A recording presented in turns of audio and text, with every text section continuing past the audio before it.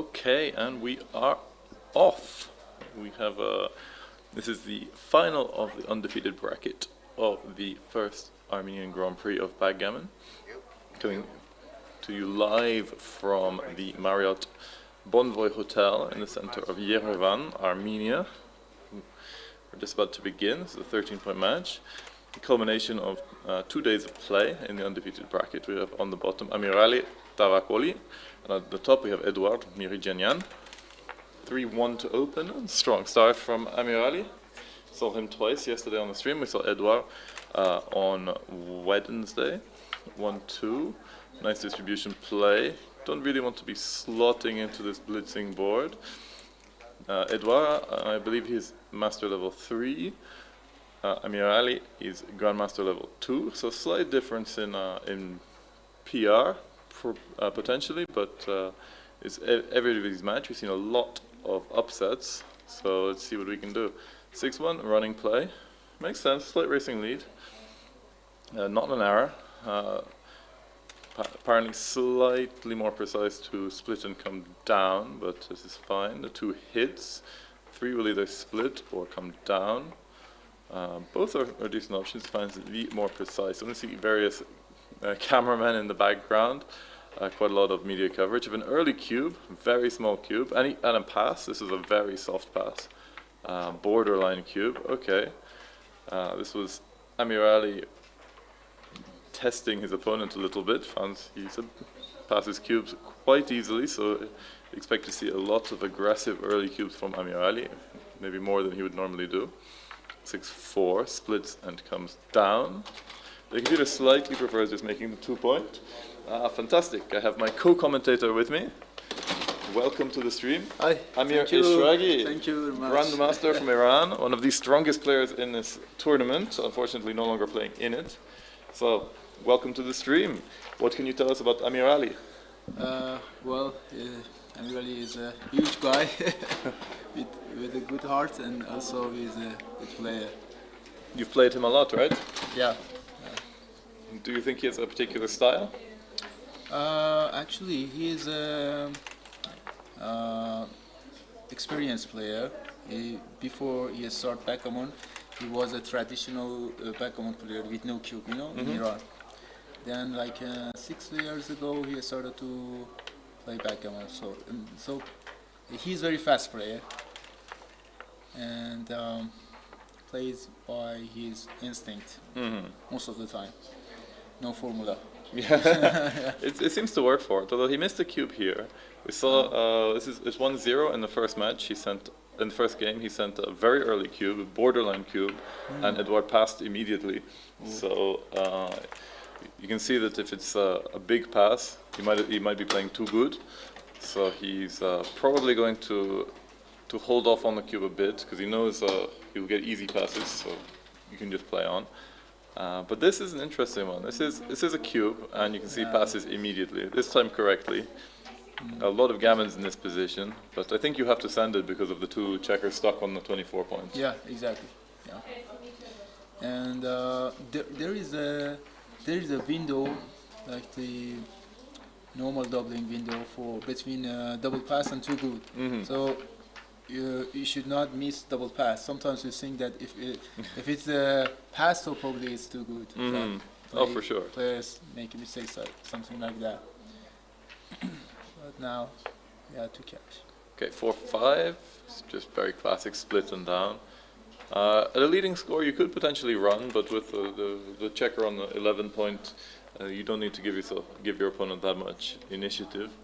Do you like the double hit here? Would you instantly find this? No, actually, I just make the bar point. Yeah, the bar point seems natural, but you generally want to fight for the good points.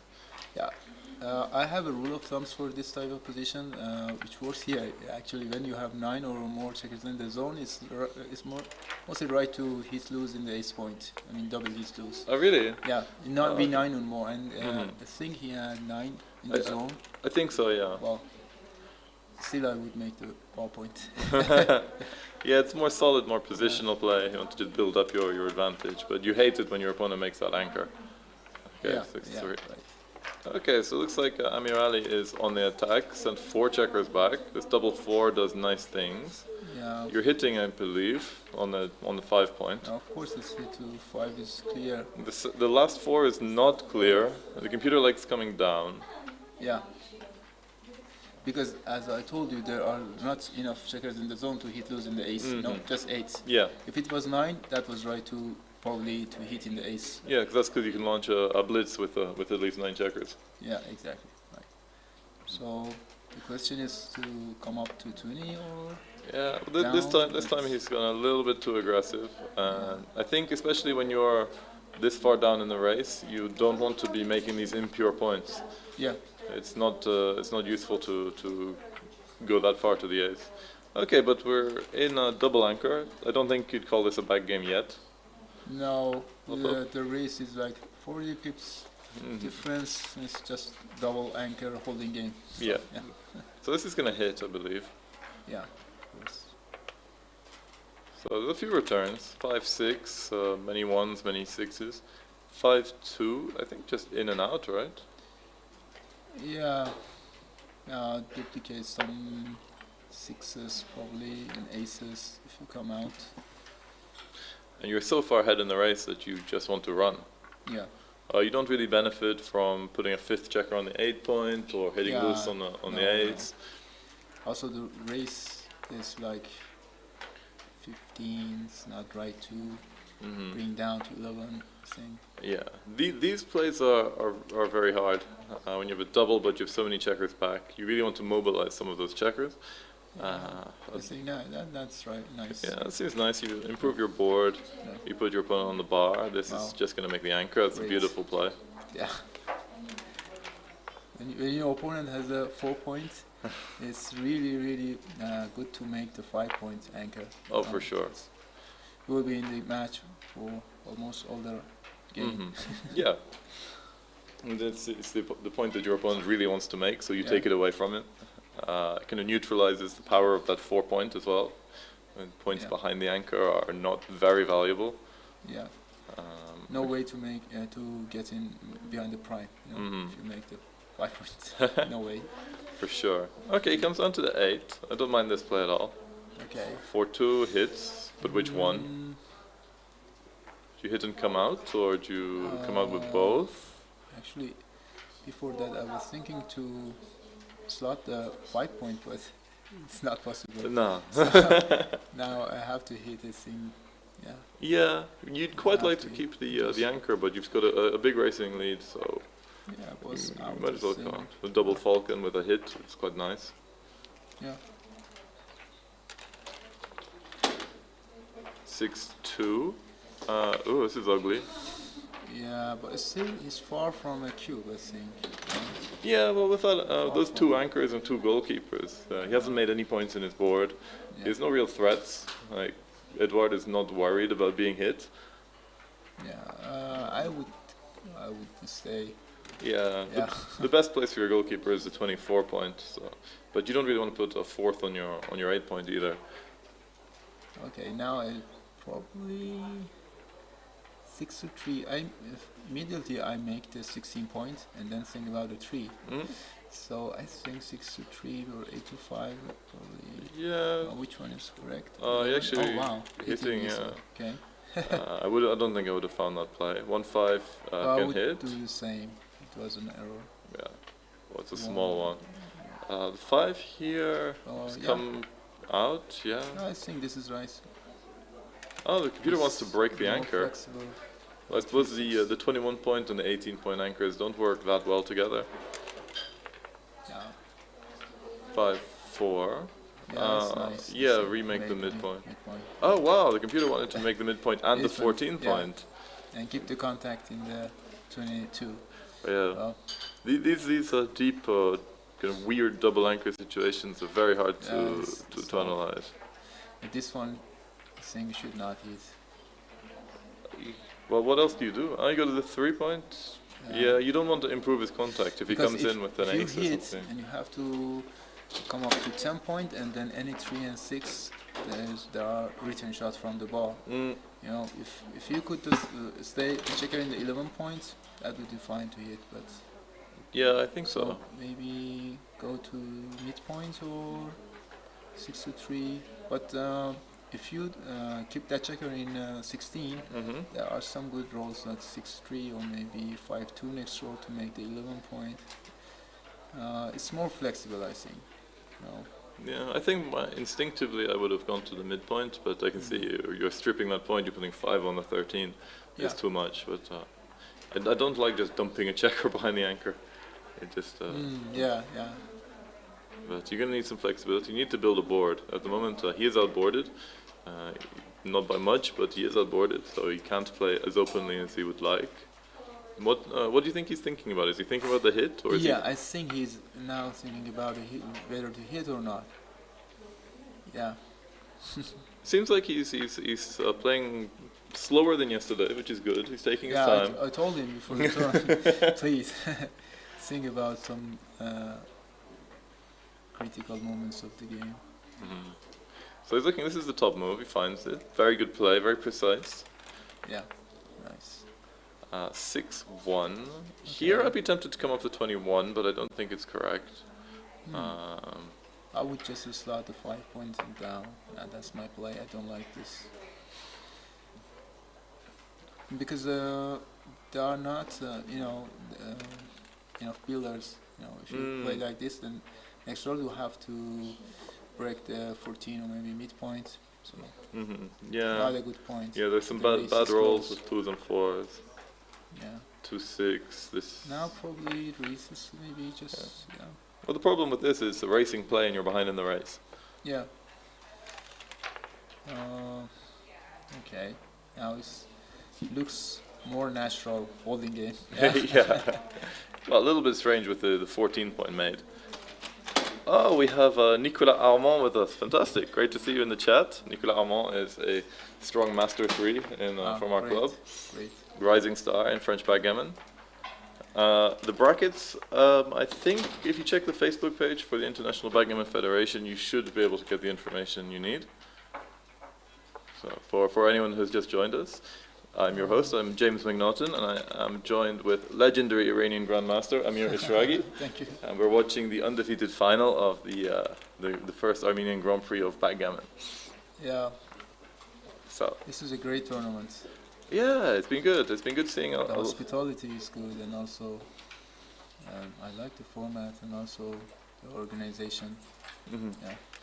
I quite like seeing this because you see a lot of players that you don't see at a lot of tournaments in Europe or the States. Exactly, from Iran, from Armenia, from Russia, from Georgia. Especially from Russia.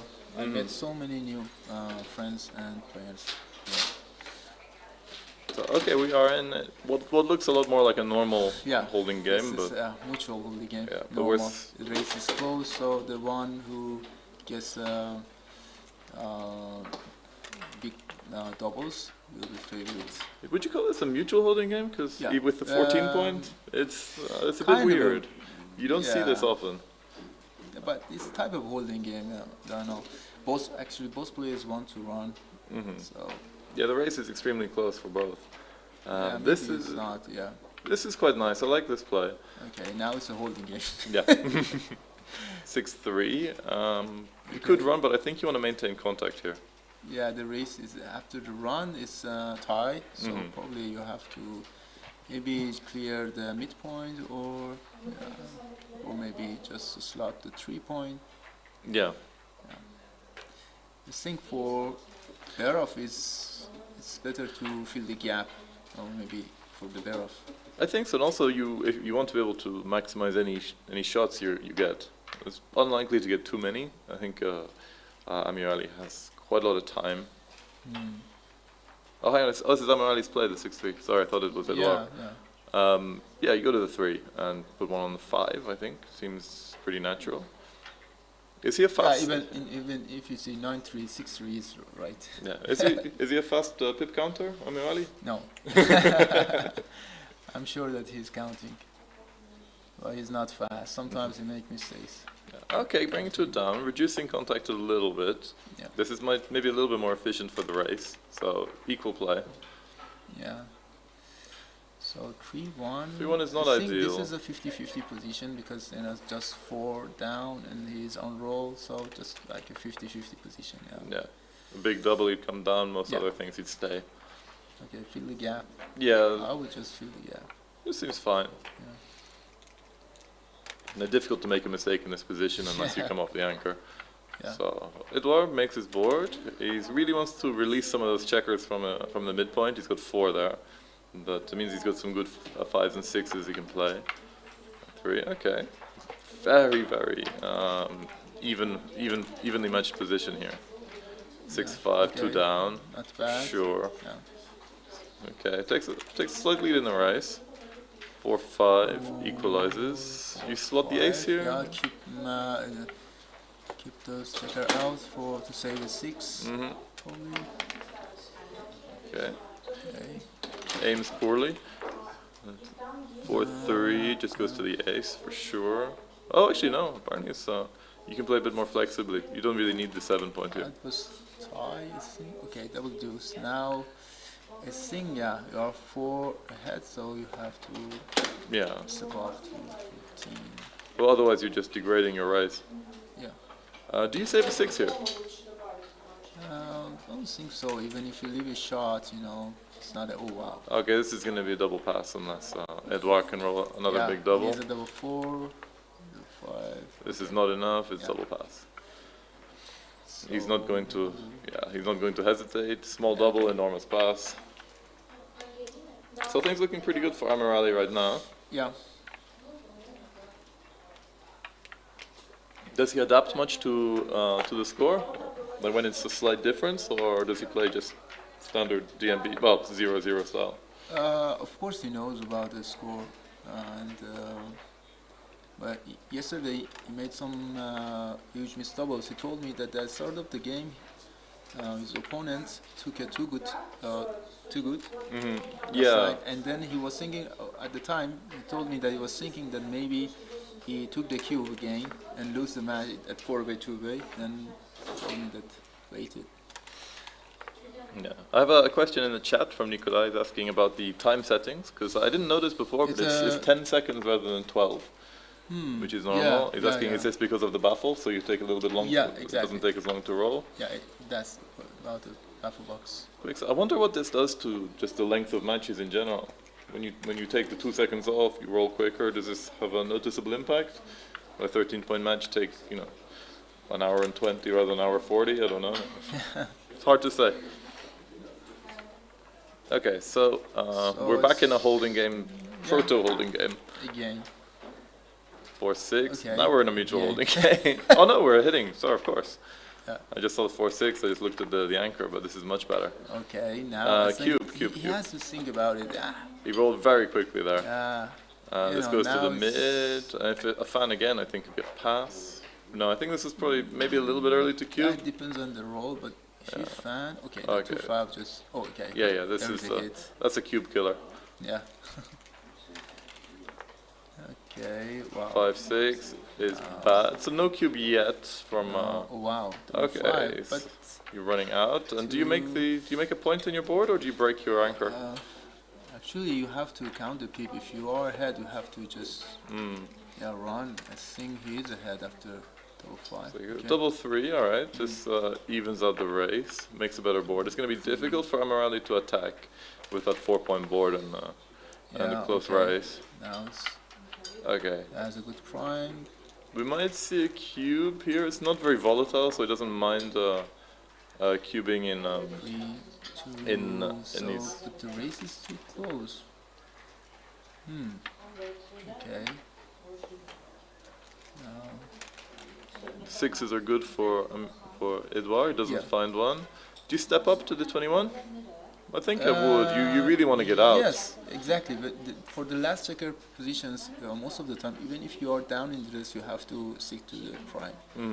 Well, yeah, because you don't have any defense. You have to run. It's just 4 down. Even in 10 down, I think that's right. No.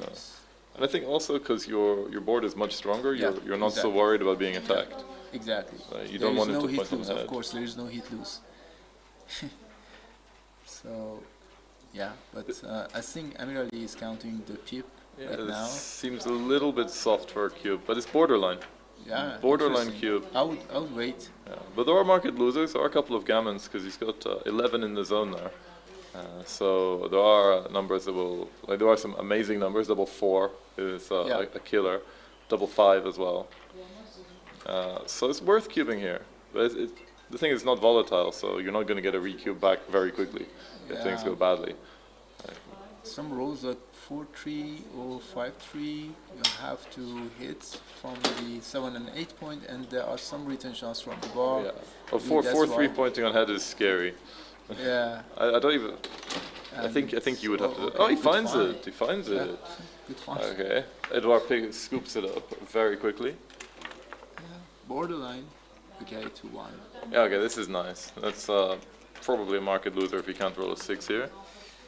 Doesn't roll a I think 6. even that after 2-1 that was a take, so A more difficult take for more sure. difficult. Yeah, difficult. Yeah. Now, like, Okay. you might still want to hit because you don't want him to race out.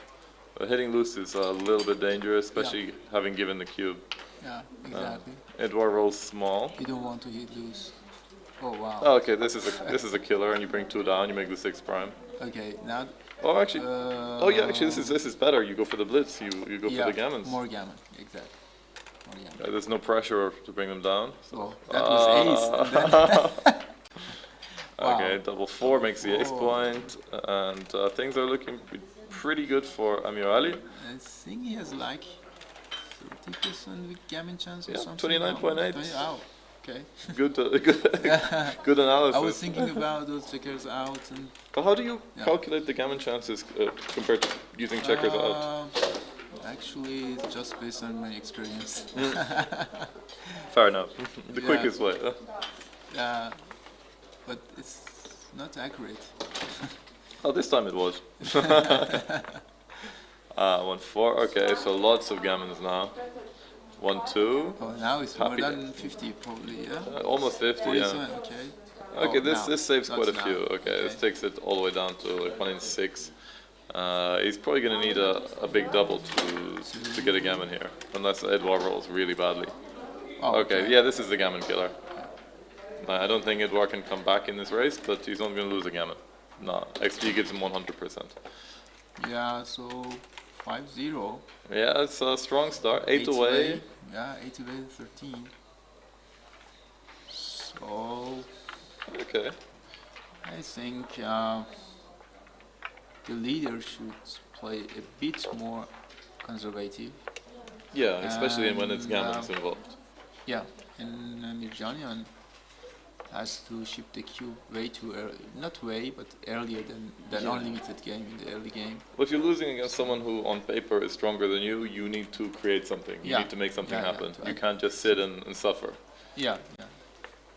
Agree. But so I think Mirjani is a strong player, but I think he made a mistake in the first game probably. Yeah, he passed a really soft cube. It was like a borderline cube, and he passed it immediately. So, but it looks like Amiryan is starting well. I haven't seen the PRs at the moment. 1.27, so pretty good. Yeah, pretty good. But I was impressed with Amiryan's cubes. He's found these early cubes, really very accurate cube decisions. So it's been good. It seems like he's been sharpening up compared to earlier in the tournament. Maybe now that he can smell the money. Yeah. This is a nice play. You maintain connection between those two checkers. When you have to leave a shot, then connectivity is and this is the best possible response. Wow. 2, So 3. probably we'll see a cube, even if you see it with any aces and deuce. 1, 3. Yeah, you got to cube this I think now. there is a cube, yeah. Easy take. Easy take. There's a cube, and now. Oh, this is a pass. All right. I would have thought that. Okay. There's enough gammons. Yeah. Of course, for money, it's the easy take or 0-0. Okay. So 5-1, 8 away, 12 away. Wow. Both players were too quick. Yeah. snap double, snap pass. I don't know. With that kind of position, I would think maybe 2 or 3 minutes. I think that the cube I would send it quickly, but, I would take a little bit of time over the and probably make a mistake. So yeah, me too. All right. So both of these players can win this match on a 4 cube. Okay. 8 away, 12 away. Yeah. Now, I think this is same. What's this? Oh, it's on the corner, I think. Yeah. We've seen this quite a few times. Normally, Okay. yeah, you hit this hit here. it, Yeah. Reply. It's counterintuitive, but you really want to disconnect the split checker on the 18. Yeah, and there are some bad sixes actually. Mm-hmm. On this 6-1, the other sixes are bad. Yeah, double 6 is awful. 2 6 6, 3 is 6, yeah. all the sixes are bad. Okay, double 3. Okay. For Amiryan, Yeah. just pointing on head. Oh no, he wants to. Oh yeah, make you ace point, hit and yeah. cover, yeah, for sure. So once you've slotted your ace point, you might as well cover it. Yeah, it's both are close actually. Mm. But I would make the ace point. Yeah. Just this early in a game, it's a little bit uncomfortable to make such deep points. It really limits your activity later. You can't prime, for example, well, not effectively. And when you go 2 checkers still back. But what you want to do with the blot in the ace point, you have to cover it, you know, Yeah. or keep it there for your opponent to hit. Yeah. So probably you have to cover it. Yeah, I suppose you've taken a racing lead, so you really don't want to get hit on your ace point and lose those 24 pips. Okay, 5-4. Do you hit on the 3 point here? No, apparently not. Interesting. Just coming out is I would close. probably add a checker in the zone because, yeah, I would like to down to 9 points. 2 is clear, right? Is it? Yeah, Apparently no, not. For me actually, I would make Yeah. an anchor. Yeah. With the lead 5-1, I would make the anchor and then think about it. Just the 3 is wow, he finds this one. Yeah, That's some great. good play. I don't think I would have found that, but you have a stronger board, so you can maintain contact. 6-2. This doesn't do a lot. You can clean up 1 checker. You can't build anything. You can double 6 hit. is right to down and then think about the deuce. So first I come down to 10 point and think then about it. So then probably you have to stay in 23 because of the contact. Yeah. Yeah, I think so. I think there's a lot of indirects, all 7s, all 9s. Yeah. So we have Tanya Klimova in the chat. Wow. Привет, Tanya. 6-4. Great This roll. is a nice one. Oh, it's actually better to point on head. Wow, really? Yeah. But it's Oh, so wow, but- you're so happy to make that anchor. Yeah, exactly. Over the board, I'm just trying to make an anchor on 6-4. Yeah, but you've already made the ace point, so your structure is blitz. Yeah, So 10 it makes checkers in sense. the zone, probably that's one of the reasons that you have to hit. Yeah. That's what, especially when you're leading in the score, you really want to. Was it a blunder? No, it was almost equal, but slightly better Oh, wow. to make Okay. the point. 3-6. I think you're probably making 3-1, the yeah. 3-1. Sorry, yeah. Better to make the 5 than the 7. It's not a direct Now- shot. Again, Mirjanian is in the pressure because he just have a back checker, no anchor. Yeah, but he has a stronger board now, Yeah. so you're feeling a little bit better. Okay, This can make 6-3. the bar. I don't see anything You better. don't want to leave a shot. This is tough. But Yeah. otherwise, what should When you you do? going to the ace is so ugly. Checker, checker. Yeah. That's ugly also. Especially when the race is close, you don't want to degrade your structure and your efficiency that much. The natural play is making the bar, but with that ace point made, you don't feel like you can prime. Yeah. I think Amiryan will find it. Yeah, well, coming down with 2 is probably worse because it lets him come out Yeah. with tempo. No prime actually. Yeah. If you want to leave a shot, it's better to make a prime. Yeah, I agree. And probably the purest play would be slotting the 4 and going to the 5. Okay, it was the third best move, the ugly move, which this time not quite correct. 3-1. Now we can go to the 9 point or okay 6-2. Yeah. You still don't really want to be hit. Oh, wow. 4-2 is a nice That was roll. Good one. Okay. So he's going to be running out if he can. He can, so I don't think there's anything better to do than just to run. Yeah, I think. Oh, wow. Yeah. Because of that kill checker, maybe that would. It was actually Better to it was stay. actually a large blunder to run out. He had Yeah. to just play quietly and go to the 6. Yeah, exactly. You maintain contact with your And the stronger race is board. close actually, you know. Yeah. You don't need to run. Mm. There is no spare or builder in the 6 point and 8 point, so Yeah, and Amiryan does not really want to hit loose with that board in front. So okay, I think I would have probably made Eduard's move here and made the error. no. No, I don't like this. Now there are some Sixes and jokers like- ones. Yeah, 6 and 1s. Not this six. Okay, now let's just wait and think about a cube, I think. Yeah. Yeah, this is a decent sized cube. It's 15 ahead. Yeah, Because one on think the about bar, it. but I think he thinks the three checkers on the 8th point is too much of a weakness, maybe. Well, I think he doesn't know the race. Maybe. Yeah, Five. now it's clear. Yeah, now it's a pass, I think. Yeah, Now it's clear. yeah. With this racing deficit, I don't think you can take I this. think now he's counting the pip and probably now understand that he's way ahead in the race. Yeah, and instant pass. Instant, yeah. So it worked to kill each other, yeah? Sometimes. Yeah, it looks so ugly though. I find it hard to do that. You grow up learning, it's like, no, keep all your checkers active. Sometimes you do have to make the ugly play. So having a break already. This might be Edouard who wants to have a break, maybe just wash his face again. Yeah, he was under pressure. All Yeah. the matches he was under pressure and it's tough too. So what do you do if you're playing a match? You take your opponent takes an early lead. How do you kind of regain your mindset to get back into the game and focus? Actually, I try not to get feelings come to my mind. Even if I'm trailer by far, I try to find the best play.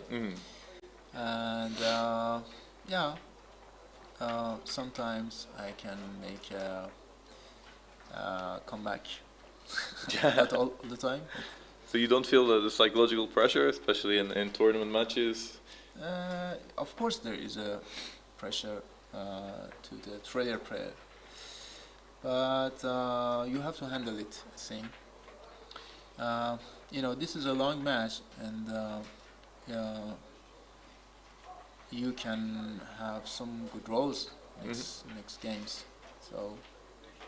Yeah, well, in such a long match, it's unlikely that luck is going to go against you all the time. Yeah, exactly. You just have to really find your chances and play aggressively. Actually, if I was Mirjanian, I would try to slow down the game, because Amir really wants his opponent to play fast. He's a fast player, so if you slow down and think more about the checkers, I'm not telling wasting time, but think more about critical cube decision and position, probably maybe make some pressure on your opponents. Yeah. I think so. You need to change something, especially you're trailing in the score. You're aware you're playing a player who's technically stronger than you. Yeah. So if you were him, would you rather try and make it more complex or simplify it with more races and more? Probably not complex, but I would try to play very more aggressive at this early game and ship the cube way earlier than money game. That's the score plan for Virginian right now. For example, if I am in doubt to whether to double or not at the early game, I would chip the double. I think so. Yeah. And I think even more so with redoubles. You want to get as much volatility as possible. Yeah, exactly. All you need is one good sequence, and it goes from 50-50 to winning a gammon. But it's going to be difficult, and especially I don't know if Edouard is used to playing on stream and having lots of people watch his match. So this is I remember when the first times I played on stream, I played much worse than normal just because. It happens I think it happens for almost all players when they are on the stream. But some are some like Mochi and some great players are used to it. Yeah. And, they are okay. I think it's a question of practice. If you're streamed a lot, like if you're Mochi, you're streamed all the time, then it's not going to bother you at all. Yeah, I think the most important thing in this game is that you should not let feelings come in your mind. Even the dices, even the stream, even bad sequences of dice, or even good sequence of dices, should not let the feelings come to your mind. Because if feelings come, then you can make some crazy decisions. Because this is a game of decisions. Yeah. So yeah. No, you're right. Control your mind. And there haven't been any like big psychological shocks. There's been no positions where he's been, winning gammons and then having it turn around dramatically. So there's just been, a series of games that just haven't gone his way. Yeah. So I think that's easier to deal with. It's hard if you're certain, you're almost thinking about the next game. You're thinking, all right, I'm going to be up like 4 points now, and then you lose. That's hard to deal with, I find. Yeah. Exactly. I agree. Yeah, this hasn't happened yet, but hopefully we'll see some interesting ones. We've had quite a lot of holding games, racing games, Yeah. a couple of blitzes, but nothing really exotic. Yeah, I think till now it was quite a standard game. So how does Amirali cope when you get to these weird positions, when everyone's got like 6 or 7 checkers back? Does he still play fast, or does he slow down and think more about them? Yeah, I think he will slow down in some complicated positions. Yeah, because he is an instinct player, and his training routine is playing maybe 4 or 5 hours a day, playing with XG or with other players.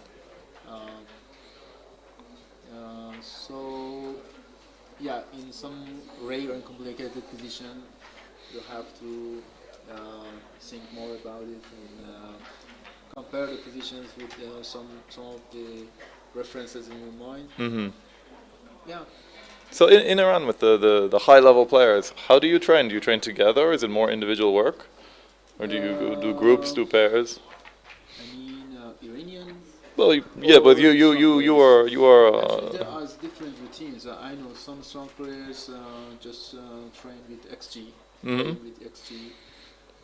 or then after that analyze their moves or categorize mistakes and errors and everything. And some players prefer to play several matches per day. They are more in using the pattern recognition ability, Yeah. So they keep playing maybe 3, 5, or 6 hours a day to keep their mind sharp.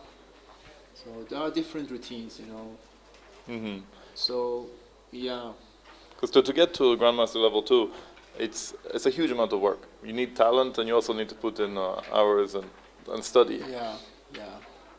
You have to, and it's way more tough to get lower grades like G1s. Way more tough.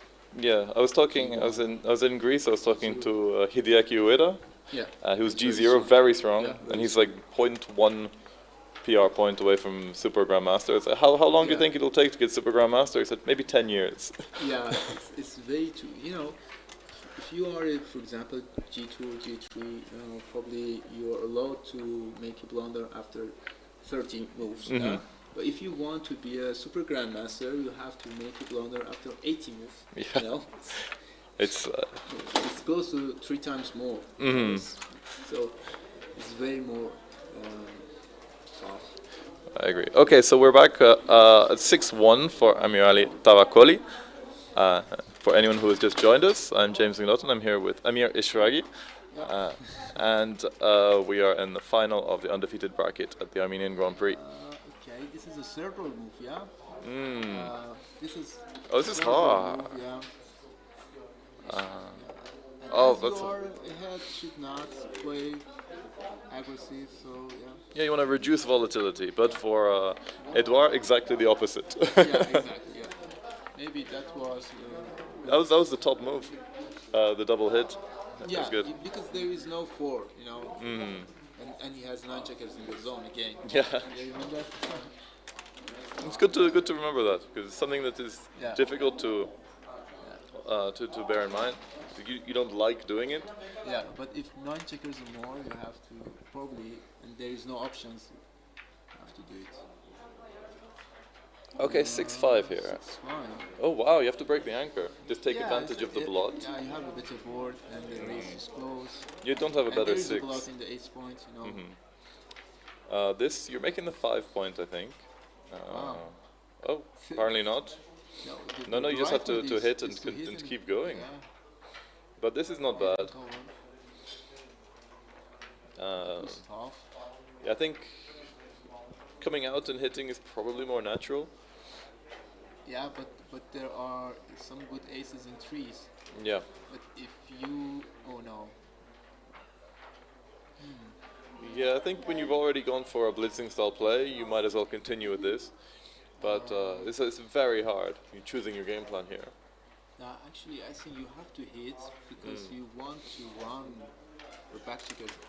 This is kind of a tempo hit because otherwise, you know, right now you will get primed, for example, or maybe your opponent run his back checker. So that was kind of a tempo hit. You had to go for it. Oh well, now you have to run. My initial thought would be going to the 8 and making the ace, but I suppose even if you are down in the if you are down even in the race, it's a last checker, so you have to just run. I don't like this. This just lets your opponent do whatever they like. Yeah, 4 is good, 3, 2. No. My first one was this, but it's not correct. It's you can't leave your back checker there.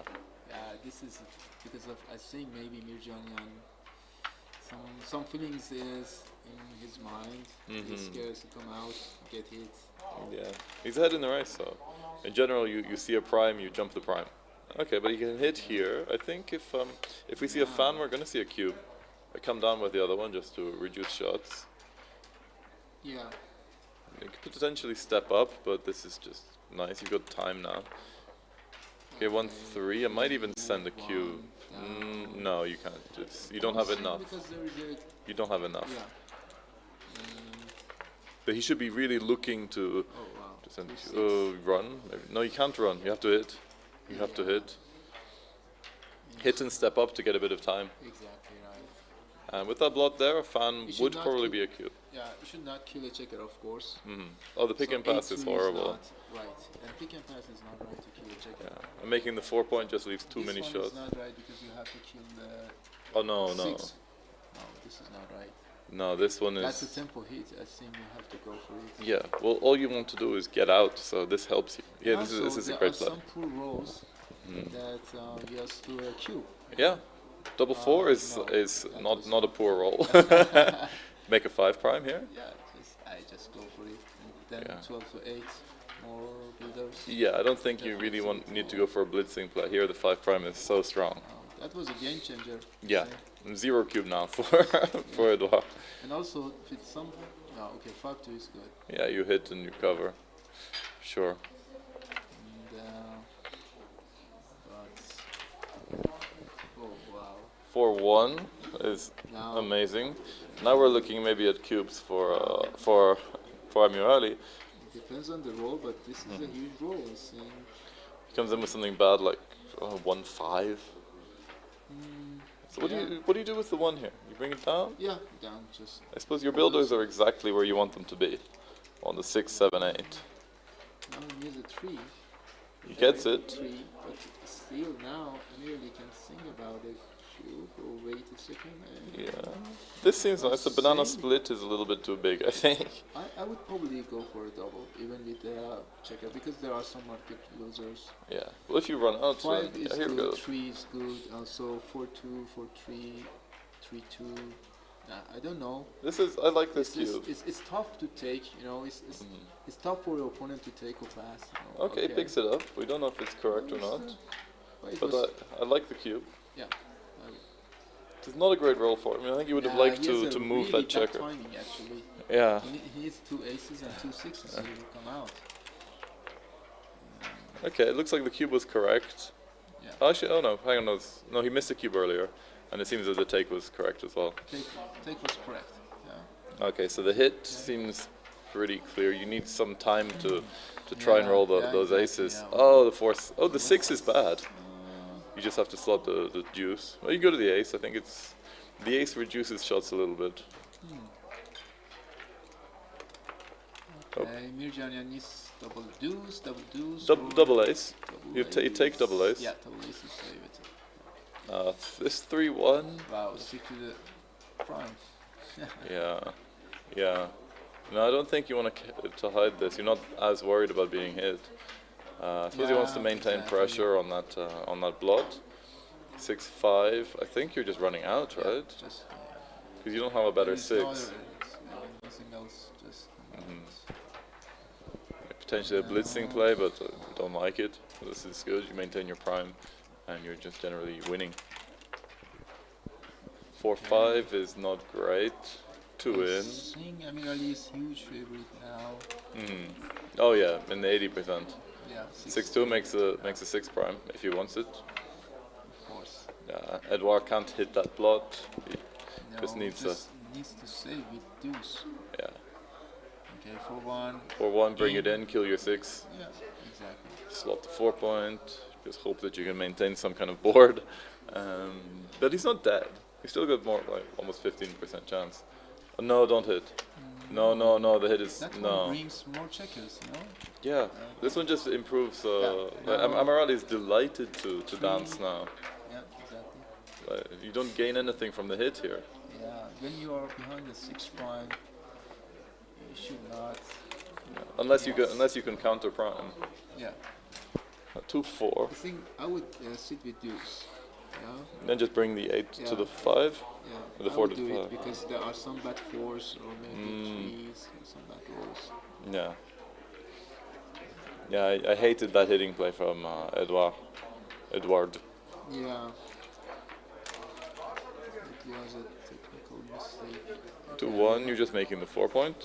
Or do you step up? I just make the 4 points. That's a slice and an error. Okay. Oh wow. Yeah, step up. Yeah, of course. Yeah. I missed that one. I suppose I was thinking that you do a little counter play prime. 6-3 or make the 4 point. Yeah, of course. 3 checkers you have to. Yeah. Step. Yeah. Like potentially, if Amirali's timing was worse, if those 2 builders were on the ace point, you might do that. So you have a 4 prime, you give them some bad small the numbers. The point is that with any 5 and 3, Amirali would hit that checker probably. Yeah. Here we go, 5-2. Okay, now 5-2 will come out. Yeah. Not at any 5. So. Yeah. But the next rolls he can hit that checkers, you know. Yeah, 3-4. He kills his 5s. 5-4 hits. Yeah, 5-4. Also, the other one 4. Oh wow! Because Yeah. of that checker. Oh no! Why would you do this? I don't Probably understand. He wanted to go for fishing, no? With Yeah, little trap play, and it works. Yeah. But okay. Okay, it seems a shame to do this, but you're not guaranteed to get a great roll. Like now, Edouard has some some winning chances, like 3-5, 1-5. Double 3 is great. 2-4 is not great. Yeah, now there's a lot of gammons. Oh, yeah, things are looking bad for Edouard here. Yeah. Massive gammon chances up in the 60s. 1-3 takes another one. Probably just brings it down. I don't see anything better. 5-4 is preferred by the computer. Johnny seems under pressure. Yeah. He's not having a good time. Yeah. All the time was under pressure. Yeah. Yeah, I think this all came because he hit that checker. Yeah, like it wouldn't have happened otherwise. Exactly. Yeah. There's a good chances that his opponent would have broken his prime. He would have been able to step up and escape, maintain some kind of board. Now with so many checkers on the bar, I like doing 4-2 here. Just get some nice distribution to attack with. You don't care about priming now. You're just blitzing. Yeah. This one was a bad double 6s. We have Damien in the chat. Saying Privet Krasatuli. It's nice. 3 and 6. Just bring it down. Doesn't care, but like even double 1s, he doesn't care that. He wouldn't like it, but he doesn't care that much. 6-4. Now it's looking like it's very close to being a 10-1 lead for Amirali. Let you know. 3 away, 12 away. I think it would be like 95%? 90, 92, something like that. Yeah, enormous favorite. There's even some backgammon chances here, which would take him to Crawford. Wow. With 3 on the bar. Okay. Do you? Why he played too fast? It was correct, but you. It was correct. It was correct, but Okay. you do wanna play for BGs. Yeah. I was thinking maybe there is a. Okay. Double 2. Double 2. Yeah. There's not that. It's like 4% backgammons, but they do exist. They do exist. Yeah, One more now big let's double, start and for BG. yeah, no, Okay. no, just the gammon. Yeah. Are there any 2 doubles and a? Yeah, honestly, there's like if he rolls a 2-1 here and a double. Just in case. No, all right, this is just a G. But still, 10-1. You'd take 10-1. Wow. That was a That was huge brutal. lead, yeah, brutal. Just in 4 or 5 games. Yeah. Like that one mistake just opened the door to that massive attack. I didn't really like Amirali's opening up of the 6th prime. I don't think it was necessary, but it worked. Yeah, it worked. Yeah, exactly. But sometimes you have something in your mind. Before that, you think that I have to go for the fishing. Yeah. And you don't see the other play. Actually, you missed that one. And I think there was another fishing. Yeah. You could keep the prime and go for the fishing. The next chicken. Well, it worked. Yeah. But I think if Edouard had managed to come up and put maybe a 3rd checker on top of his anchor, you just reduce all of these trap plays. Yeah. You're not winning, but you're doing better and you're not getting gammoned as much. Yeah. Okay. So now he's going to be attacking. He's got 3 back, but he's put 1 on the bar. So Play both back checkers. Ship the cube way too early. This is something like I say maybe something like 4-way to a way or. Yeah. Well, you have to make something happen here. Yeah, you have to go for the cube at the early game. In some. Double 5, or maybe not now. No. But this is not easy. Do you make the 3-point and just come out? Yeah, looks like it. This one is clear, and then you have to think about. Oh, okay. He brought it all the way down to the 6. A little bit inflexible, but it's not horrible. 3-4, happy to anchor. You can hit, or you can just go to the 5. No, you have 9 in the zone. Yeah. You have to go for it, and you should not streak the midpoint. I would cube this. Yeah, I would do. There's enough volatility. Yeah. Probably not a correct cube, but I think in this position I would have done it. Yeah. 3-1. Yeah, I would certainly cube this now.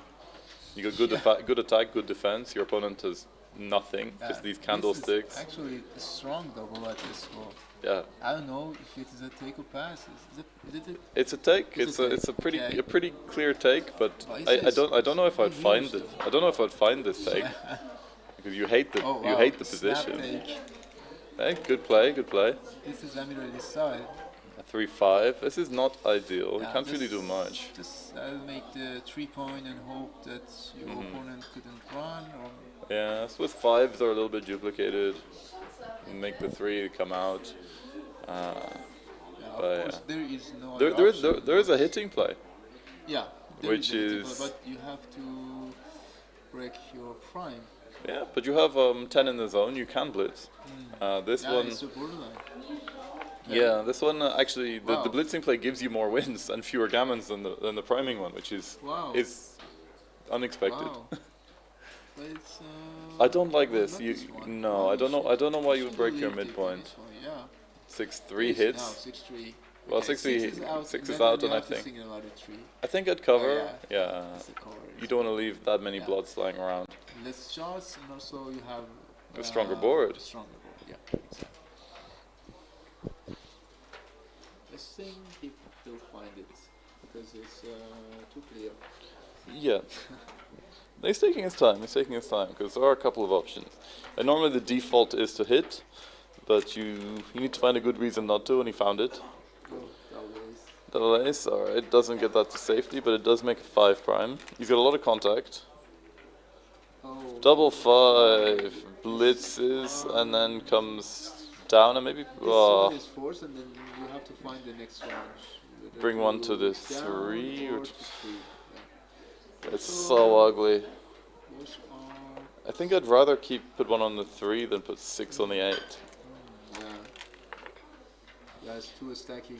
Yes. Point. Okay, 5-6. But in this way you can run that back checker. Mm-hmm. So the two plays are very close. Either running out. You do. Oh, it's an error to 13-7. You want to maintain that contact. I think probably if it was a 0-0 in normal scores, we should DQ. Yeah, and I know that this is the take because the strict 6 point. Yeah, but it's a recube for the. Not now. Oh, okay. I mean, 0-0, oh, yeah. Okay. Yeah. With 40 lead, 40 race lead, but not now. Of course, it's not. Oh no. 0-0 or maybe a 2-1, 3-1. We should DQ. Like, I think we will get to a position where we'll see a recube in this game. I don't think there's much risk of getting too good. No, but not now. But when he gets, for example, when he clears everything but the 8 point with a huge racing lead, you get to maybe, I don't know, 90% winning chances, 92% winning chances. Endgame position actually, I think less than 90 maybe. Yeah. Oh, actually, this one gives enough gammons that you're gonna keep the cube. Yeah. One of the things is that if you redouble to 4, then you will kill your gammon. So if there are 10%, 12% in a gammon, you don't want to kill that gammon and give a valuable 4 cube. Yeah, well, which should be shipped immediately to 8. Yeah. I think he'd be probably just very happy getting to Crawford. Crawford, like 12-1, that's like 96% winning chances, something like that. So 3-1, that's a fan. Actually, doubling point, I think with the 4 cube, it would be more than 90%. You have to have more than 90. 92, 93% win chance to ship the redouble. Yeah, I think you need to make sure there are no gammons. So. Yeah, okay, 4-3, just clear. Yeah, I think so. There's no reason to leave a joker. That's a DMP player, I think, yeah? Yeah. Even the DMP you have to clear. Yeah, well, there's no need to make the 4 point because. Like, he's got a 5 prime. Why leave a joker shot? Like, double 2 would have hit if he'd done this. Yeah. So this is a little bit awkward. No, you don't have to make the 1 here. This doesn't. No, you just weakened your structure. Okay, double ace is good. Okay, and just into the 6, I think. Into the 6. Yeah, seems natural. Now, if you roll the 5, there might be a cube. Nah. If you roll the 5. 6. No, he's gonna play on for the gammons for sure. 24% now. It's quite big. He's on the bar. 1 took. He's not having much luck here. Okay, I would play 7 to 6 to clear some point. No. This is the top play, but 7 to 6 feels more natural. I think you still want to be making these inner board points and want to be able to point on head if you can. Yeah. You'll have your pick and pass numbers that don't leave a lot of joker returns. 5-6. Yeah. Sure. Yeah, you can't leave a shot. Oh. Yeah. Now he's actually down. Wow. He's actually down to below 70%. That's a bot play. Not hit. Yeah. No. That was interesting. 5-6 now. All right. Yeah, he's still not hitting. Yeah, these 6s and 5s are really hurting him. Yeah. So I'm not sure what. Like, the hit is not far off. The hit is only a slight imprecision. Yeah, because maybe if he failed to hit, then he would be a huge favorite. Otherwise, there are so many. He will leave so many shots next year. And you don't even win. You win 0.2% more gammons with a hit. It's. I think it's just because the return hits kill your gammons. Yeah. Okay. Also high. But I'm happy that he's happy. I'm happy that he's spending time on this because these late game plays are tricky, and you can have a tendency to play too quickly and make mistakes. I think this one he just wants to get rid of the goalkeeper, so I wouldn't have found that play. I think I would have played the natural safe play, and it's paid off. So you have to go into on the 4 point, and probably slot the 3 maybe. Yeah, well, both are the same. 5-4 helps out a lot actually. The question is, I think there are still gammons. Yeah, how much winning chance? He's not got enough winning 85%, chances. 25. Yeah, I think he has to go for the gammon. Because he got some bad dice as well. 6-5 would leave a double shot. Yeah, 6-5, 6-4, 5-4. 2-3. Okay, 2-3, pick yeah. and pass. Pick and pass. Improves Or your winning, gammon, improves your of gammons. course, yeah. 6-4 in and to the 6. Yeah. Okay, double 6 or double 5 would be no. He's thinking that. He might get a pass though if he ships, but I don't think so. I think yeah, now it's the win is guaranteed. There's still 5% gammons, so he needs to. He might as well play for them. He's in no danger. A bit more than 5. Wow, but he's playing at 1.7, which is incredible. Yeah, he's doing well. Is that his average? No, of course, but he plays like. Currently, he plays close to between 3 and 3.5 in our trainings. Sometimes less than 2, sometimes 2, sometimes some like PRs, but his average is between 3 and 3.5 or something like that. So Actually, Eduard's been playing pretty well as well. He's playing in the 6s, which is respectable. It was not a tough match for both players. You know? Most of them was a holding game. Yeah. Most of the games. So it was not a tough game, and hopefully it was not tough for Amiryan. He played pretty well. Alright. Oh, this doesn't save the gammons. 3-2. Oh, wow. So any double now. Oh, that's a terrible roll. That's so bad. Oh, very close. Okay, so 12-1. Massive favorite. Massive favorite, yeah. Playing extremely well as well. So is there any way back for Eduard here? Does he has 2% or something like that? 2 or 3. I think based on match equity table. It can't be more than about 3 or 4%. Yeah, 3 and 4. Okay, I think something close. Yeah. Okay, now. So if you're Eduard, do you play this as a gammon go score or not? Yeah, it's not a gammon go score. It's sometimes something like semi-gammon go, because if he win the gammon, gammon wars, but it's not pure gammon go like 4 away 2 away. The gammon value. But of course he has to play aggressive and play for gammon.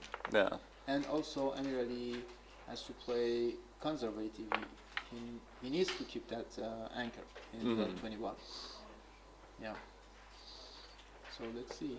Yeah. So his position is still pretty good here. This is a bit ugly, but you make the 3-point. Yeah.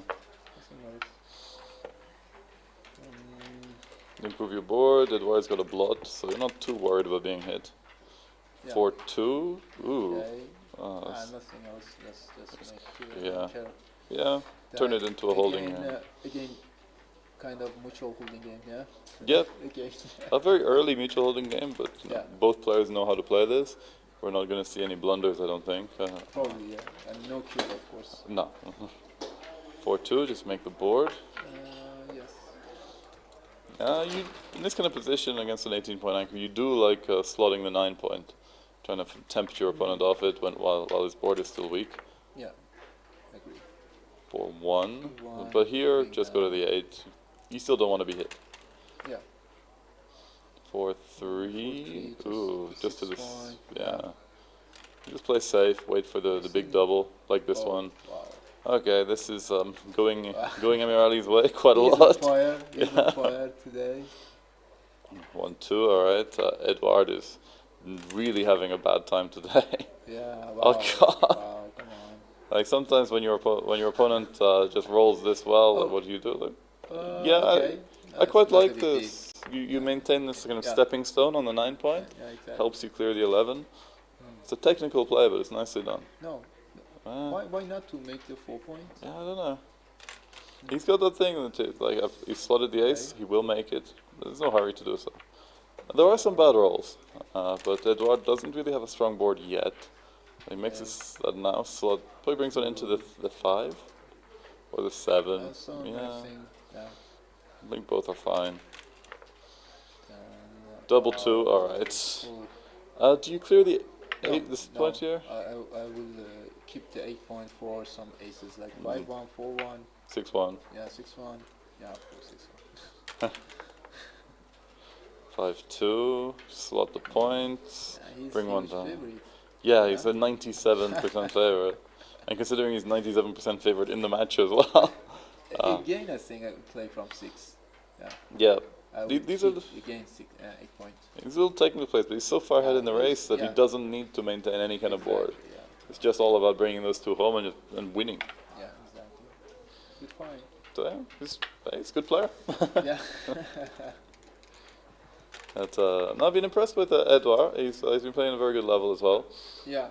There's some cube mistakes. Yeah, there was one big cube blunder in the first game, but apart from that, he's remained pretty steady. What's the overall PR? I think he's playing about 6.5. I think Amiryan is about 1.5. So obviously there is a difference, and now this is almost gin. It's 99.9. Wow. Okay, well, all right. We have our first grand finalist, Amiryan Tavakoli, who will be playing on Sunday. I don't know if he's still in the doubles tonight. No, but he would play in the Masters Cup Super Jackpot, I think. Oh, for sure. Especially on this form, he's not missing that. Yeah. But yeah, he played 1.6 against a PR6. Yeah. Edouard played very well. PR6 is under pressure. I think that was in a final on stream, 13-point match. Exactly. Like it's all the time he was under pressure. Yeah, he's like, you can see the luck +7 to -7, especially against a very strong player. There's really nothing you can do. Yeah. But he's going to drop down to the fighters bracket. So he'll stay in this tournament. He's not out, so we might see him again on Sunday. He currently guaranteed 6 to 9 place. Okay. The loser, and he's in the prize. But I think he needs to win 3 matches to get to the final again. Yeah. So he's got a long way to go, but we've seen it happen. Yeah.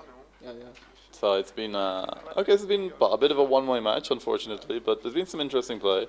Some outstanding play from Amiryan, who seems to have climbed up a gear from yesterday, playing extraordinarily good backgammon. A solid play from Edouard, who did everything he could despite having very, very little really to do. I think the turning point was behind the 6 prime when he hit.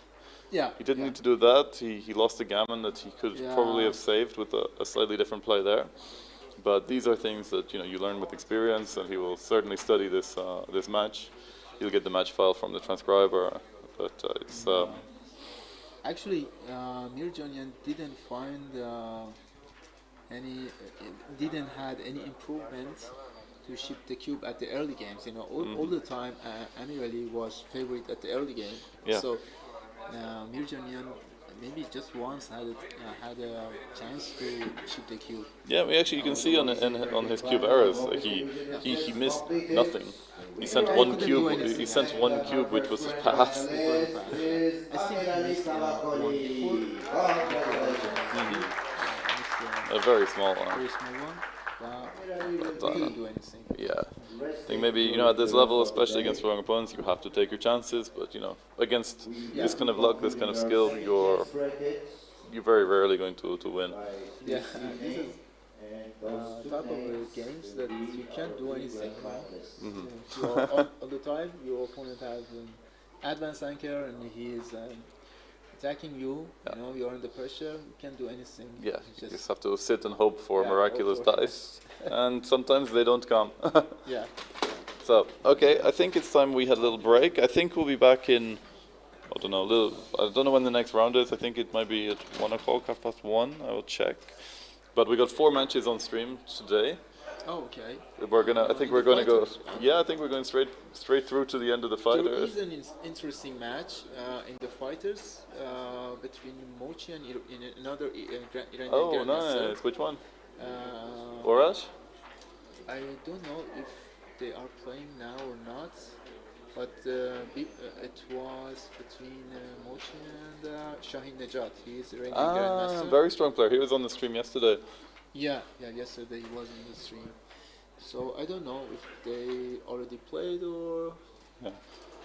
Well, if he's been playing Mochi, the match will be available on Mochi's stream. He's got his own little streaming table in one corner, okay. so be an interesting one to watch. Always good to see two very strong players go head to head, and I think it was a live transcription as well by Hussein.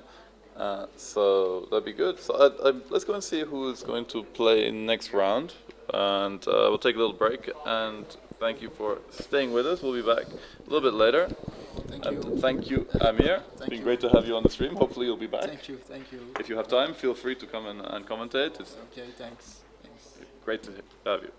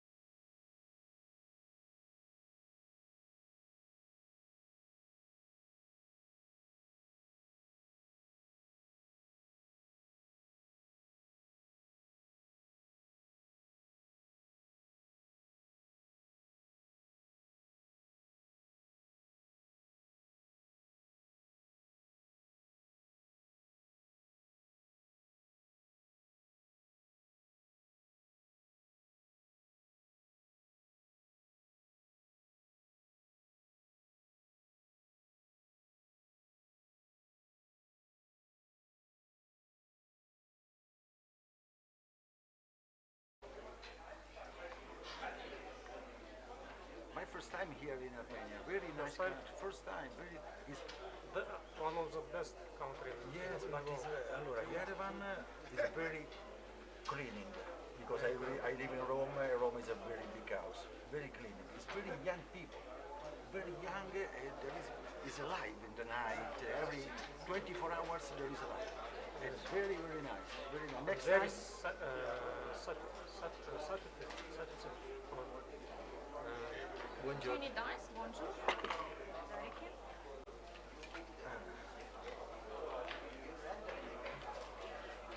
I was told that on the stage it's better to take not transparent because of the camera and everything. It's up to you, but Take black. я могу себе сказать, что прозрачный. Next time I want to return with my family. Yes, because with my wife and daughter, but there is many girls, boy around. It's young. You want in the future to move? Yes, I want to return. Yes, but with family. But with family, yes. And maybe after, because now I have many friends here, and I want to rent a car and go around for to see Armenia. Okay, Yerevan, but I want to see around. Right. We? А я уже выдала. For me, I write only my name. Себе написала и все. Думаю, не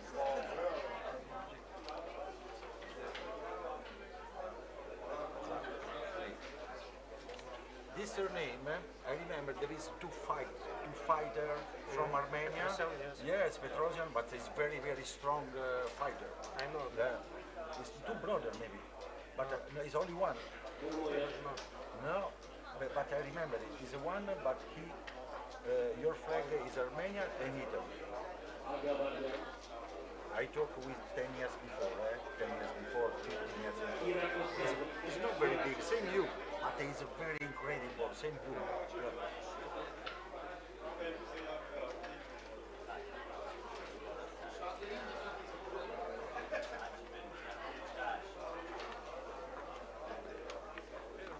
Can start. 1:30 p.m. We are passing to a new round in open second chance bracket. This is the quarterfinals of second chance with 8 players involved. Sides who lose this round will conclude the tournament as 69 positions. And the remaining 4 will keep on playing at 5 p.m. today. Players in second chance can go to their tables, please. Thank you.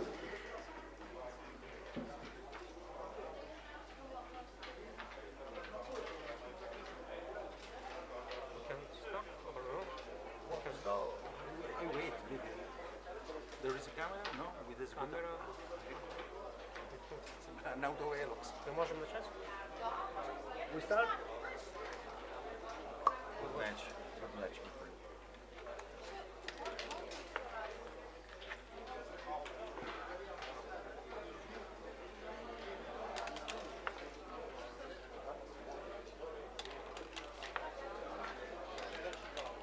Okay, we are back.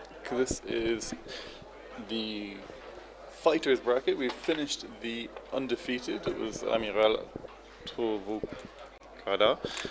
who won. We now have Armen Petrosian from Russia in with the white checkers, and Luigi De Lazzari from Italy in the blue checkers. One of the, I think, only Italian players in this tournament, so he's doing well. This is, I believe, the quarter of the semi-finals of the. I think it's the quarterfinals of the undefeated. There's another 3 matches to go before we find out who will meet Amiryan in the grand final.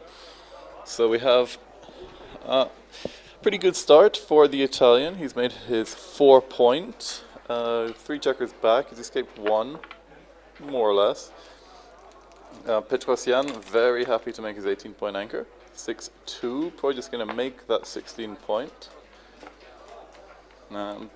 Maintained a good position, he's got a good racing lead. This is turning into a slightly unconventional mutual holding game with the 18-point and a goalkeeper against a 16-point. Our man is just going to calmly build his board. Here he's going to just make the Luigi's going to come down just at 6.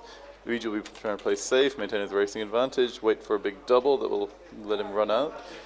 Armen is really looking for a shot.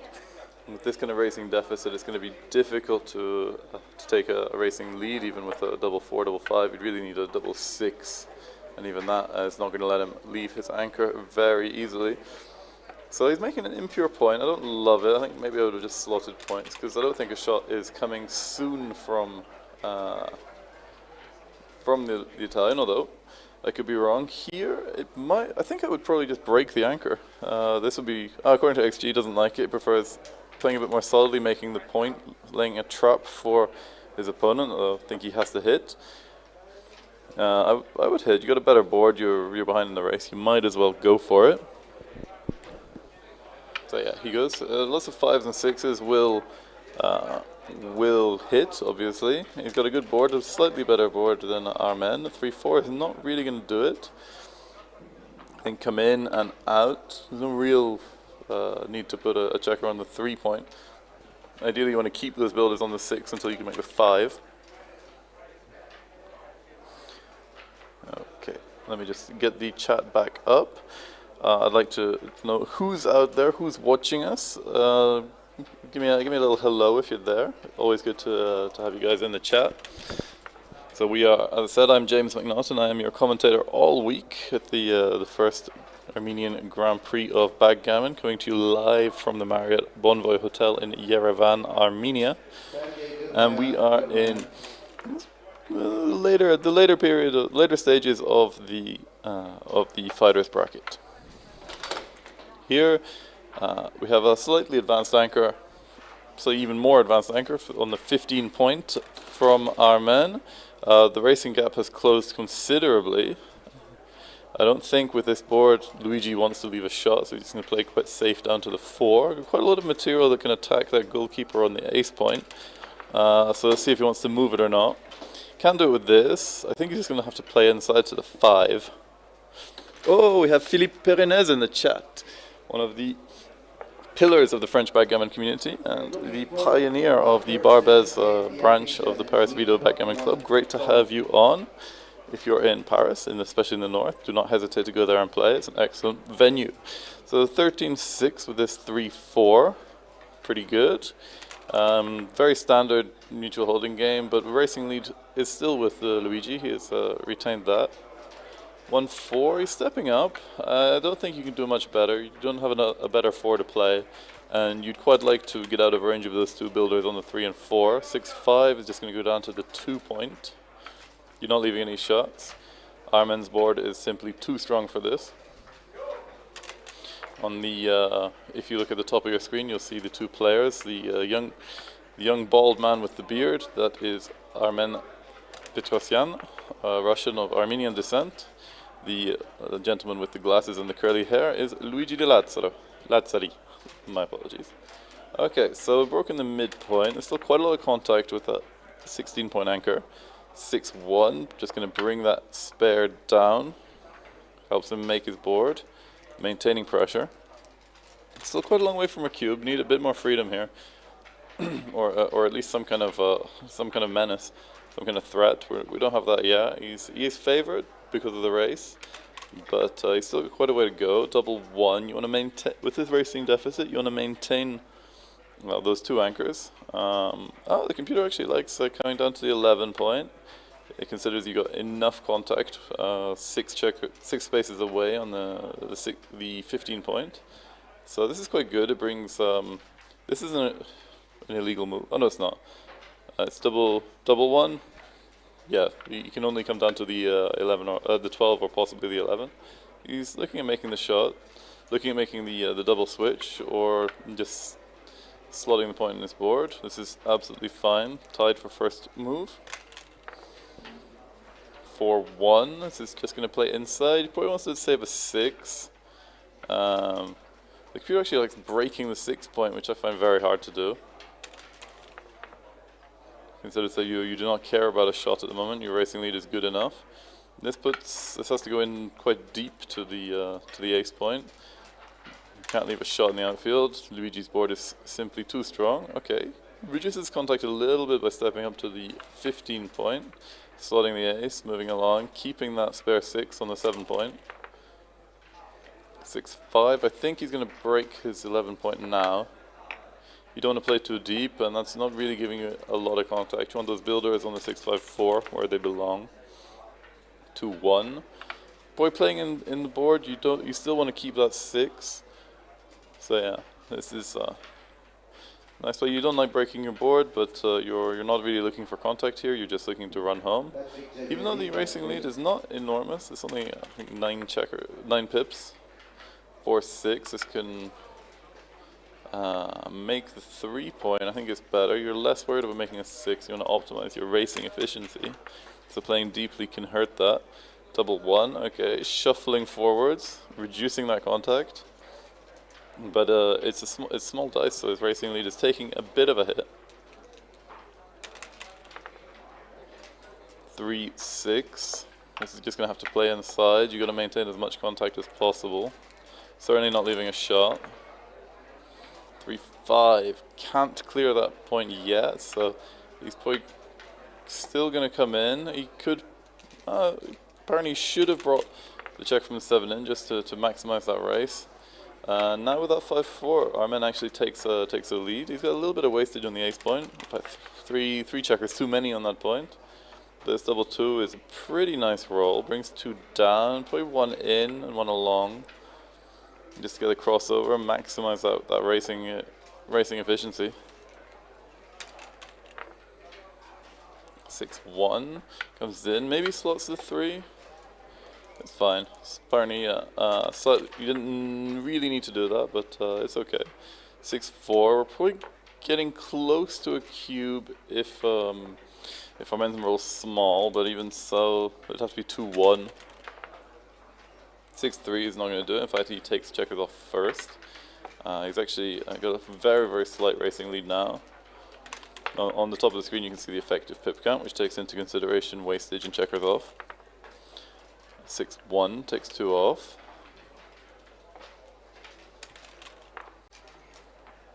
2-1, not ideal, but gets to unstack that heavy ace point.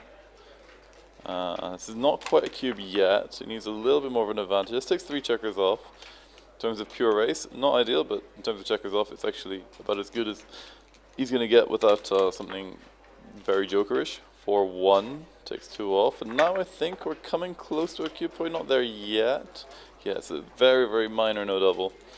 Would not be a big error at all to send here. Okay, happy he didn't. He saw with the 2-1 coming down from the 5 to the 4, just slightly better distribution. Now the game is completely even. 6-3 only takes 1 checker off. He'd be unhappy with that, but still very, very close. He's going to just quickly check the race, check what's happening. Oh, I have the wonderful luck of having a co-commentator, the dynamic and extremely talented Jürgen Orlovsky. Never commentated with him before, so this is excellent. Please take a seat. Yes, thank you. Okay, can you briefly introduce yourself? Hello,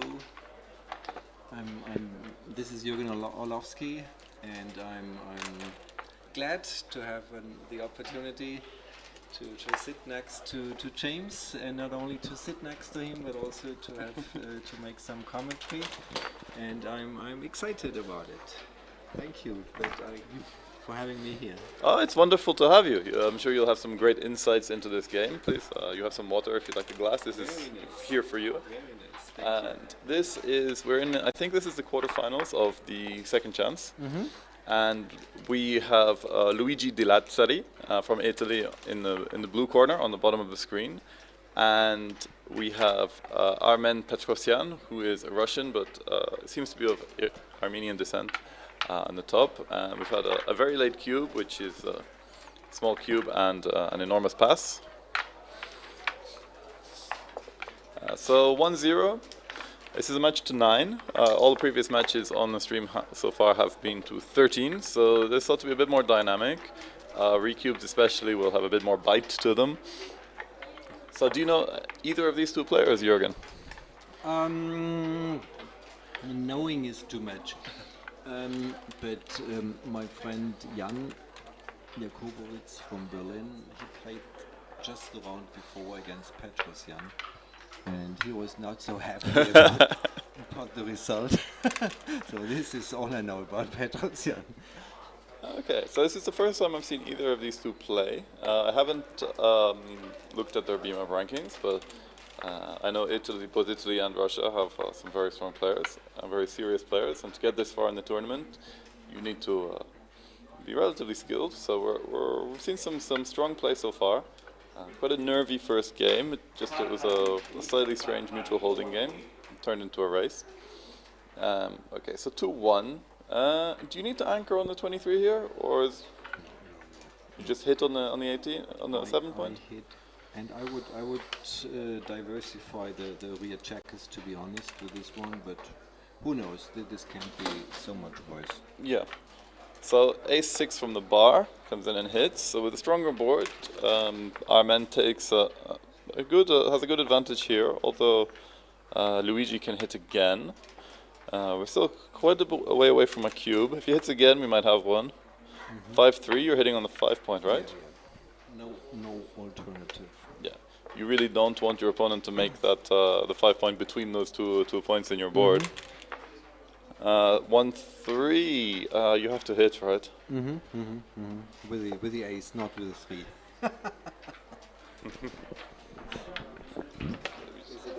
Yeah. Okay. Good. Okay.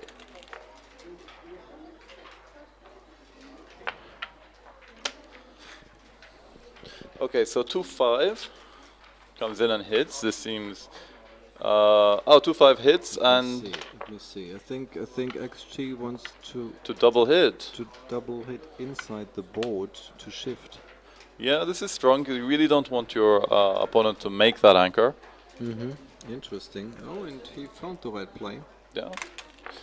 Not easy going for this blitzing play when you're looking at a prime. I think this is a strong cube now, and it's a borderline pass. Okay, interesting. Good double. So Sorry, it's borderline too good. It's Extreme Gammon is in Cyrillic, so it's okay, I see. yeah. Yeah. Oh, Cyrillic is not 100%. I guess. Okay, good. Easy. No, not easy double. I mean, it was optional to play on or not, I think. Yeah. But good double and easy pass. I think so. In any case, playing on, you still have a lot of work to do. So maybe you can wait for a slightly more efficient double, but you're happy to take a point at this point. 4-2 to start against a 6-1 opener. 2-3. Just 2 down. You could split. Splitting is better. I don't like stripping the midpoint here. Indeed.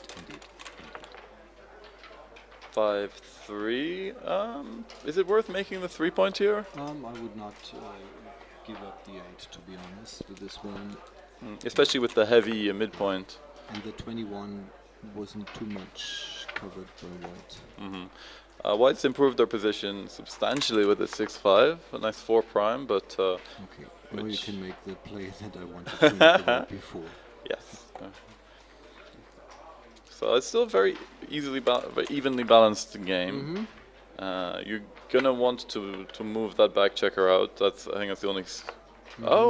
Coming down to the 7 is equal, just to bring more material. Wow, interesting. I would never find that. Indeed. Just breaking the midpoint without moving the 2 back checkers. It's it's too strange for me. Yeah. And 24-18 is usually a very. Oh, the double hit. I don't like this. Not against a stronger board. I mean, when you gammon go, maybe, but no. No. This looks like the normal play. Yeah, I think so. The double hit is too much. 4-6 is beautiful. Double hit. This is a great shot. I think any bad entering number that doesn't either anchor or come in with 2, we're gonna see a double. Double, and I think the take is probably okay. With a 2 on the bar, it's less okay. And now it's a huge pass. I think if you'd come in maybe on the 2 point, you might have had some play with your front structure, but 2 on the bar, you're losing far too many gammons, almost 40%. Be a little expensive. They're playing quite fast. 2 to 1. So we have 7 away, 8 away. It's maybe about 50, 55 favorite. Would you adapt at this score? Would I what? Would you adapt your play, your cubing at this score? At this score, a little, yeah, a little. At least when it comes to higher cubes, certainly. Well, you really want to be careful with your opponent's recubes being 8 away. 2-1, yes. This seems fine. I find it so strange coming up to the 23. I know the 8 point is stripped, but this 8 point interesting. But the ace interesting. You can also play, and it would duplicate 6-4, by the way. To hit on the 14 and to make the deuce point. Okay. I don't think I would ever have found that play. Neither me. Okay, double 5. This is gonna blitz. I don't think you have any other choice. You can't touch those back checkers. 4 point boards. Yeah. And a fan, I think, would be probably a double pass. Yes, I think so. With that checker in the outfield, it's a little bit too strong. Although there's not much material in the zone to continue the attack. A 5-1 is a little bit ugly. You have not so happy, not so nice. You have to come into a direct shot, but you don't have a cube here, I don't think. Let's see, what is the race? Can we see the race? You're 5 ahead. Yeah, five ahead. It's I don't. ahead. Okay. 6 is a good 5 is, I think. Well, there are some players might pass this cube, but I think it's close, no double. Yeah. I don't mind these, but at a leading score, I prefer to be a little more cautious when I send these blitz style cubes. Absolutely. Maybe at even score, it was a proper double. Okay, 2-6. I think you're gonna keep both checkers in the board and just come down. Makes sense. Yeah. Try and get some kind of counter attack. See if you can maintain your structure. Build that little prime. Although it's almost more of a blitzing structure for white at the moment. It's super stacked 6 point. 2-1 is bad. This is one of the worst, I guess. Yeah, leaving the. At least you can make this this stupid 10 point. Yeah, the crucial 10 points. 2-3 anchors, so you're happy. It could make the 4 point as well, actually, but I think the anchor is so useful here. It's more important, I guess. Yeah. And with the 2, Yeah. Play looks nice. I think you generally prefer slotting the 5 point, but your distribution is so bad afterwards. He's looking at this. This is it is actually a blunder because you're too vulnerable at the back. Indeed. This one just kills all of your opponent's gammons. He found the best play.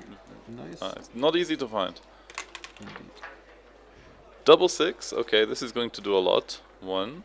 Okay. 2 down and slot the 7, maybe. No, I don't. Yeah, but 2 is a little kind of duplicated. I think bring all men to the 7 point is also an option, but yeah, I think you're so far ahead in the race now that you want to minimize. Yeah, this one is. Let me see. Okay, so this is second. No, not second, third maybe. Yeah. But slotting the 7 is apparently a bit better. Yeah, just putting a checker behind the anchor is just reducing your long-term flexibility.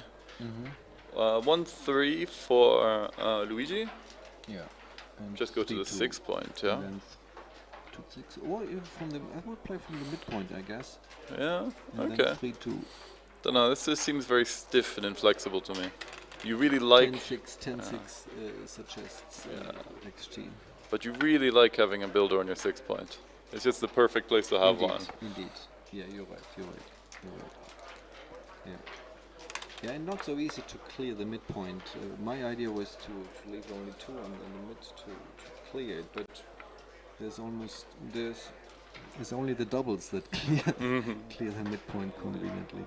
This play is interesting. Do you prefer to keep a stack of 4 or keep 2 points to help you bring down the midpoint? Both comes into both this. What does XG they were both almost tied. Okay, yeah. The two different approaches with both have advantages, both have difficulties. So the other one was 10-8, I guess. Yeah. I think so, yeah. Yeah. Okay. Yeah, then you have 2 points to clear on the downside, but on the upside you can there's a landing point. It's easy to clear the mid. So he's got a little bit of a weird structure. I think he had a 2-1 previous turn. He could have moved one from the 8 to the 6. He chose to split and switch inside his board. So his 4-2 is a little bit ugly. I think you're playing behind. I don't think you have a choice. Yeah. The first stat check. Aces. Oh, it's a boring holding game, I guess. Well, we see a lot of these in backgammon. Indeed. You can't all be exciting double back games. Absolutely, yeah, unfortunately, yeah. Unfortunately. Yeah, they are the most interesting ones for the fans and for the commentators. Yes. What should I? 3-1, I think you slot the 2 and play the one from the bob point. Yeah, it seems... Do you see something else? Honestly, not really. Okay, he's playing in, but... this was, I thought the white has the 3-1. I see, okay. Double 4. All right, this is. This is okay, but you still do not have enough race to really do anything. So we're just gonna build his board. Okay,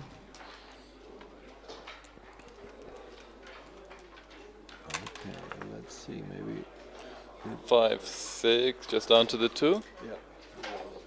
No. But I think these kind of positions are ones you learn to play very early when you play backgammon because they come up again and again. You play almost not quite automatically, but you know the theory. Right. There's very few surprises. You can get the difficult positions, like if you're forced to leave your anchor or an outer board point. Yes. But most of the time, you play and you wait and you count the race. You send the cube. That's it. Now we have an extra builder on the 6, by the way. So this double 6 is better for the race. Yeah. And actually there's a bit of wastage in Luigi's board, so the race is probably closer than it appears. Yeah. And yeah, nice distribution play. You don't want to have a hole on the 4. Let's see. We have a game. We're a little bit away from a recube from our men, but it's one double away. Oh, okay. We're 2 doubles away. At least. Is it 2 doubles away? 2 double 6s might do it. Okay, yeah, that's 2 double 6s. 2 double 6s. 3-1 is not quite enough. Yeah. So yeah, Extreme Gammon is giving him 2.5% winning chances here, 2.5, which is generous. Yeah. But hey, miracles happen in backgammon. But for our men, they have to happen quickly. Yes. Okay, then it is 4-1. So they seem to be playing at a relatively similar rhythm. They're both they're not rushing, but they're quite rapid players. Obviously these are not very complicated positions, but with cubes, like they're not snatching it, they're not rushing to do it, but they're not spending 5 minutes on it either. We've seen quite a lot of fast players on the stream here. Very few. I don't think anybody has dropped below 5 minutes on the clock that I've seen. So it makes for quite exciting matches in commentary. Yes. Okay, so this was it. Okay, so 4-1, 5 away, 8 away. 5 away, 8 away. So I think our man is going to be really sharp with his recubes. Yes. And the one who is leading is also is doubling on the other hand. Yeah, he's shy with it's also shy with the initial cubes, I would say. I would say so. Except possibly when it's non-gammonish, non-volatile positions, races, holding games. You're not going to adapt too much, but anything with gammons, you're going to hold back. Yes. All right, 3-2 to start for our men. For the trailer. Yeah, I would probably bring 2 down there. Be aggressive. You need to make something happen here. Similar, I would say. Yeah. 1-4 hits and splits, I would have thought. Yes. That's the standard play, to hit and split here. Yeah, you fight for the strong point, you activate those back checkers. If you get hit, it's easier to make an anchor. 6-3, just in and out. Not much better than Oh dancing. no, hitting on Okay. the juice. Okay, Yeah, do finds the like correct hitting deuce. finds the Looks correct nice. play very quickly. According to XG, best play, yeah. Okay. 5-1. 5-1. Just hitting. Yeah. Mm-hmm. Take the Nothing initiative, else. but there's almost a triple shot on that blot on the floor. It is, I would say. It is. But 1-5, and he finds it. yeah. Oh, it's actually almost. 6-5 is also possible. Yeah, it's almost tied for Similar. top. Yeah. Yeah. And this is the more interesting play, I would say. Hit on the 5. Well, I think because of this trailing score, you really want a volatility, and you don't Yes. want your opponent to make that 20-point anchor. Yes. You want action. You don't want your opponent to anchor easily. Now this one is, yeah. 6 to play. I find these ones hard. What is XG indeed. wants to. Oh, it says they're all the same. Mm-hmm. But it seems natural to come to the 18 points, so you have maximum contact if you get hit. So you can play each of the rear checkers. Yeah. This one I think I'd do least because you have less contact. It's a double shot. You're duplicating 2s and 3s, which is a factor. But at least it's number 2, yeah? Number 2 out of 4 is not so bad. Indeed, and he manages to get missed by everything. So I think Luigi is going to try and go for a calm game. He's got a slight racing lead. Neither of them have done anything up front. White overall, I guess White can make something now. At least the anchor. The He should anchor and reinforce your 8 point. Yes. And we're looking at something that we've seen before.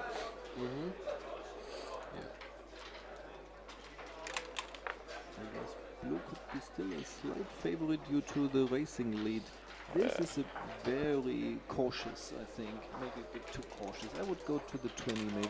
But anchoring is best play according to XG. Yeah, well, I think XG just really wants to reduce volatility. He's very happy to stay in a mutual holding game.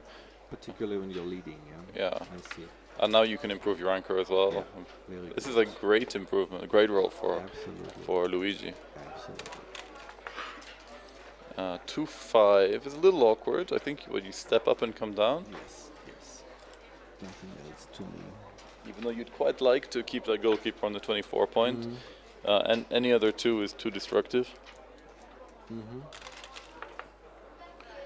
Double 1 again, so you're going to the 20 point, I think. For sure. And then what? No Just leading a shot. No shots. No. So 8-6, there's nothing else to me. yeah, seems fine. Let's see. 3-4, running out Yes. probably. Yeah. Oh no! But Oh shifting no! is You also can possible. make the 18 point Yeah, anchor. so it's a big thing to shift. Yeah. XG likes to shift from the 21 to the 18 anchor. Yeah, especially when the race is tight. It's you have a slight advantage of having a more advanced anchor. And the race is just tight. Yeah, it's just 4. So you wouldn't hit on the 4 point here? I think I would. Yeah. 6-2. That's pretty nice. Runs to the mid. It's a very standard mutual holding game again. Your favorite, although slightly less standard now. Best roll by far. Yeah. So things are looking pretty good. We probably have a cube soon. If he doesn't roll something now. 10 pips lead. I don't think it's enough. Definitely not when leading 4-1 Yeah. in a match. 2-1. Just go to the 5, I think. Unstack that heavy 8. Oh, actually likes breaking the 5. I never find these plays. Oh, double 4. He can actually break contact if he wants. In fact, he probably should. Let me see, what is the race after this? It'll be slightly ahead by 3, I think. 3 ahead. 3 ahead. 3 ahead. Yeah. Oh, So yeah. okay, so it looks like he really had to move that rear anchor. I would have played from the anchor, yeah, because having the anchor when the race is close is a disadvantage. Yep. It's a disadvantage. But it just reduces your mobility. Oh, obviously, yeah. So this was not a good play. Okay, he played it very quickly. Yeah. So Too quickly, definitely. okay. No cube, obviously, behind in the race. From the mid for sure. Yeah. Ah, French. Well, I think it's fine. Double two. All right, now you. Like the race is pretty even, so but you need to move those two. You don't. No, you don't. You're two ahead. I don't. When you go to the 14, you're two ahead, which means you're two down. I don't like this. Yeah, but interesting. So the bar point. Yeah, I think the problem is that you're going to have to play deep into your board and just really degrade your race. The race is what's really important, it seems here. So the anchor is here a disadvantage, yeah, definitely. Yeah. Usually we are happy to make an anchor in the opening, but here when the race is very close, the anchor is a disadvantage. Yeah, see, it forces him to play deep, and this just makes his race worse. Okay, and this is going to be a double pass, I think, unless. Let me see. Oh no, it'd be 15 pips, but if he after rolls quite nice. Okay, double one. No, okay, 11 pips up. It's a cube, and I don't. No, it's a pass. It's a pass. Let me see. But passing means four-way. Let me see. Yeah. Maybe break. Yeah. Okay. It's because of the inefficiency of his board. He's got too many crossovers to make. Less than 20% can be a take. Yeah. But if you just looked at the pure racing, the pure pip count, you might be fooled into taking this cube. Yes. You're right. Do you use the EPC, Jürgen? See, I don't follow EPC. I'm not doing this. No. Okay. It could be a nice thing to have, but I'm trying to adjust by myself. Yeah, well, it seems to work. You have a very high level of play, and it was good seeing you on the stream last night with Jan Jakobowicz. Thank you. It was an amazing match. You two against two Iranian grandmasters as well. So it was a very, very high level game. I tuned in after about 3 or 4 games, and you were both playing below 1. So I was like, okay. Okay, but just 1 or 2 games, I guess. Below 1 is not your average. Almost. No, certainly, I'm way off playing this. So we're having a little break. So tell me about yourself, Jürgen. Where do you live and where do you play? I live on Earth. Ah, can you narrow it down a little bit? a little. Europe, yeah, Europe. I think in Western Europe. Okay. Western Europe, yeah. In Germany, southern Germany, near Munich. Ah, okay. In the city where Albert Einstein was born. Oh, good to know. I didn't know this. You didn't know that? No. Yeah, I think the city where I live, Ulm, has two things that are above average. Yeah, one thing is Einstein was born, and we have the highest church tower in the world. Oh, really? Yeah. Okay. It's very close to the one in Barcelona. And I think in Barcelona they are trying to make it a little higher than the next years. It's going to be a race. Yes, it is. And Ulm said, oh yeah, second is not so perfect. Yeah, so we also try to catch up, yeah. So are you in a club in Wilhelms? In Ulm there is for about 2 years, I think, we're having at least a regular place to play, and yeah, it's a good, but it's not a club like a football club or something like that. It's like a group of people playing together. Yeah, very nice, and also a regular tournament, about 5 or 6 times a year. Fantastic. Yeah, for such a city that is not too big. It's extraordinary. I guess in the whole country there's not something similar in a city with the size of Ulm. We have about 150,000 people. Oh wow, that's very active. Oh, excellent! But there's a really good backgammon community in Germany as a whole. It's exciting to see lots of very high level players, including yourself, coming here. And in fact, you travel a lot. I've seen you in various tournaments. Do you have a favorite one that you go to every year? I have a favorite one. I like Cyprus a lot. Cyprus is very nice, and I liked very much going to Georgia Ah, It's not nice. anymore, but at least we have this tournament Yes. in the Caucasus region. I like Caucasus very much. Oh, it's beautiful place. Absolutely. People are very friendly, and you eat and drink extremely well. That's it. That's it. Yeah. And it is kind of special. Yeah, it's something different. It's not like Spain, France, Germany. It's different. Yeah. Is this your first time in Armenia? It is actually. Yeah, it is. Yeah, there's a little jubilee for me, when you count the numbers of countries you have visited. And this is country 70 for me. Yeah. Oh wow! Okay, big traveler. Compared to others, yeah. But when you go to travel destinations, you find people who traveled more than 100 countries easily. So one of the things I haven't been exploring much, but Armenia is a big backgammon country. I've heard there are places or parks where people play a lot. There are places where you can just go and find that. So I'd like to have a look. The style of play here is a little bit different to what we might find in Western Europe. People play frequently without cube, but people play extremely quickly. I found. You see, especially the older generation, they sit down and like, roll the dice and move the checker, and they pick up the dice, and things happen extremely fast. So I'm excited to explore this. I've seen they're proud of their backgammon community here. You see backgammon boards everywhere. Absolutely.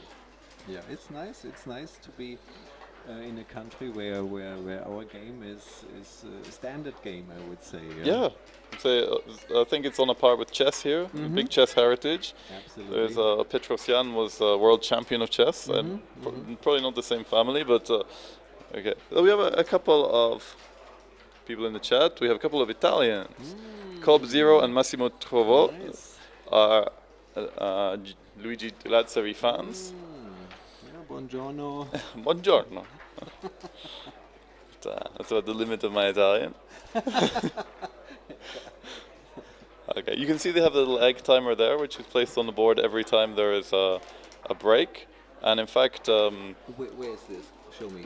they just put it off. They have 5-minute timer, and you can see they've actually started Luigi's clock because he's back late from the break. I didn't know about that. Yeah, Good to know. our man is there. He's waiting. Okay, but they have time. They have 14 minutes, but you don't want to leave it too much. Yeah, but they play so fast. I think they don't care about the time. Yeah, I get stressed with this. I've been late to a match. I was late to a match in Cyprus because I had a problem with the app and I didn't know I was playing. So I came, 3 minutes had gone into my clock and I was stressed. And it doesn't help. It doesn't help your mindset. Yes. Okay, so this is 5-1. I love this score, 4 away, 8 away. This is a very interesting score for sure. Okay, so it looks like, okay, splitting down. I think at this score I would do 2 down as well. Weirdly, when you're the leader, you do want to cube because 4 away gets you the win with a gammon, but you're terrified of the recube. Yeah. And I mean, you double definitely later than usual. Even though it's gammonish position, you don't double as usual. Yeah. Oh, this is a beautiful double 4. Hits, comes down, makes the 5 point. Perfecta. Double 2 is a nice return. Kind of perfect. Indeed. And the last 2. You come down or you split further. This one is fine, but Everything is possible. yeah, it gives you nice distribution. Yeah. 6-1 in and probably out. Yeah, still slight favorite to Yeah. white. I don't hit on the juice point here. No. There's a little distraction play with the aces. He's not going to be making his 5 point unless he rolls double ace. You ahead in the race, so The race. move your back checkers. Yeah, I like this. It's a very simple saying. Went ahead in the race. Race. Yes. But it works with everything else. Like went ahead in the prime. Prime. Went ahead in the blitz. Blitz.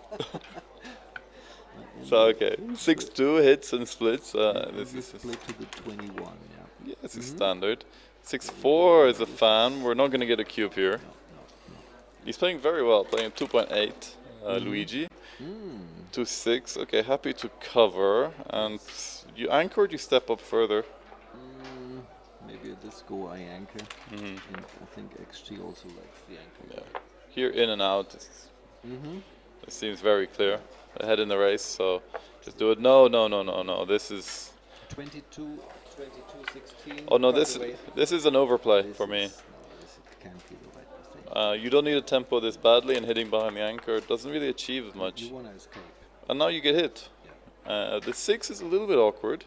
I think you break the anchor and come out. Yes. And again, 22-16 is very often the right play. When you can play 22-16, it's often the right play. Yeah, a lot of players tend to hold on to their 22-point anchor a little bit too long. They end up getting primed, and it can be really difficult to leave it later.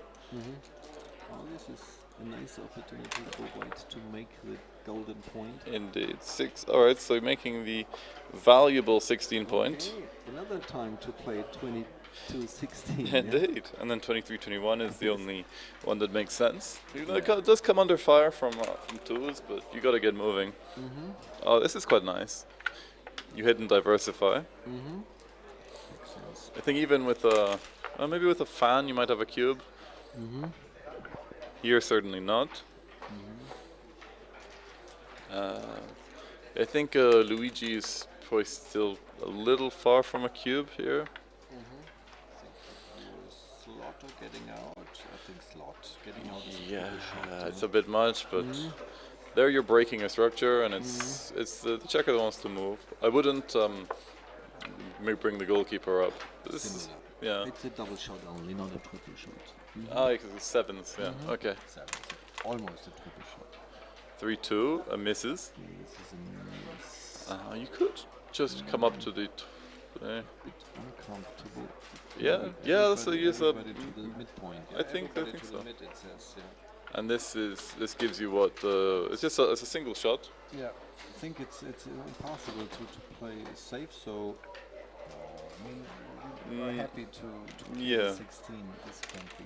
No, this is not the point you want to be slotting really. Yeah. Okay, so it's the first kind of conceptual error I've seen from Luigi. Otherwise, he's been playing extremely solid. Okay, so Oh, this for Armen. Okay, I think you're just coming down and coming around, right? Oh no, coming down and slotting is nice. Try and tempt your opponent off their anchor, especially with the blotted board. 2016. Look at this play. Did you see it? Oh. No, now it's not so good anymore. Yeah, but still, it's 2016. I would never find that. Never, yeah. Okay, so XG wants to leave the man on the 16. Okay. This is a difficult one to find. 3-4. I guess you. Do you hit here? Yeah. Hit and continue. There's nothing else. You're going to be leaving shots anyway, so you might as well put your opponent on the bar. And your opponent's board is not too strong at the moment. Yeah. Oh no. This is at least second best. At least second best. But it's quite a big difference according to XG. You see, sometimes these holding games can be a bit tricky. Even good players can make mistakes. This you're coming down to the 10 now, I think. And then you slot the next point. Yeah, it makes. No, I don't like this. No, the deuce point is too many holes. Yeah, well, you're so far behind in the race that when you get a shot, you need to be able to contain the checker. Yes. And the deuce point is not letting you do this. Yeah. And it's only the ace that hits there. Is far less shots when you play 16-10. No. First you don't want to be hit, and you don't want to make the deuce point. Yeah. 1-5. I would play safe. Yeah, this is now getting a bit ugly. I think this all stems from the fact that he chose not to clear that rear point earlier when he had the chance, and his opponent had a weaker board. Absolutely. 16 is not so easy to clear here. Let's see. White on roll can make a point. That would be nice to make. 5-2 does make a point. Makes the 3 point. Yes. For sure. And you've chosen to stay on the 16 point all this time. Why move it now? Yes. Definitely. Okay. Blue can hit now. Let's see. 6-3 Another hit. doesn't. This is a little bit awkward. In fact, it's very awkward. Yeah. Just I clear the 16, I guess. yeah, I don't know what else you do. You're leaving shots, whatever happens. Nothing else. I know you're doing it when your opponent's board is strong. There is, I'm not no, there's not enough volatility after this to send the cube. No, it's a double shot anyway. Yeah. And yeah, but imagine some rolls ago, he could have cleared the 16 with a single shot. Mhm. And the board was much worse of white. Yeah. So he's really not happy how it went. Yeah. Well, sometimes you need to take a chance a little bit early, while things are still fluid. Yeah.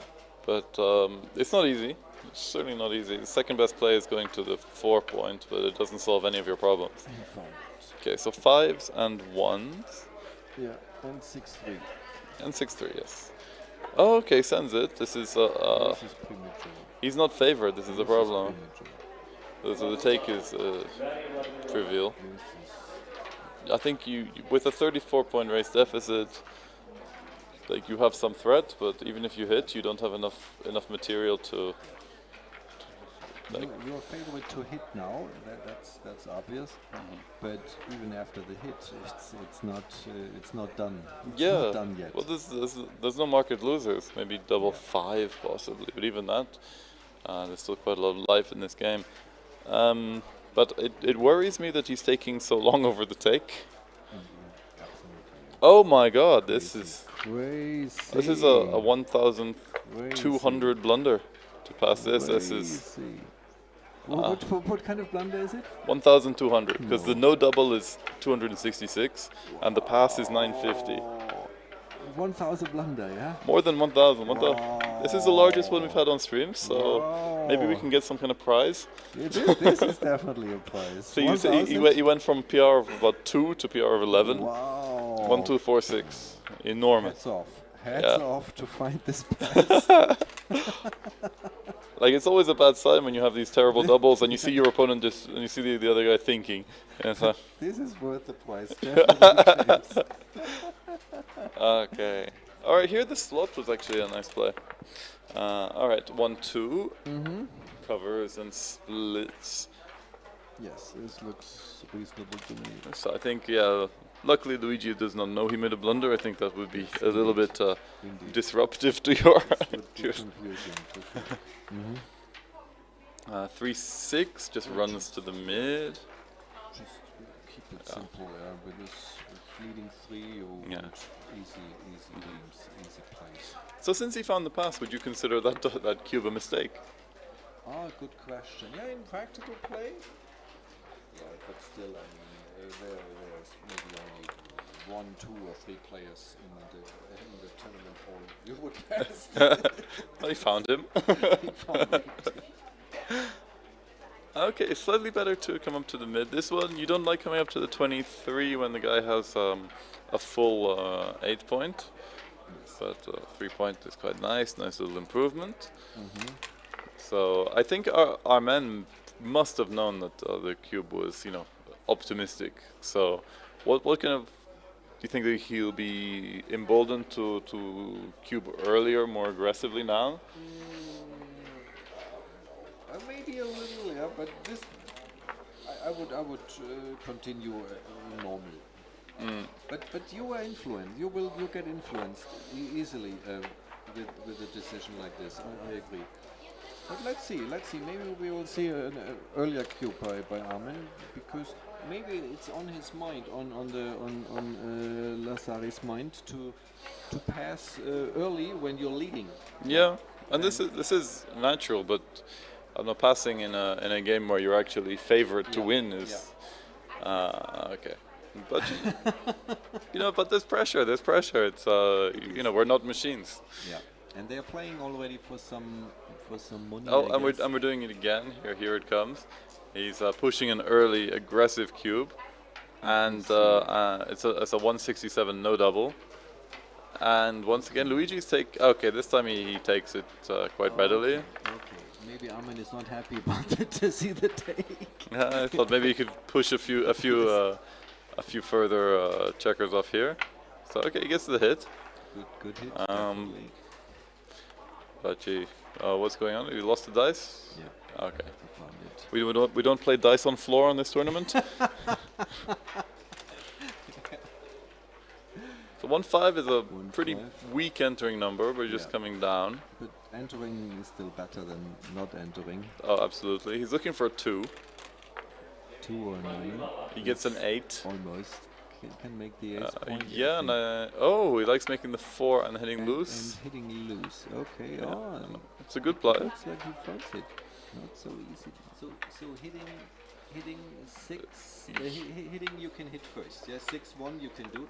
Yeah, Then you can think about yeah. I think the 4 or the ace. I think he doesn't have enough men in the zone to really go for a blitz style attack. And now the cube looks like it's paying off. So the 6s are good. 2, 3 probably just comes down and comes in maybe. Or coming closer. To Yeah, the I don't like open leaving the points. ace-6 joker though, or even the 2-6. But this seems fine. You've got 6s, 7s. Double 4 closes the This is ace. One of the best. One of the best. But yeah, he's gonna have to move those back checkers at some point. But at least he brings down a lot of builders. I think this just comes down, right? No need to leave 2-1 as well. And you have 2 builders for the deuce point. Plus an indirect to hit. Okay. Anything except 4s again. Maybe the match is around even right now. Yeah. Yeah, maybe. Here the 4, I like putting it on the 5 point. Yes, and out. Yeah, which is a pretty clear play for me. Yeah. Yeah, we cannot see the match equities now. But it should be maybe slight favorite for white. Not anymore. Not anymore. Not anymore. Not Although anymore. white still has 30% gammons. Needs a deuce. Oh, double 5 is bad. But now there are actually some gammon threats for Luigi. Double 2 makes a can pick and pass. Yeah. Point. Wow. Oh, this big is swing. strong. I Big goes to the 6. I swing for Luigi. I quite like going to the 6. I don't Yeah, think you need yeah. to move this No, checker. no. Bring your builders to the 6. Yeah, that's where they want to be. Yes. And you know, you've got the extra blot there. You can target. Well, this has been an incredible swing for Luigi. Yeah. Now 2-6. Could be Fan. over soon. The match could be over Indeed. soon. 1-3 puts the third one on the bar. Goes up to almost 36% gammons here. 2-6 shot from the bar. This was Oh, it's kind of incredible. decisive, yeah. That's the kind of roll you have nightmares about. Yes. 2-6 from the bar. Yeah, Yeah. yes, I'm saying, Larry. It's the Ray Fogerland, I believe. Ah, wait for it. Yeah, 2-6 from Yeah. the bar. Here, I don't think you can afford to hit. No. Why Um, not? Hitting is also comes into. Hitting is just account. if you're hit, he's got a Not so 5-point good, yeah. board and you have blots around. Okay, So making the point. okay, he's alive. He's alive. Yes, yeah, it's We're a long way from a recube. indeed. Yeah. 6-5 is a Make the little 8 bit. come in. Yeah, I think so. Are you leaving any indirects here? Double? No, I don't think anything hits. This is Yes. play, I guess. And with 3, I guess you come up. Yeah, you can't let yourself be attacked. Yeah. So it's turned. Amazingly, this has turned into a holding game. Yes. Another one. Gammon is not so likely anymore. No. Well, with 3 checkers back, there's a little bit, but Yeah. very, very low. Although he's gonna have to come off that anchor pretty soon. Well, I think he'll do it now. Oh, but you don't want to make another. You don't want another check on the ace point. So I think I would also go. Yeah. Well, the thing is, like, otherwise you're gonna have to go next turn anyway. Yes. Okay, 5-6. Yeah. Reasonable chances for Petrosian. For Armen.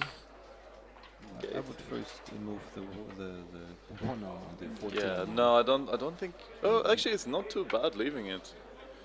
You actually have a decent winning chance. You have more winning chances if you leave can it. gain by leaving it.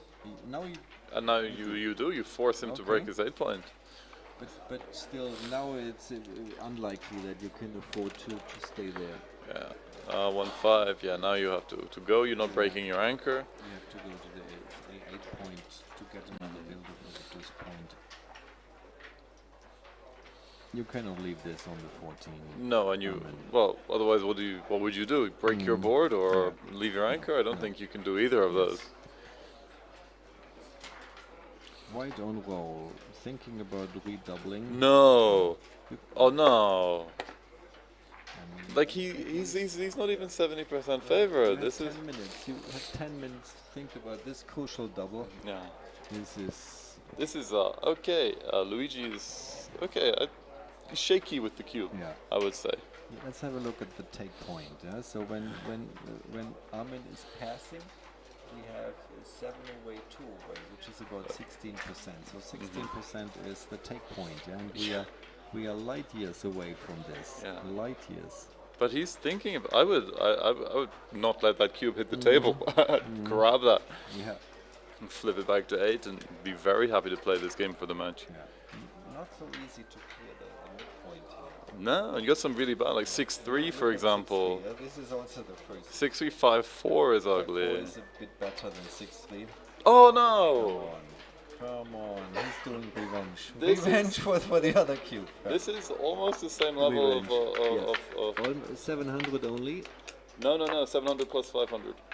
Is it? Yeah, you have to add both. Look, It's even more. Yeah? it's close. It's not quite as bad as, as the other one, but we've had some more than caddis. 1,000. Yeah, Crazy.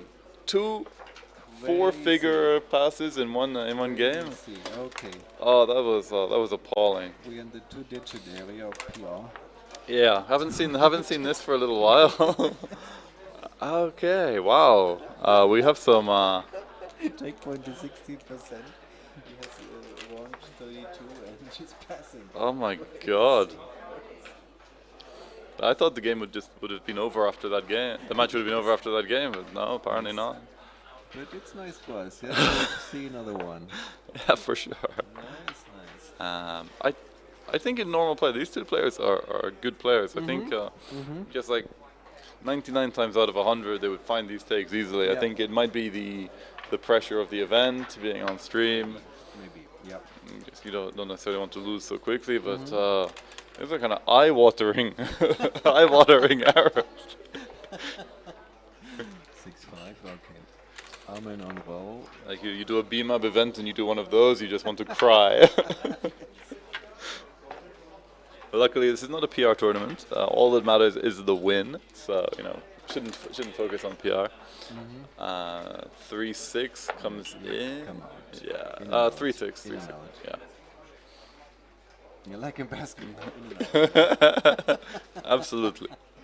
But he's looking at the shots. But no, this is clearly the better play. Yeah. You put pressure on the midpoint. He doesn't want to hit with 4s.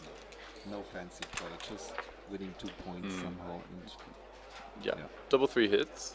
Double 3 is a hit. Boy, clean up that blood. Oh no, actually you don't. You make your board. Actually, I can't even see where the hit is on that list. It's not there. Yeah, making the board gives you many more gammons. And there's so many returns here. Yeah. The number of Wow. games you win is similar, but making the 2 infield points gives you many more gammons, says XG. Well, the hitting play is not on the list.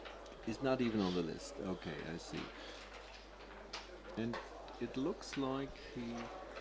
Oh no, he took the man from the 14, so he cannot make... Now this is... No, this is strange. Come on, you need a good board when you want to win a gammon. Yeah, you need a... But just... Okay. What is it? The 5th one, I think. On the list, yeah. So, okay, it's better than the hit. Better than the hit, yeah. And he's punished for it. Punished for it. And again we have 22-16. Yeah, 22-16 is a... 22-16 is a good hint. I'll bear that in mind. And we missed to play it correctly yesterday against the Iranians. Yeah.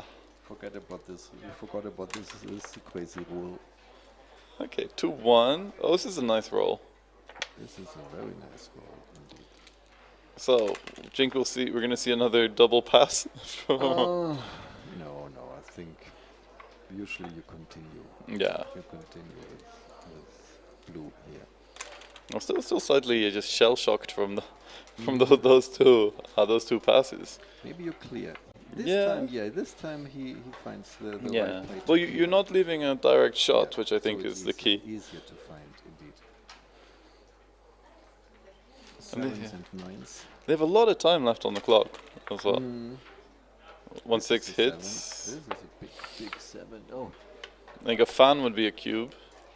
But maybe come in on the ace would be a cube. There's some bad ace, like ace 6 What is about the terrible. ace? 2-6 is terrible, you have to hit. Could be a cube. I'd send Could be a this. cube. Could be. 20, almost 20% gap. Oh, hitting on the 2, it's actually better. Just fewer shots. Yeah, now he ships Cube, it. yeah. He ships it over. Yeah, it's a good cube, a small cube. Small cube, yeah. So it is a good small cube. Okay, he and takes finds this. the take. I think there's not a huge amount of gammons in this position, so yeah, you're quite happy to take these non-volatile cubes at 2 away. Yes. You can make the golden point. Yeah, I think you with should. it, yeah. Like You what? No. No. Yes. Maybe he wants to step up. Yeah, it's rarely an error to make the 5 point. Mm. 3-4. This just comes out and runs, I think. It's a very slight racing lead, but his opponent is stuck behind a prime. He's gonna step up now and come this down. ace. Oh, coming to the 5, sure. Okay. Yeah, the 10 point isn't doing much anymore. 5-4. You sent the cube, so I would attack. You can make the 3 point. I would make the 3 point. Yeah, I think so. The 5 prime is nice, but you just get more gammons, Yeah. and that's really what you want. But actually likes the 5 prime. You win a lot of games. Double 5. It would have been rewarded by pointing on head. Yes. I'm surprised that making the 5 prime is so much better according to XG. Well, just your winning percentages goes up quite a lot, but you sacrifice about 6 or 7% gammons. Okay. Oh, I thought it would be more than 6 or 5. Let's see. There's still some good attacking potential here, and you can actually now it's much harder to blitz because you're kind of breaking the 7 and 8 point. This is And not so many. oh, you just want to bring both down from the 14 point and leave the shot. ace, Okay. The ace is also good here. It's also good from the recheck of the ace. Yeah, this is quite a subtle play. Interesting. Moving. Yeah, you don't really want to put a checker behind. You really want to, if you're playing a prime, then you want to play the prime. Yeah. And to get also a builder for the 4 point maybe. Yeah. 1-3. This steps up and covers. Yes. Makes Nice, sense. nice, easy play. Yes. And now it's harder to attack that blood. That blood because you have a blood on your board. You do. You hit if you can. You do. Yeah. 5-2 picks and passes, You or can picks make and it. covers. You can also make it. Yeah. Actually likes to make it. Yeah. Well, you've slotted a 6 prime, so it's good. And if he comes in and hits, he's not at the foot. Not at the edge of the prime. Yes. Yeah, this one is a blitzing play. Does it win any more gammons? No, it doesn't actually. The other one wins more. Okay, some slightly shaky play coming in. Maybe some nerves from Luigi. 5-2 fans, so he's rewarded. Oh, from Armen, sorry, not Luigi.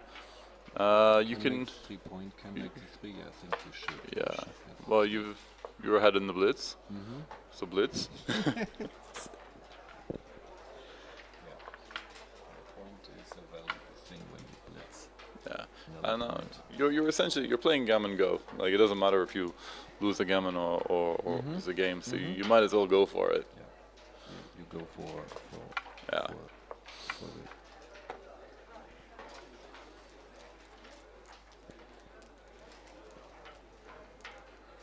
Thinking.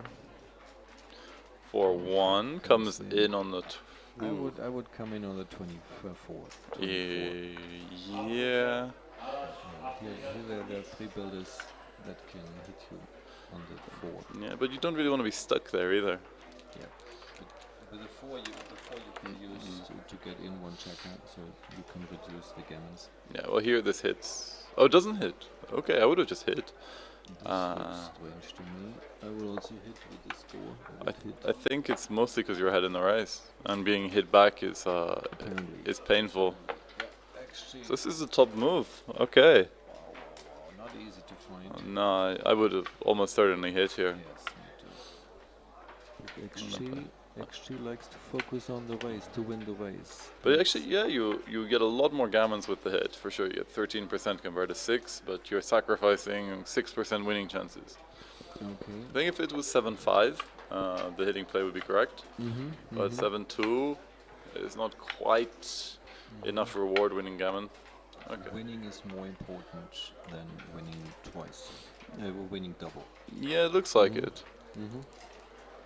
Well, just that losing is so painful. Yes. Yes. Okay. 1-3 is you gotta. No, this is Luigi. Luigi in roll. Okay. Do you slot here? I don't think so, because if you're gonna start hitting each other, you don't want to blood in your board. And yeah, when you play 10 to 9, you're a little closer getting off the gammon. Yeah.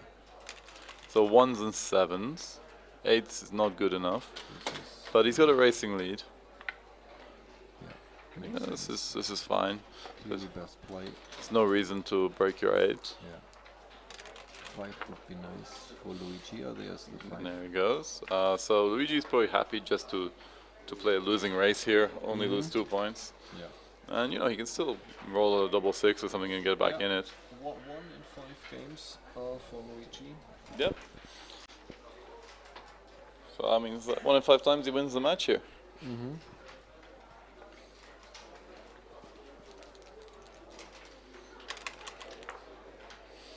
the roll. Oh yeah. Okay, this will put it to bed. Big league. Yeah. Closes his board. Yeah. A nice visual touch.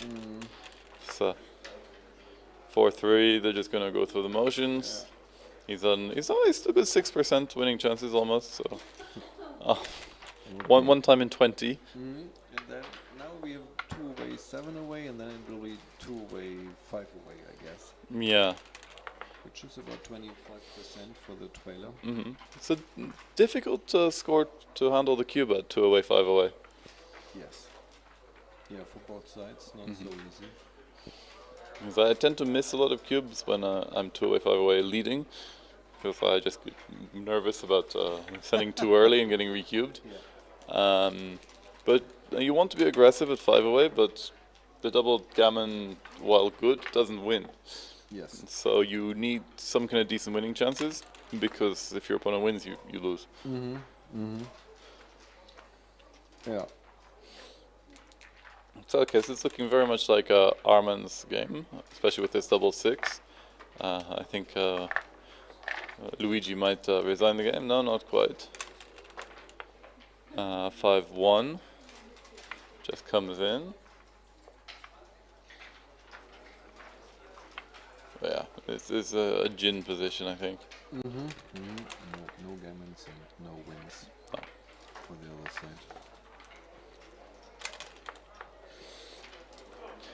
Okay, double 4, too little, too late. Oh, it gives him 0.1%. So you might as well continue. Okay, so 1 in 1,000. Yeah. You win. So, 1 in 1,000. Maybe we're gonna see this. Alright, I enjoy miracles. 5-6, not good enough. I think he needed solid doubles. Starting with a double 6. 6-4, yeah, this is gin. Alright, she's not gonna let it go? Okay. So they're both still in double digits.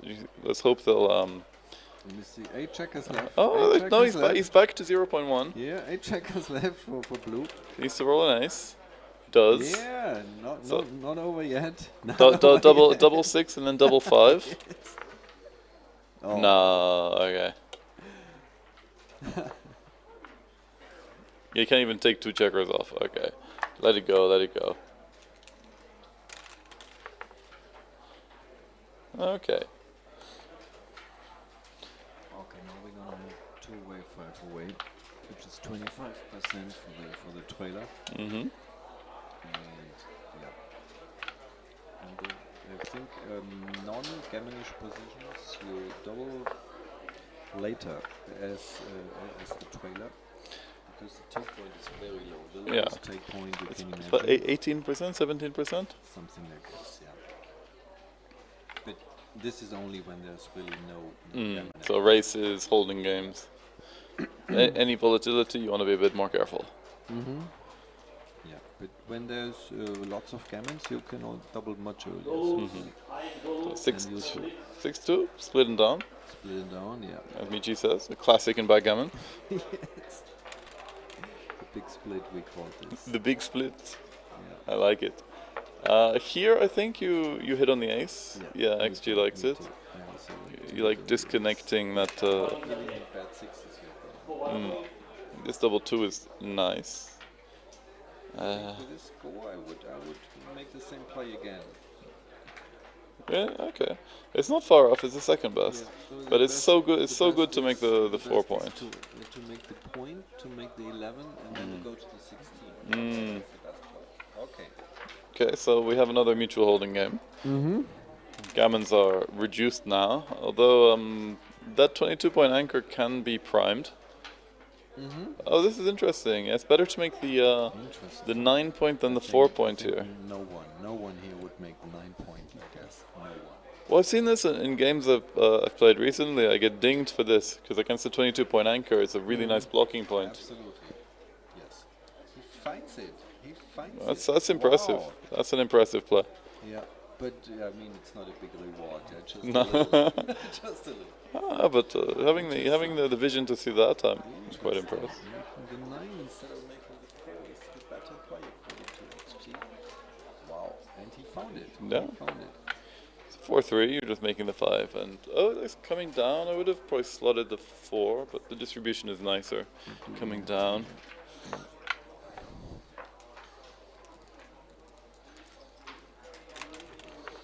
Okay, double 2 again. Now you make the 4. Come on. No, Yeah, and to 16. the 4 is automatic. The 16 is slightly harder to find. But so according to XG, by far the best.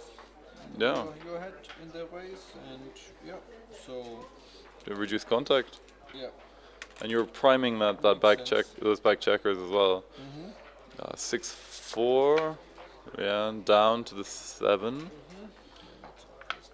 Yeah, we're still a long way from a cube. Might start to see one once he clears those 2 last checkers. 4-5 is. You clear the midpoint of this. Yeah, I don't see much else here. You can't leave a shot. Well, it's 6-2 and double 4 which hit. Which are the joker. Double 4 is a massive joker. And here we go, 6-2. Oh, 6-2. So unless we get a nice entering number, we're gonna see a double. I'm pretty sure. And the take is not not easy, but probably doable. Okay, 1-2. Makes. Ooh, what do you do here? 8-6. You don't step up to the 22? Yeah. You see, but 8-6 is it good? Yeah, it is. Best play. Nice. Best play. Nicely spotted, Jürgen. Yeah, but I mean, you don't want to be No. you don't step up when there are 3 doubles. Do you think there is enough of an advantage, enough volatility to cube here for white?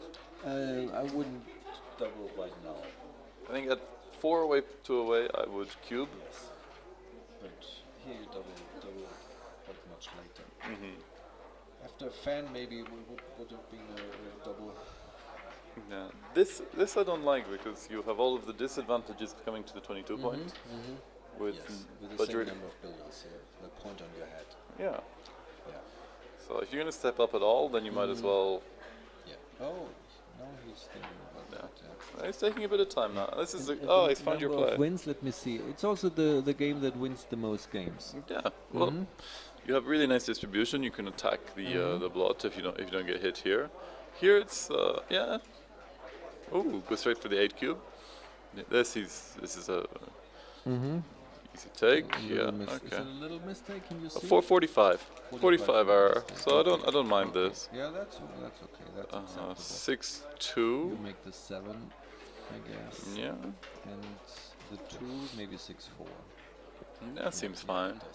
This is it. Yeah. There's no real benefit of hitting there.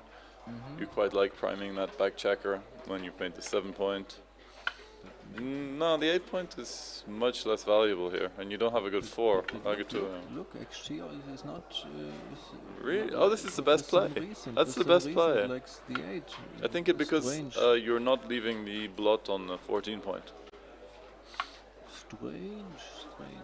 Actually, likes the 8 instead of the 7. That's not a play I would find, I don't think. Wow.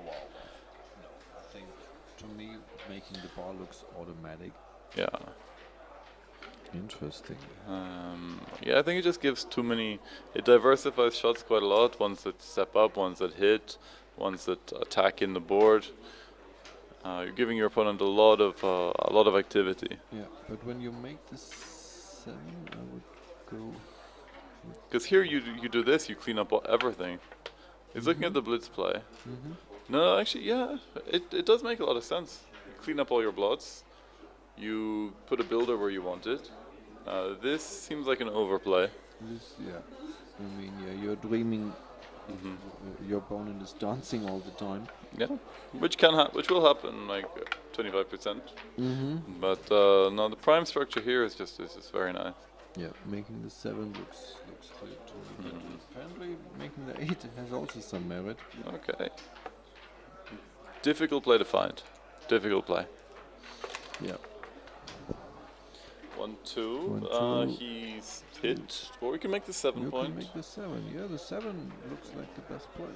Yeah. Oh, yeah. Like leaving when you hit, you leave so many return shots. Yeah. So, okay, so 4s and 5s make the 5 prime. You want to reduce the number of your blots. Yeah. There's only 1 blot at the moment. Double 5 is you got a blitz. Yes. Now you got to hit on the ace for sure and make the ace. Yeah. To make the 3. Yeah. 5-point board. The opponent on the board. Oh no. You need time to. No, I don't like this. You need time to get that checker out. This is hitting loose. No. Alright, he's optimistic here. It might pay off. It does not pay off. Though the 6 means the 6 is ugly. I would not hit with the 6. No, you're leaving But, so but many it blots. does actually likes hit with a double hit. Well, I think just everything else Double is really bad. You're leaving a ton of returns anyway. You're leaving the same number of blots around. Yes. Interesting. I would So at least not it gives you a tempo. Yeah. Now when you look closer, you can find a double hit. And you put 2 on the box, so you're taking away your opponent's initiative. Yeah. It makes sense. It makes sense. And it's the same number of blots you have. Yeah, but I mean the 9 point we talked about it against the 2022 is actually a good thing, but it's not the 22 angle anymore. Yeah. I think maybe if his structure was a bit purer, it would be. Oh, he's looking at it. Wow. Just because the other option is really bad anyway. 16-10 is not a nice play, I agree. Okay, good find. Nice, But you know, nice. 3s are killers here. Doesn't get one. So now it's his advantage. Not quite advantage Luigi, but he's doing better than he was. You got to cover. You can also hit and step up. What about this? Oh, this is a big blunder. Yeah, you got to cover. Yeah, stepping up is a big mistake. You really don't want to be hit. Yeah, and it gives your opponent many more gammons than this. And your opponent's timing is not amazing. Okay, 4-3. So you got a double shot. 3s and 4s. You're hitting with aces. Ace 1 is beautiful. This, yeah, that's an incredible joker. Wow. But there are returns here. There's some returns. But 5-4. 1-6 is not good enough. No. Which one do you hide? Oh, it can't be a big difference, I guess. It can't So be it's a big almost difference. identical. Yeah. It's not even that bad to leave Yeah. both out. I think I would leave the one that is further away. Yeah, just so, to... so you get some shots after, like 2-1 or no? Is there something? No, it's not so easy to imagine a bad roll for Luigi. Can you imagine a bad roll? Double six is 2-1. Just I think is hits. 2-1 is hitting player. But not to hit is not a big mistake. If you fail to hit, if you don't. Yeah, if you just play safe, you're doing pretty well anyway. Yes. And he's not hitting automatically. No, he's thinking he probably doesn't want to, well, give more contact by sending one back, but he can't really see anything better. This gives you a bit of time to make that 5 point. Yeah. If he stays on the bar, it's easier to use those outfield checkers. Yes. To 5, okay, coming on the 20 point. You come in at 20. So if you're Luigi, do you like to hit on the 20 point here? Not lose. Oh, with the 4-2, I think it's quite nice. I'm gonna make it. Oh, the pick and pass is actually the top player. Not a big difference. Yeah. And now it likes to make the 5. I think you want to make the 5 because the race is fairly close. Is it? Yeah, so Yes, after this indeed, is you're only right. 18 pips difference. So if he manages to make that 20 point, Yeah, but he's not doing well, but he's doing better. yeah.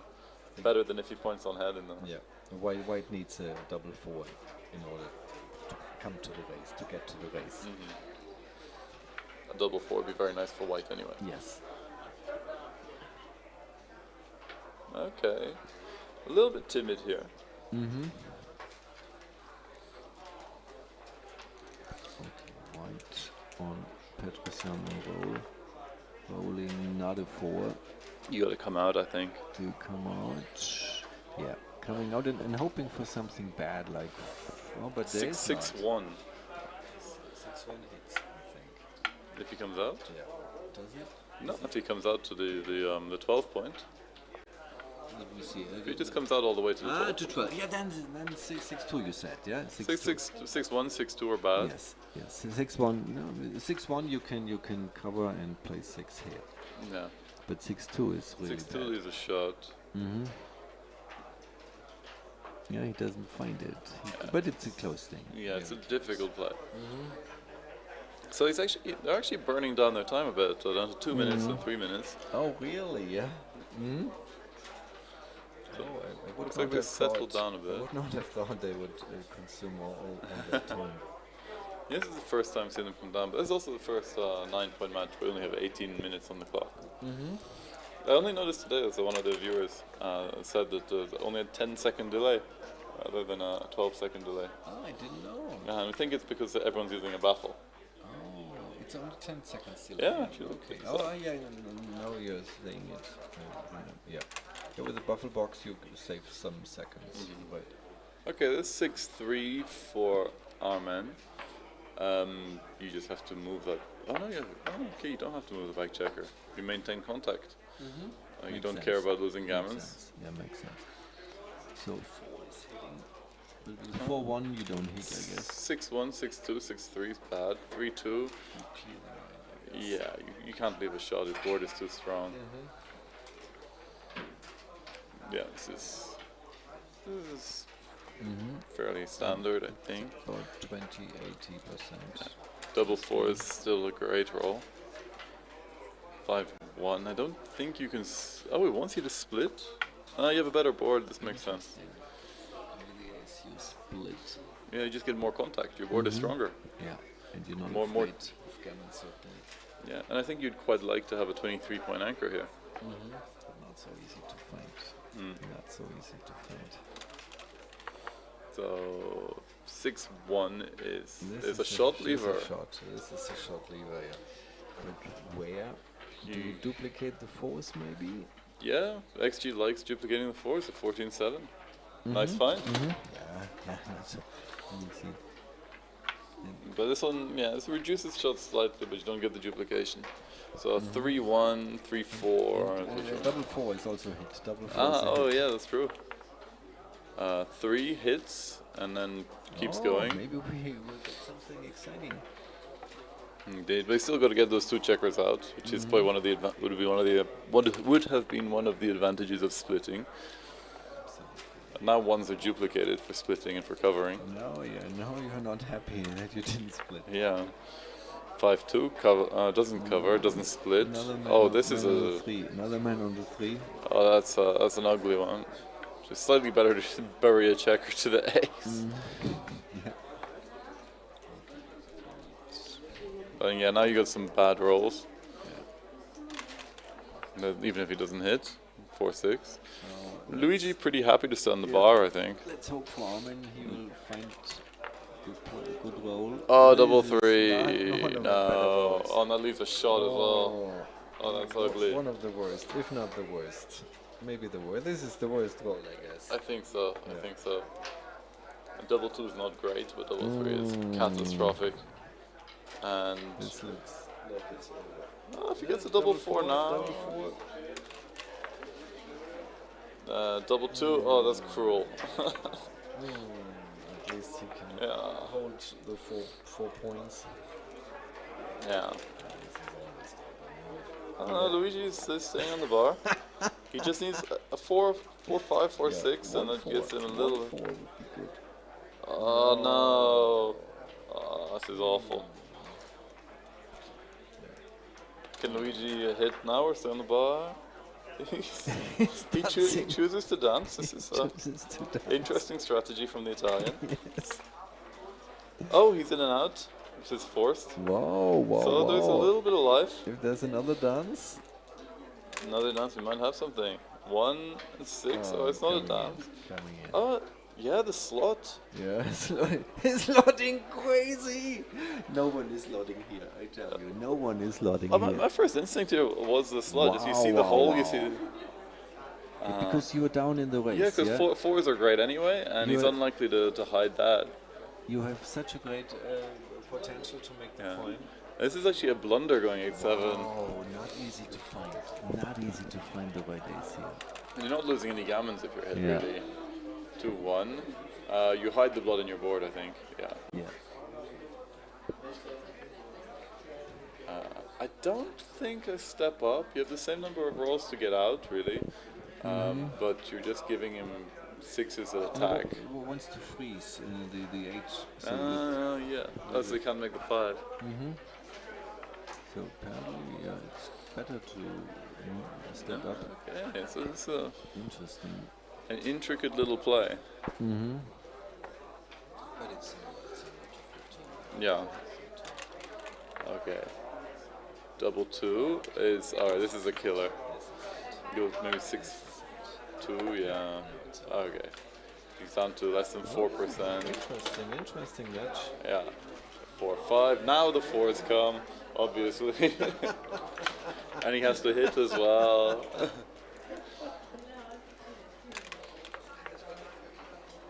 Double 4.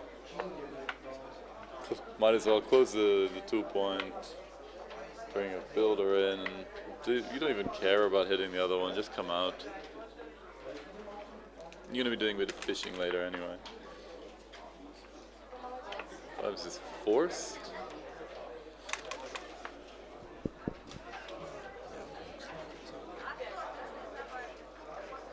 I don't know. He's not necessarily safe from a rogue double 5. It's a 6%. Yeah, 6% still.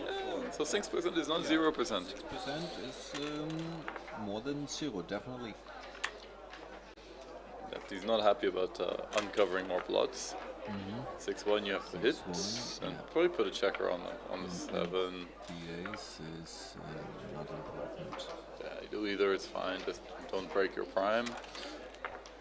But avoid the 1. And now the worst is maybe 5s.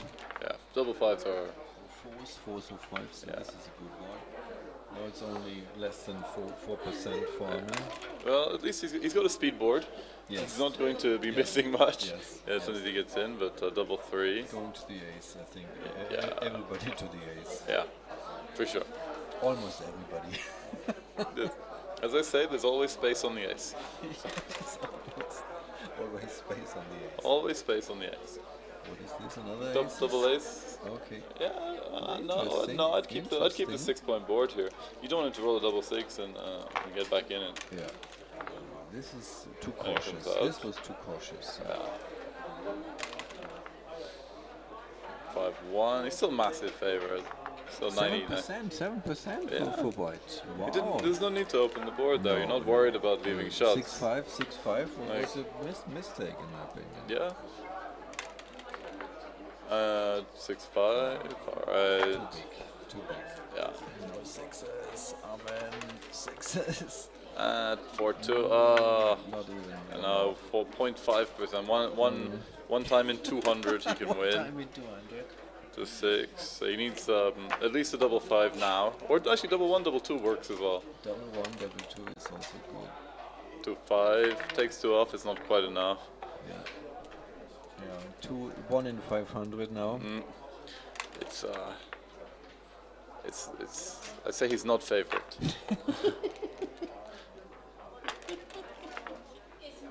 1-4. Yeah, this is Jin. Oh no, he's still got 0.1. 1 in 1,000. I don't know. Yeah, 2-1, 2-1, 2-1. Doubles. This is, yeah. Okay. Oh. Thank you for a nice match, Armin and Luigi. Indeed, bravo Luigi. Commiserations Armen, it was a good match. This is the end of the road for Armen, but Luigi continues in the second chance. Jürgen, thank you so much for coming onto the Thank commentary you booth. for inviting me. It was a James. pleasure. Pleasure on my side. Indeed, and if you'd like to come back and help out, you're Very nice. very welcome. Thank you for offering me this. Okay. All right, goodbye everybody. We'll see you after the lunch break, and yeah, bon appétit.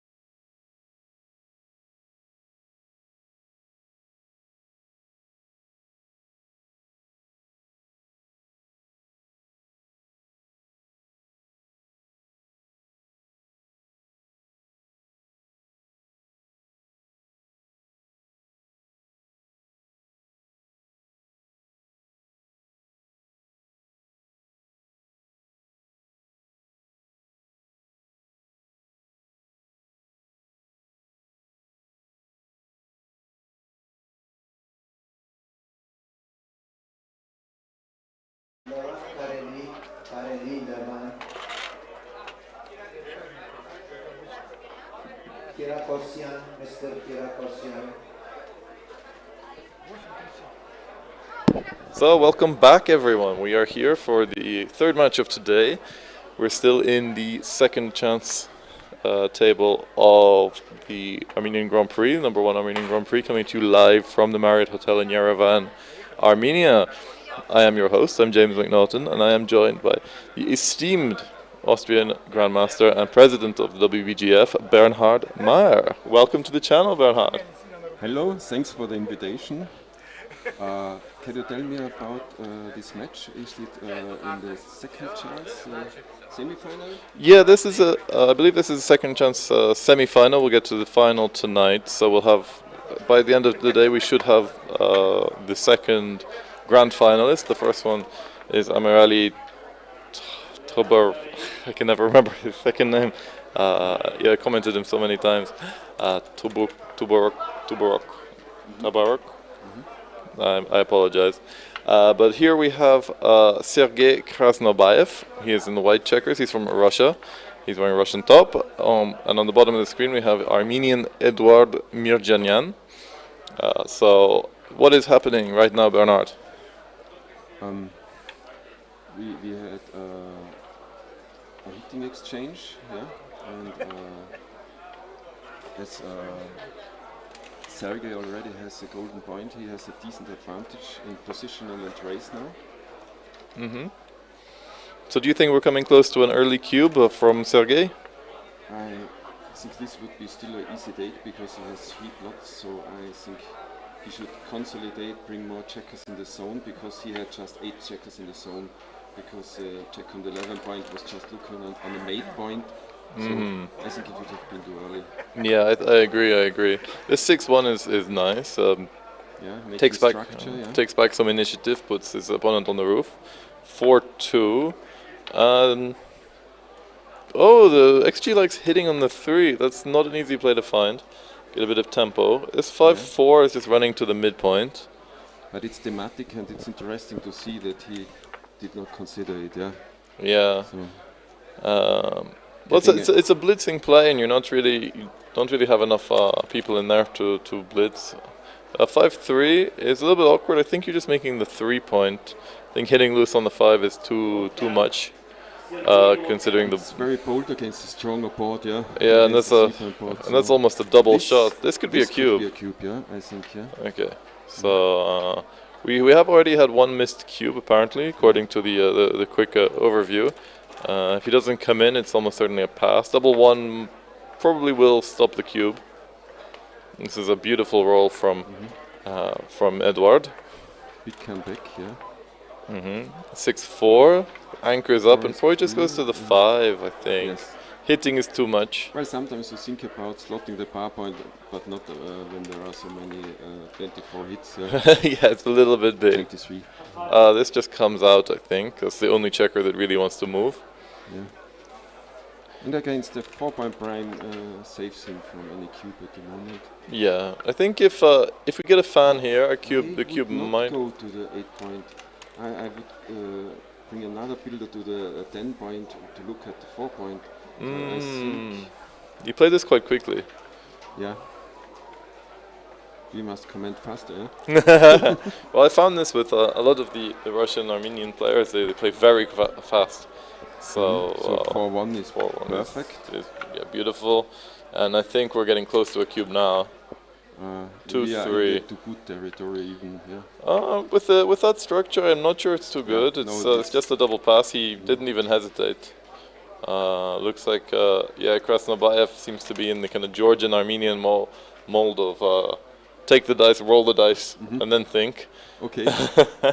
So 2-3 for Amiryan.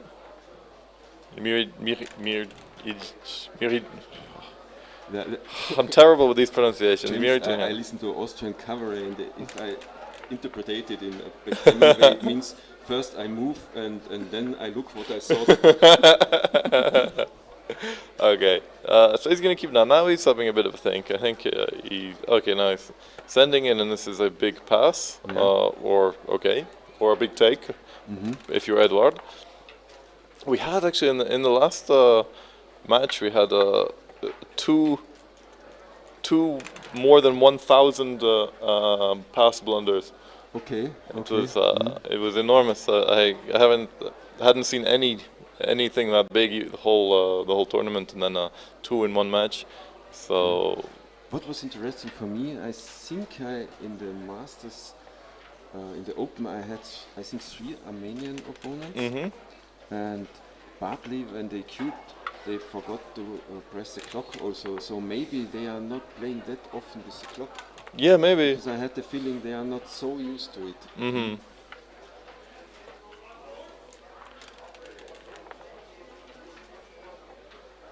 Yeah, I haven't played much in Armenia. I've played in Russia, where you have a lot of Armenians and Georgians who play, and the tournaments there. St. Petersburg? I haven't been to this tournament. I've been to play in the local club in Moscow. And the community is really nice. It tends to be dominated by like southern Russians, like Tatars and people of Armenian and Georgian descent. So it's a really good atmosphere.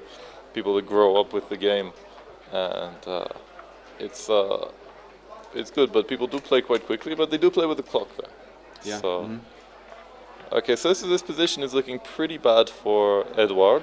He might be regretting that snap take. But he's got the ace point, which guarantees him at least about 10-15% winning chances. I was just looking at the gammon, so it's 25% gammon chance for white. Oh, more now, almost 30%. It's huge. He's got and blue has some terrible rolls like double 5, for example. 6-5 is great. This saves a lot of timing, and actually gives him another couple of percentage winning points. But the race is dead, obviously. So he's just relying on getting a shot and using that strong board to try and punish it. But it looks like Sergei is in a good spot. He's rolling, well, got beautiful rectangle distribution here. Yeah. 5-1. But you want the mountain structure. You want the mountain structure, but you'll take the rectangle, as long as you don't have the valley structure. Okay. And not 2 times 6-5, yeah? Yeah, another 6-5 would be probably a redouble already. Not when there are already checkers peered off, because there are just 20 hitting numbers, yeah? Ah, yeah, this is correct. They have to be careful. Yeah, but that double 6 was punishing. He has to come up with 1, try and save as many gammons as possible. But we get a shot. He's taken off 8 checkers, so even if he gets closed out, it'll still be 50-50. He misses. He's probably going to stay. I would run here, because 6-4, when he has post checkers on the bar point, yeah, it's a bit awkward. Yeah. Disappearance. Okay, so it's still almost. Did you see, was it correct to run? No. Apparently he had to stay, just because his board is still strong and he could come down efficiently, not waste any checkers. But there's still good. There's still good gammon chances for Sergei. Just brings 1 down and 1 into the 5. We have a lot of Edward supporters in the chat. Lots of Armenian flags. It's great. Any Russians? To be good. Have a nice balance. Some cheering in the chat. Yeah. Well, you see, it's covered in Armenian flags. So it's great. It's the home hero, Edward Amiryan. Ah, nice. But and he was able to peer off. Oh, okay, so he'll be happy. Saved. Yeah, for sure. So, okay, this is 2-0, so a little bit of a shaky start from Edward. He took a risky cube, wasn't punished completely for it, but he's now down 2 points, 7 away, 9 away. So we got the PRs after one game. It doesn't really mean a lot. This will level out. But do you think Edouard needs to play more aggressively now, even with just a small difference in the score? I think it's not such an aggressive. I think it's still close to an equal score. Maybe for recubes you want to be a bit more aggressive, but I think you're right. At 6 away, 8 away, I would play more aggressive, and I would play Edward than at a 7 away, 9 away. But of course, when there is a 2-0 lead, cube decisions are changing. starting to change, so he for sure can cube more aggressively. Yeah, and I think Sergei might choose to cube a bit later because he saw that Edouard took a pass, took a very dangerous cube, so he might feel that he doesn't need to cube aggressively. He can hold back and still get a take. I'm not sure if they have time for such philosophical analysis. Yeah. Yeah, they're going very fast. They've both used, I think, about 20 seconds. They've had some quite difficult decisions as well, so I think we're going to see a very fast-paced match. Yeah. Lots of instinctive backgammon, which actually I enjoy seeing.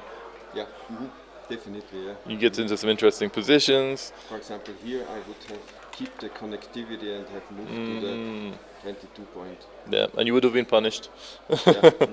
with a double hit, I think. But this just has to go to the 4 point. 5-1. I think you're coming down. I don't. Oh, not with that one. I think this is okay because he hits and loses a mid point. Yeah, this is true. Double 4. Okay, he's going for. Certainly points gone ahead and coming out. This seems pretty strong. I think we're gonna get a cube soon. In fact, it's actually too good now, but it depends what he rolls. Double 3. Is this enough to save the cube, you think? Making the 5 point maybe coming down. There's still contact, yeah. I think it is a take, but I think it's double take. That's big does. XG says it's a pass, but I think Edouard would probably take this, especially at a losing score. But here we get a double hit, which if we get a fan, it's certainly too good. The double hit is correct. I like this play. Extreme Gammon frequently likes going for the double hit. I think this is a little bit. I'm not sure. Okay, so he covers and comes down with 1 maybe. I don't think you want to be hiding bloods. This is fine. You have a stronger board, so you can play a bit more aggressively. But it's a shame he hasn't sent the cube. He might send it now. Or is he playing? No, he must be playing on for too good here. Yeah. This 4 is not comfortable. You have to break your midpoint. I mean, you have 5 blocks. No, I don't like this one. You actually have fewer covering numbers now. 5-3, but he's happy he did. Paid off. He's still playing on for too good. 6-3 covers, and he's thinking about hitting, but I think I cover. I think it's more important to cover. Like he doesn't have a great board, but it still hurts to be hit. He has already a very big gammon chance in any case. So why take the risk? 2-4 is a miss. This is expensive. So yeah, he's going straight for the natural gammon. Will we see double ones? Nope, we won't even see one of them. So 5 3s, 10s, and 12s. All right, this is closed out. Edouard is not having a great time here. In fact, he hasn't had a great day so far. He lost 13-1 in the final of the undefeated table against Amiryan. Wow. He played well, but he just had no dice. I think he managed to send the cube once. Okay, and double 4. You just have to play safe. So many gammon runs. We can move, Yeah. Okay. 6-5 so it's giving him a little chance. Yeah, but still, he's got less than 2%. Okay, he gives up the gammon. He has no interest in trying to roll those double 6s. So let's hope that I'd like Edouard to come back. I'd like him to put up a fight. I want to see him play aggressively, send some early volatile cubes, maybe seek some gammons. But it was not completely chill, I would say. No, he could have, like with a couple of big doubles, he could have potentially saved the gammon. But we'll see. He seems a little impatient. Maybe he's just not having a good day, and I can understand this. Nobody likes to lose. 5-3, you just make 3 point. Who is this for? Okay. Yeah, I mean, when it ended just versus certain ones, so it's not easy to perform again in the next match. Yeah, oh, for sure. Okay. 4-1. Yeah, I think so. It's pretty standard, especially when you got a blitzing type structure. We're probably not going to see a cube now at this score. For one again. For one, yeah. Cover. He's getting everything he wants at the moment, Sergei, and Edward is not getting much at all. I know the home fans will certainly be cheering for him. I would consider hitting on the 2 point. Yeah, and hitting is correct by quite a margin. 1-3. 4-3 hits. So fast. It's yeah. Amazing. Yeah. So they do know they have 18 minutes, right? 6-4. All right, at least he's in with 1. Maybe there are extra points for each minute you have saved. Yeah. Oh, this is very close to a cube, actually. Yeah, I wanted to say because he's 5 away, so double gammon brings him to Crawford. So there is certain a point where you should consider cubing. Yeah. Yeah. But yeah, it's hard to find because especially in gammonish positions, you want to be now it's not a cube. Oh, it is a cube actually now. Okay, so it's strong enough, but it is a take. I think given the score and given Edward's past decent chances to make an anchor, yeah, being back in the game. Well, as soon as you make an anchor, you have a good chance. And even now, there's no chance of getting primed here. There's not actually a huge amount of material in the zone. I think that yeah, I think you have to take this cube. Yeah, because the overstacked is 2 points. Yeah, giving not so many point-making combinations. And when you're trailing in gammonish positions, you want to take more because there's generally more winning chances. So the find of the cube I really liked. I hope we find also the take now because this is a very interesting game. Yeah, and he takes it. Excellent. Yes. Yeah. A bit of okay, double 5. This is a bad roll. it's not great. I might put someone with 6 point actually. See the recube. That's now the really exciting one. But you should have Eagles on the 6 point. Yeah, I think moving those 2 to the 6 because that's going to be a difficult one to clear if he manages to make the 20-point anchor. They put a lot of pressure on that. Oh, that's a great roll. You really a high anchor and the and the goalkeeper. And the goalkeeper, yeah. And now he has to hit. There's no choice. Okay, so no, he's got no board. That's the problem. Yeah. There's no way of punishing. But I want to talk about big cubes. Yeah, of course. I love big cubes. We haven't seen that many. Haven't seen any 8 cubes yet. Seen 4 cubes. Yeah. Seen gammons on 4 cubes. But there's still a lot of play in this. He was not lucky. No. Double 1. That's a great roll. Just shift them forward. 1-2. You've got to just make your board and hope something happens. Yeah. Now it's going to be a double 3. It's pretty good. Gets to clear that point. He's looking at playing around inside, but this seems perfectly natural. 5-4. Okay, he's building. He's bringing his people in. There's still 20% gammons actually for Sergei. He just needs to avoid. What are the problem rolls? 6-1 and 6-3. Double 5 makes a 3 point. Yeah, double 5 saves a few gammons as well. The gammons are down to less than 8% now. 3-4 is ugly. Now he's got quite a lot of bad rolls, and if he leaves a shot, we might see a recube. Probably slotting the. Yeah. It's a typical position where it's a non-gammonish position where the gammons are missing for a recube. Yeah, I think potentially if it had been a recube to 8, you'd certainly do it, but here, yeah, you're risking a huge amount for, to get level rather. Yeah. Okay, now it's 3 double pass.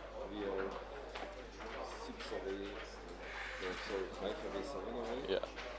Yeah, he lets this go. There's no way he's taking this. Okay, so Edouard, he's putting up a fight. I like to see this. That was important. Now he's back in the game. Yeah. It's not extremely lopsided. Yeah. Well, if you'd gone to 6-0 or 8-0, I don't know. I think psychologically it would just be extremely hard. Like you lose one match 13-1, and then you go like 6-0 down, 8-0 down. I'm not sure how you. So we see some more Armenian flags now. Yeah. And some Armenian text which I cannot read. So hopefully it is polite and sportsmanly. Okay, so the score is quite close. I said 5 away, 7 away. Not a particularly sensitive score in terms of the cube. Yeah. We are always thinking now also about the book from Simon. Yeah. Is it gammonish or non-gammonish? Yeah. But I think if there are gammons in play, Edouard should send early and aggressively. Pointing on head seems pretty reasonable here. I don't really like the loose hit here.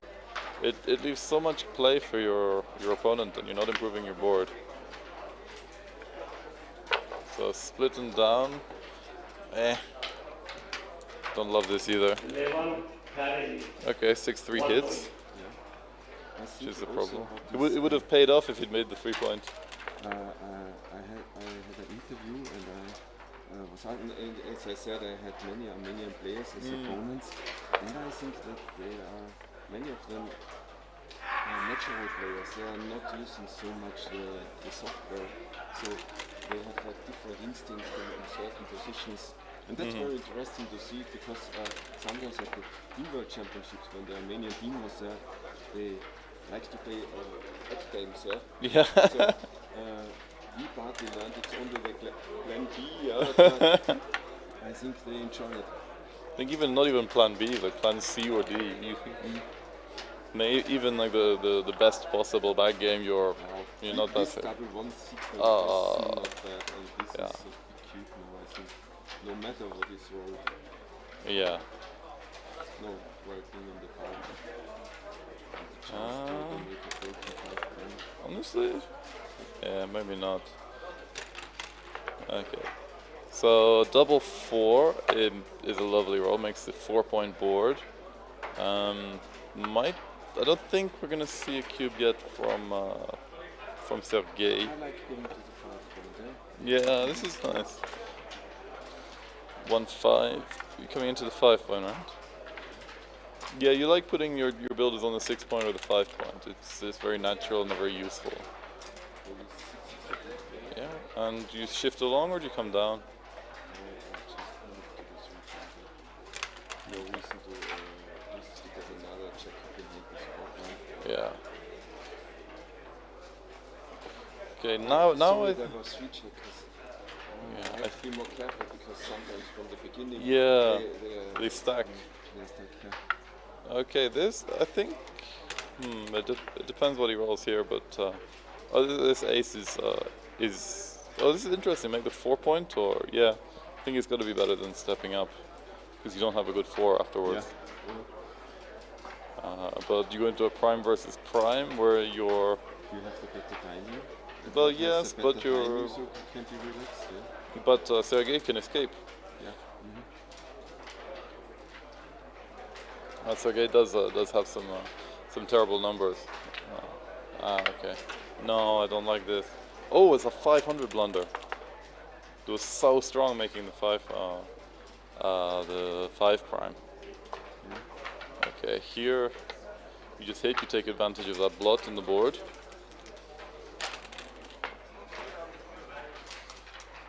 For 1 comes in, not in the right place, makes it with the ace point. Now starts the magnetism of the ace point.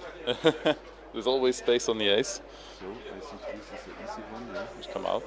Oh no, you don't. You make the prime. Yeah. Yeah. Oh no! You had to split. He wasn't splitting. Okay, this could be very dangerous now.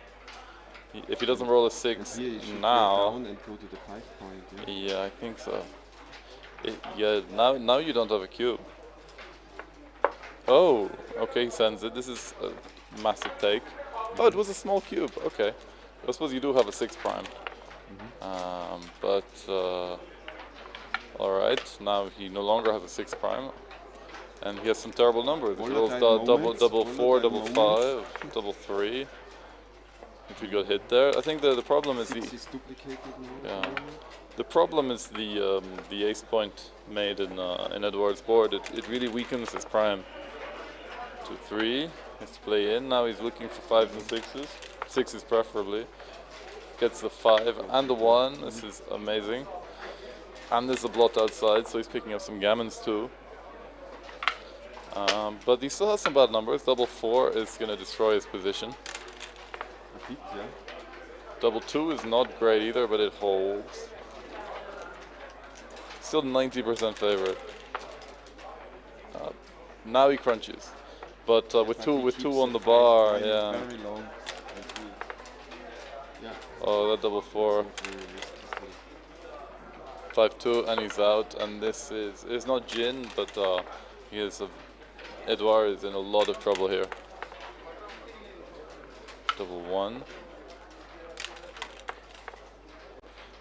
Okay, he's in with 1. Most 4s are all 4s gonna pick and pass. No, he's just going to come in probably to the 4 and take one off the 5. Yeah, and now there's 50% gammon chances. You see, they're both playing extremely quickly, and because of that huge error that Edouard made, not making the prime, it's cost him a great deal. It could well have cost him cost him a gammon here. He's still got a lot of material to move in. He's got more than half of his checkers to move into his board. He's going to need to roll very well.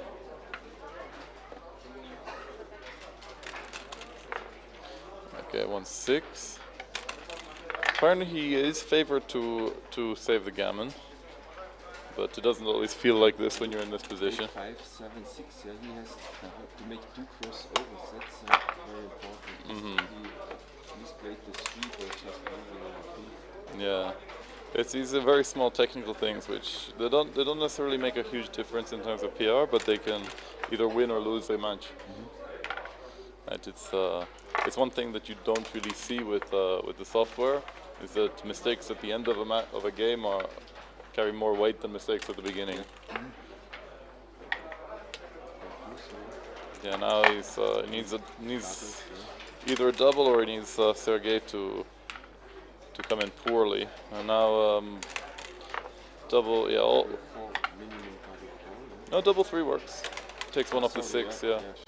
Double 1 is not enough, so alright. It's Crawford 8-2. That went really fast. Now it's like they have somewhere to be.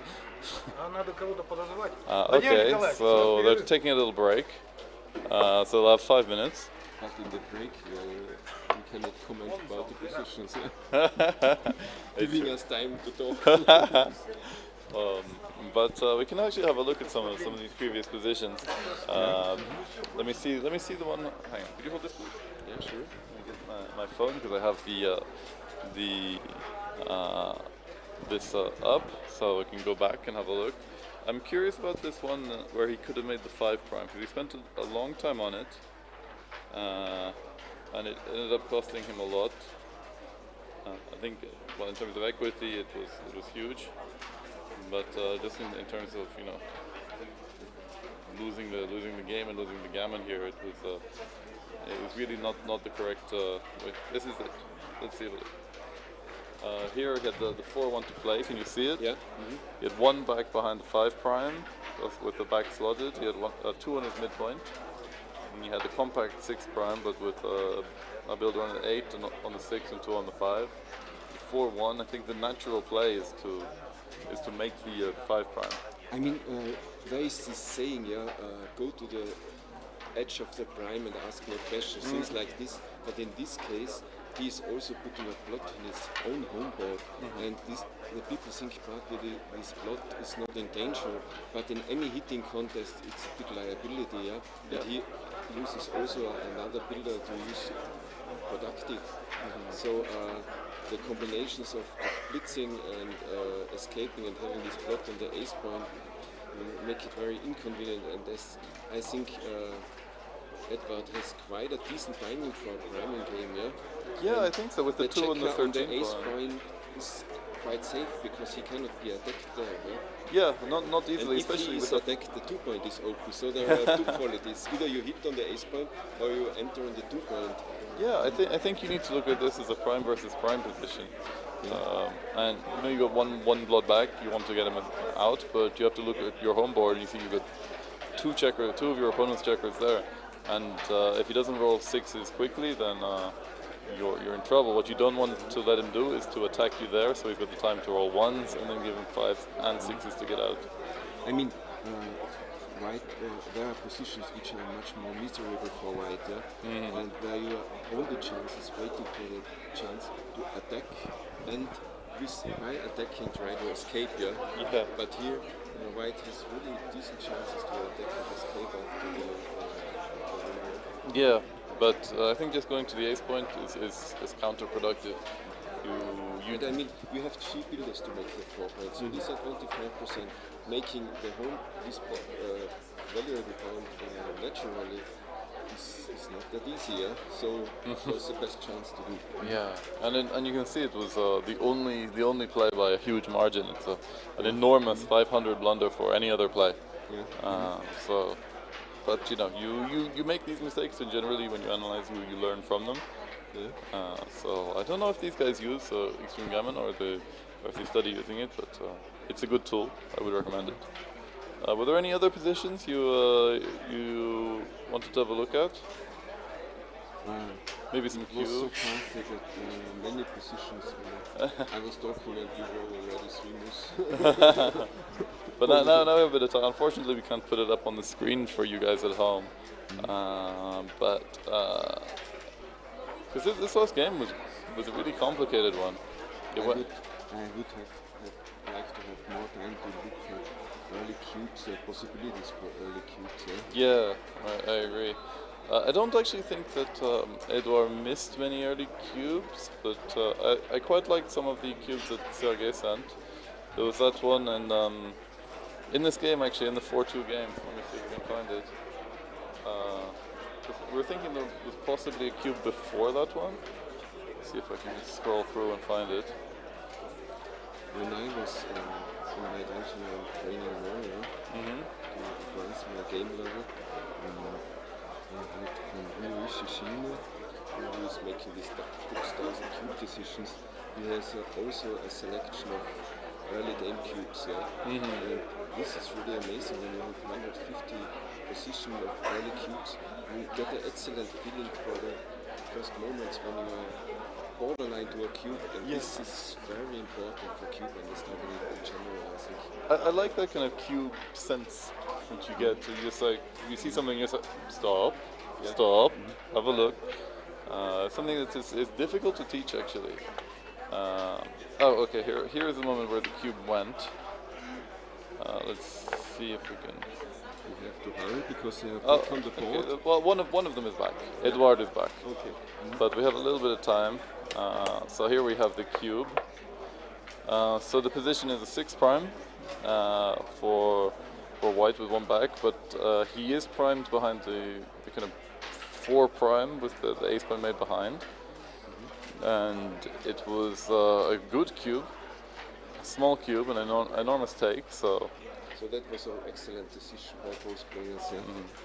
These cubes I find really difficult, both to send and to receive. Just because you have a 6 prime, you're doing well, and you're ahead in the score, and you have no timing, and you know you have some terrible dice. Like if you roll double 4 here, it's a catastrophe. Can be an immediate redouble. Okay, so we are back with the players. Let's see, is there any action in the chat? Let's have a look. So all we right. have a double match point situation, because for Edward, Gammons have no value. So also 6-4 is, I think, okay, because he doesn't have to play for Gammons. Yeah, I think it's fine. You're just going for the win. Basically, it's unusual to play at the double match point, making the 2 Yeah, this double 6 after the first double 6 is awful. This would already normally be a double pass with many scores. Yeah, maybe, but it's these are also very tricky. They look so early, but there are chances with double ones. Immediately an excellent board, so it's not that clear always. It's true. And in fact, Sergei's board is stronger than Edward's, so you have to be a little bit careful. Wow, there's a few equivalent plays going to the 13, hitting on the ace, slotting 2 points. They're all pretty much the same. It's you have 3 completely different game plans with and they were all the 4 and the 5 point pieces. that's the beautiful play. That's I think that's this one. This one I don't like. Well, this one just gives a double shot for no reason. This is gonna hit and I think just continue. Yeah, I didn't like just coming down there because you don't really want to play a holding game. Yeah. Flexible. You know, it's so early in the game, no home field point is made, so you can diversify your checkers, yeah? I agree. So this coming out to the 18 is fine. 3-4. Do you want to step up here? I step up, I not like this, I go to the 3 point and I try to duplicate force. 4-1 you have to hit, I think. And yeah, use that checker. No real duplication here. 6-4 in and out. That's a great roll. 5-3. Yeah. Maintain contact. You're not really worried about being hit. You're behind in the race. 3-4. Oh, you used to hit it here in cover. Yeah. It's a great roll. 1-5. And you see what I mentioned before, still Sergei has a strong conflict. Yeah, it's true. But it looks ugly, but it is ugly, but it's still ugly. He's just hoping for ones so he can mobilize those checkers on his 2 point. Yeah, it's fine. There's still quite a lot of play. XG says it's almost equal. Yeah. So 4-1, you're slotting the point, going to the 5. Okay. 6-3 is. I don't know what you do here. You don't want to put on. You have to put a 5th one on the 2 point. Oh, that's horrible. Yeah, it's too dangerous to be hit.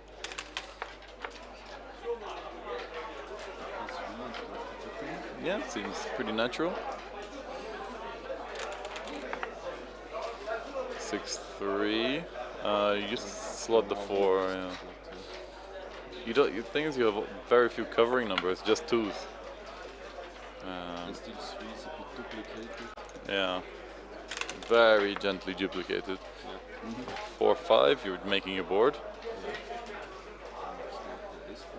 Yeah. So shock the opponent with a close board. Yeah, well, you got to make him take care, not just attack. So 2-1 is amazing. 1-5. You have to hit point on head, I think. You're leaving a shot. So, alright, a 4 is winning, anything else is losing. Alright, but this is not going to be easy to cover. He needs 9s or 7s. He gets the 9s, so excellent roll. But there's 5-6, which hits. 5-2, you're probably staying back there.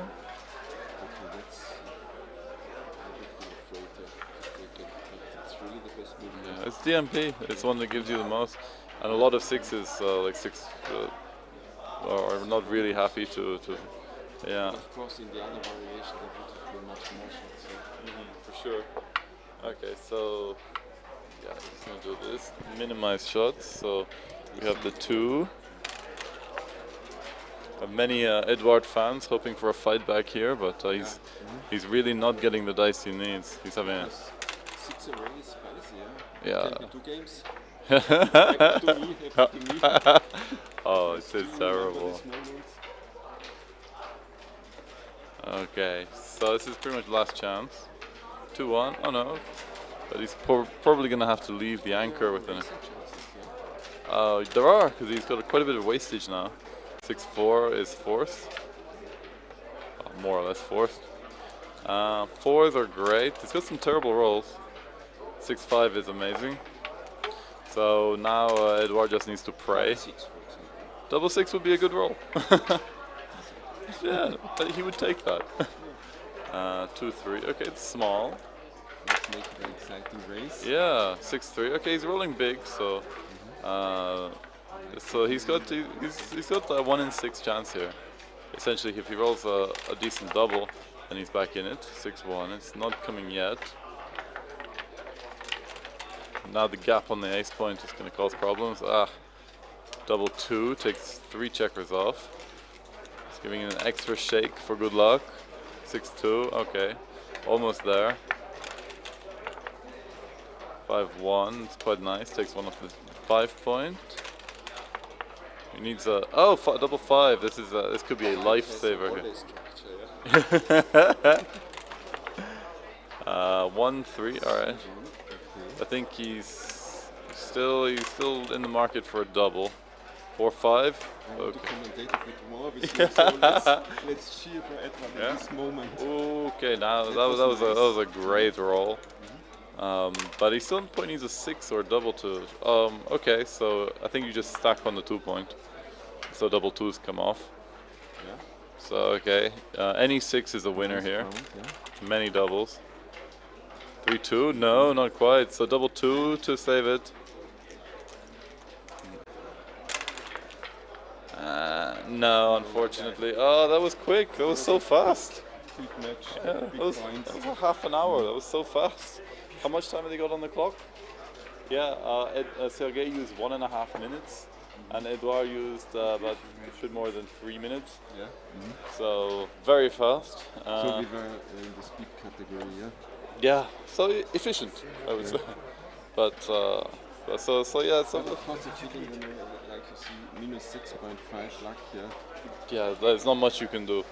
But But also the luck rating is anecdotal.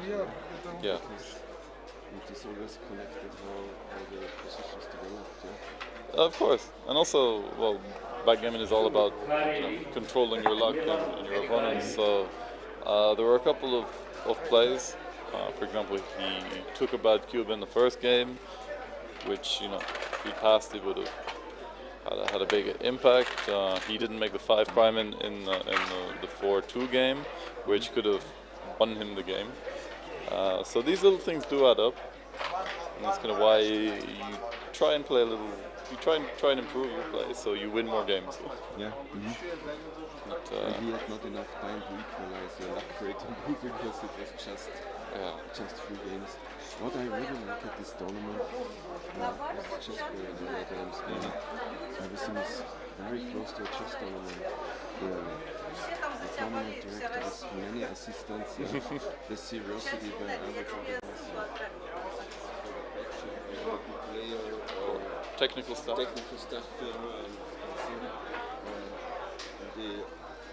really like it. On the second day I saw there was it was thought that only players were allowed in the playing hall. So oh really? In open second chance. I didn't know that. First semi-final is just completed. Our first finalist in second chance But is really from considered a Russia, sport. Sergei Krasnobayev.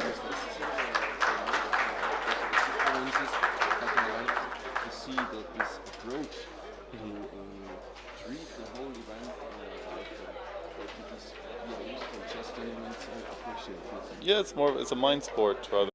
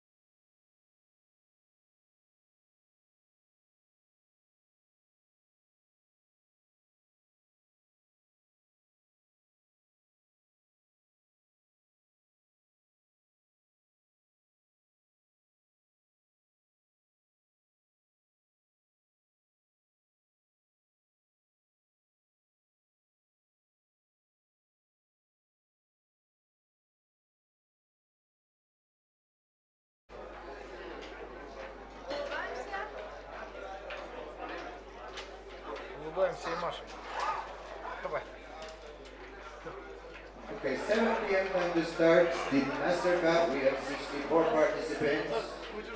They know themselves. Please check your table numbers. Okay, everybody, we are back. This is the final of the second chance, the fighters bracket of the first Armenian Grand Prix.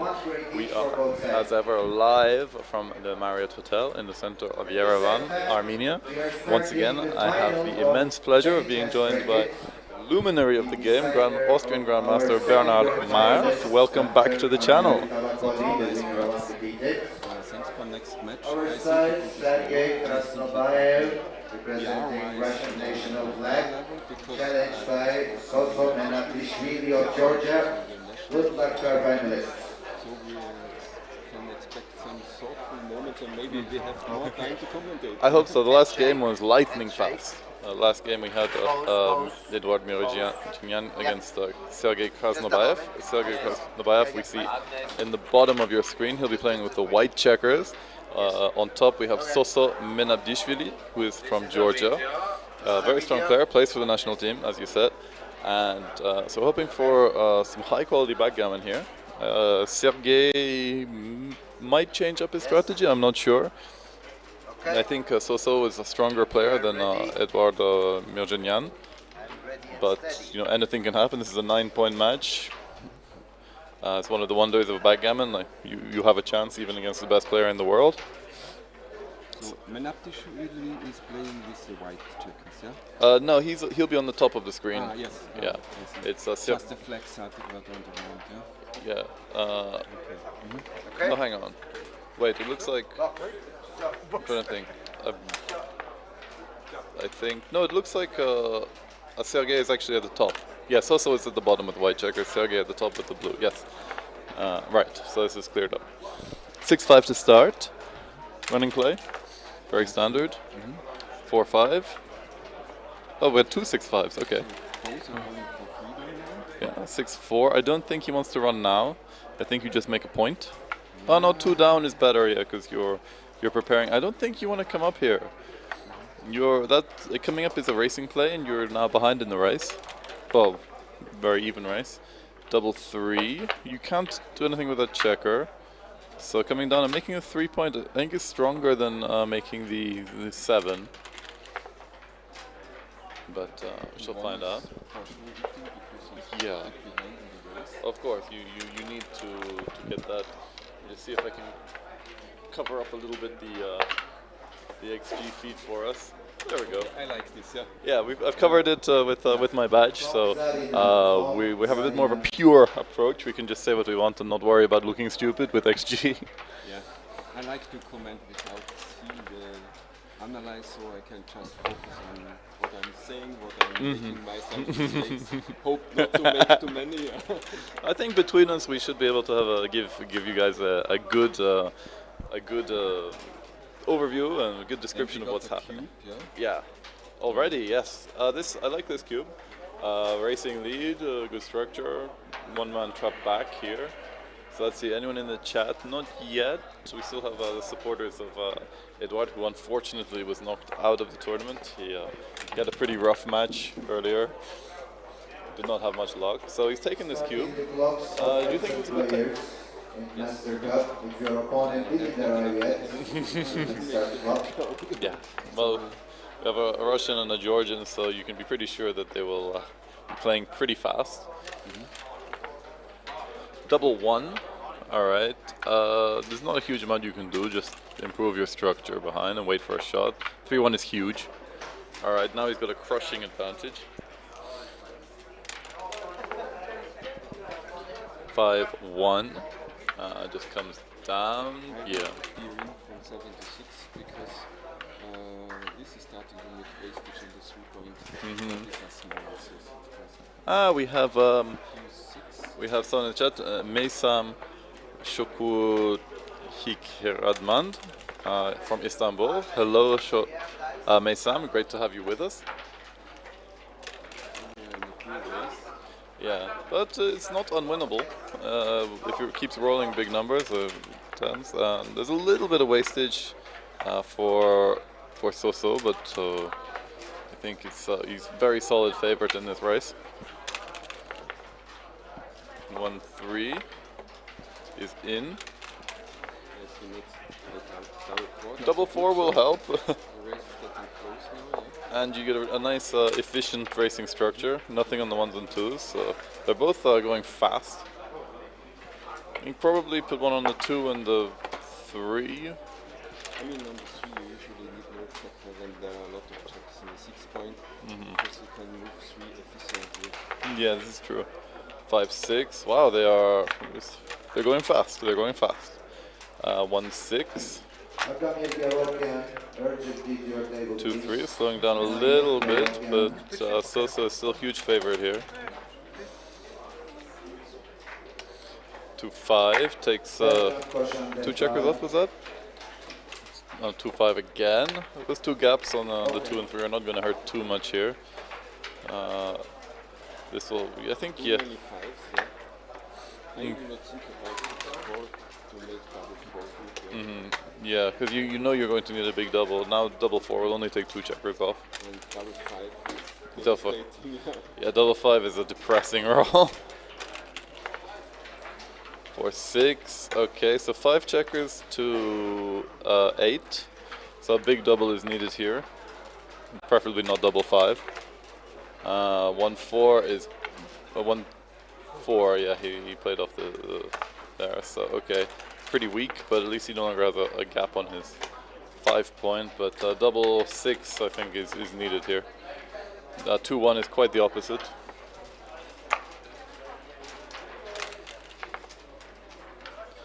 4-1. Okay, small glimmer of hope. If he can roll a big double now, he might win this. 2-3. Yeah, this is over. 2-1, 2-1. 3-1 is close, but it's not enough. So this is going to be an early 2-0 lead for Soso Menabdishvili. So you were hoping for a slower match. I don't think we're going to get it. Well, this was quite a straightforward game, so True. there were not a lot of big decisions. I'd like to see some more complex positions. You know, some of the positions where both players have several men back. Like interesting prime versus prime structures. 4-1. Okay, splits and comes down. Not going to do anything too crazy. Double 3 is always a nice roll. I think. Come down, yeah. This is not bad considering you're trailing in the score. You want to be able to be more aggressive. Oh, no, here the anchor is necessary here. 5-3 hits and continues, yeah. Okay, so this is looking a little bit better for Sergei. Probably come in deep and come down. This seems pretty good. The goalkeeper will maintain contact for quite a long time. Double 6 goes fast, but is a little bit awkward actually.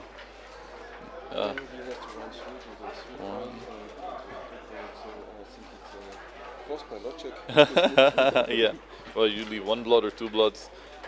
So yeah, it's always a shame to roll double 6s when your opponent has made the bar point. No, this is, I think putting 3 on the juice point is a little bit too wasteful. This is okay, it minimizes shots. He's got a racing lead, especially if he doesn't get hit. He doesn't. But I think Soso is going to keep his goalkeeper back there. No. Oh, no, now you can point on head. 5-1, 6-1, 2-1. Or 6-1, 3-2, because you don't care about those being hit with those 2 blots on board. If you hit on the ace point, maybe your ankle is higher. But I'm not sure. I like down and making the 2 point more. It looks more flexible. This is true. Would you maybe? No, I don't think you have quite enough to send a cube to him. 6 checkers on the neck card, yeah. Oh, this 6-2 is ugly. You have to slot the 5. So 5-2 is the good roll here. Double 5, he'll take it. And I think he had to unstack the midpoint before. Yeah, I think so.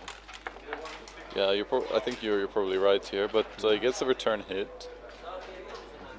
And the 6, yeah, there's not much choice here. 4-3 hits. hitting contest now, yeah? Yeah, well, so Sergey has the advantage in any hitting contest, but he hits back. Oh, that's nice. Yeah, but if there comes a high anchor, Which there is. yeah, this is a very convenient position for... But the 5 is... This I'm surprised. The 5 is just bad. I don't like this. I would keep the anchor in the opponent's home field against this strong board. Yeah, it makes a lot of sense. But where do you do does the... not have to be afraid to do hit there. Where does the ace go? Just 6 to 1 then? Yeah, 6 to 1. You know, my aim would be I make the anchor, I strengthen my home field and wait for a late hit. Yeah. And don't hit too early, because I at least want to have the same strong board as my opponent before I'm seriously hitting. Yeah, well, unless you get to a point where that's the only hit you're going to get, I think. But now, Now do you hit? he has an endless problem with against no point in the opponent's home field. Yeah. Okay, he goes for the hit. There's lots There of are aces many and 2s. So, okay, double ace is enormous. There we go. 1 hit and switch. And I think it obviously depends on how well he comes in, but we're either going to see a cube or it'll be too good. It's always interesting with the switching idea. Yeah. The people are aware of this, but of course he's... Yeah, he's an experienced player, Sergey. We've seen this a lot, corner cubes. Yeah, really? Yeah. Okay. Okay, this I'm cubing here. Okay, he just rolled right past it. Maybe he was playing on for too good. It's ace. Yeah, make the 12 point. It's nice. But I think these two open high points is also easy. Yeah. Well, now you're hitting on the 4. Yeah. You put a third one on the bar. Yeah. Well, especially if you're playing too good. Like, This is silent approach, because I think when the opponent dances, I mean, I don't think it's too good, so Yeah, I would have cubed this. You might have got a pass, who knows? But now I think So is in this game for a long time. Do you hit here? It's unclear. It's unclear. Especially because being hit. And you know, the idea to hit comes later from... Yeah, well, especially you've got a lot of contact with all of those points made back there. Double 3 is amazing. Yeah, he's playing extremely quickly. Check on the bar. He got the chance to hit on the 6 point. He has a much stronger board. Difficult to take as well. Now I think he's going to play on for too good, for sure. With 2 on the bar and a 5-point board, it's yeah. He can send the cube maybe if he comes in with a double 4. But we got now a very difficult game, yeah? Yeah. But we didn't get a lot of time. Yeah? I'm surprised they're not taking a little bit more time. I like making the 11 point because 5 and 6 are looking to the home field, so this is at the same time a good landing spot and also good to be in. Yeah, not too difficult to clear. Okay, makes the up. That was quite fast. It might have been better to just come in completely. I don't make points which I want to clear in the next row. Yeah. So 4-2, you gotta bring one in. It's a little bit ugly, but this is it's fine. not the point I want to clear first. You know, this point he made, he is blocked by 3 opponents' points, so... Yeah. And now he's hit. I think this hit was necessary. He might not get a shot later. Sure. So now he's thinking about cubing.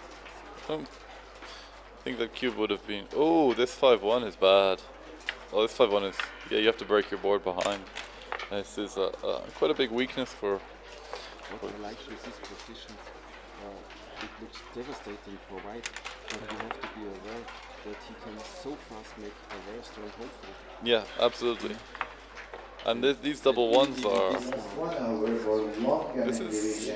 registration.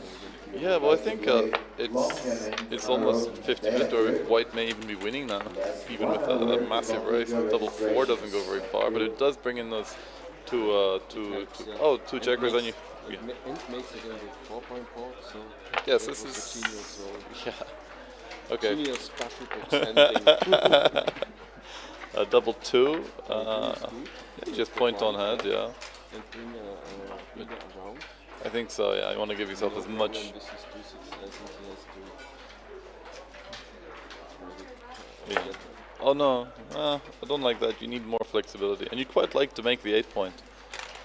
Because gammons, if you sit, gammons are high anyhow. Yeah, and the ace is, another double ace would be horrific for Sergei. So it comes in and out, makes a nice outfield point. I like this 4-7-9 back game. It's a little bit different. We wanted a slightly more interesting position. I think we've got it. But I think it's better to come out. You make the point. Do you block anything? Maybe double 5? I'm not sure. I don't see the double No. fours blocked, I don't see the double 6, 6 blocked. 6, I 4. don't see the double 4 was blocked. Okay. But here we have hits with 6s, 3s, and 1s. Certainly not. This is so close to a cube because blue is also crushing, so Yeah. a lot of double blues. But no, he misses. He's going for the gammon save. Is there some? A6 doesn't clear, and the ace just has to break the 2. Was this a cube? There are so many questions. And he does not cube. No. I would like. Double 5 misses again. He's not rolling well. I would have needed so much time to think all the time about cubes. Yeah, and like he might have passed with a triple shot. He might, and a cracked board. He might have passed. But he has a 2-0 lead, so he can be a bit more shiny.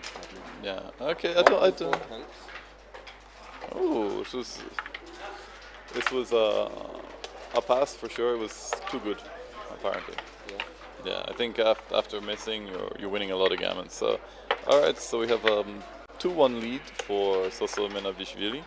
And this was a very difficult game. Yeah, which they played extremely fast. Mostly with the cube.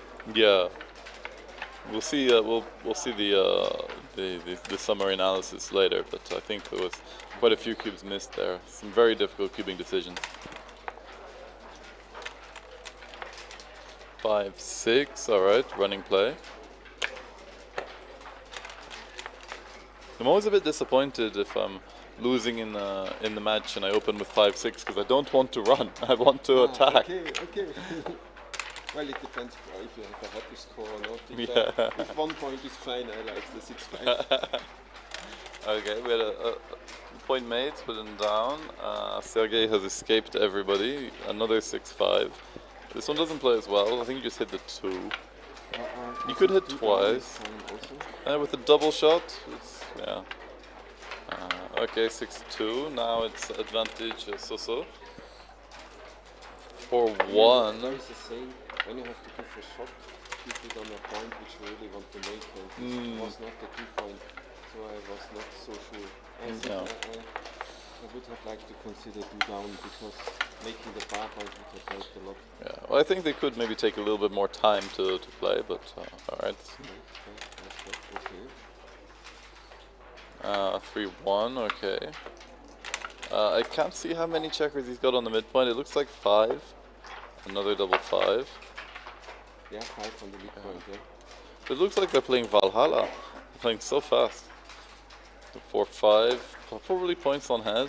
I mean, I know this fast playing Or when come- I play, for example, against XG, because XG is always moving instantly, Yeah. and I'm copying this. So it's for sure when one player is playing fast and the other also basically likes playing fast, the game starts to speed up more and more.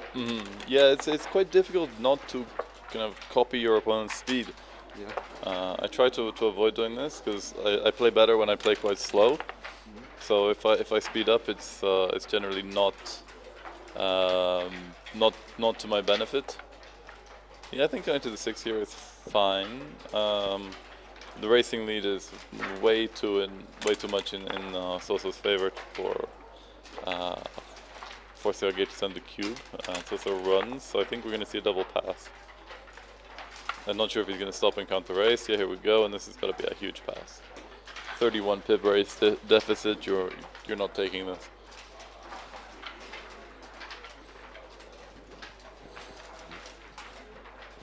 Listen, Sergei is not seeing the enemies, No, probably not. But I think even just looking at this board, you can tell that you're seriously behind in the race. I like the streaming quality. There are many streams, yeah? I think there are at least 4 streams. Yeah, there are three other streaming tables. There was one amazing match being played with the doubles with Raj Jansari and Akiko Yazawa against was it Jürgen Orlovsky and Jan Jakobowicz? Yeah. That was I might go back and watch that match because it looks like a thriller. Yeah. But this, he's taking a long time over this, and I think even with just a vague notion of the race here, you're letting this go. You know, I have a challenge at this tournament because I never play with Patricots. I like my cup, I like the shaking for kind of meditation. Yeah. And I use the cup to mark the big count difference on my side of the table. If I have 8 bigs lead, I put it at the 8 point and things like this. So I have a routine with this. So now I don't want to lose my finger. That's not my style. So I have to keep it in the mind. Yeah. Okay, we have a 3 and a 3, alright. 4. 1. Okay, nothing crazy here, splitting down. This is also, I think, the Patricots also speeds up this style of players. Yeah, I think so. But you can see they have less time on the delay, just 10 seconds instead of 12. Yeah, that's good, yeah. But these guys don't need it, obviously. 3-1, you're just making the 5 point.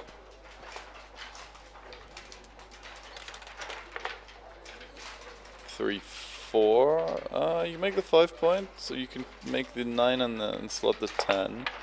That's excellent. Yeah, a super strong board. You're leaving a direct shot with 6s, but you know you're not always hit. This is not a bad roll. Yeah. Anchor up. He'd have loved to have remade the. Going behind. I would have won through. Yeah. I was not afraid to be hit with 5 and the opponent losing the 2 point. I think you have to hit loose now. I don't see anything else. I don't think there's any. There's no safe play. Because there's a blot on opponent's home field, so hitting is. Yeah, and you're behind in the race, so you've got to make something happen here. 1-2 doesn't hit. I like this distribution play. 4-1. Ooh. You probably need to make the 4 point, right? Yeah. 4 point and 6-5. The double hit is maybe a bit too rich. It's a kind of weak tiger, Yeah. Sloppy tiger. Okay, hits with this. If we see a fan, we probably have a cube actually. 2-4. Okay, this hits back, so no cube. And do you bring one down or do you bring it to the 7? No, I keep the check in the midpoint of finger. I would have slotted the part behind it. Yeah, and this hits. So 4 checkers back against 2, and this fans. Oh, this has got to be a cube.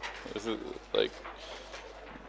I think you've got equal boards, but one on the bar, blot in the board, a direct shot with a 2. Okay, doesn't do it.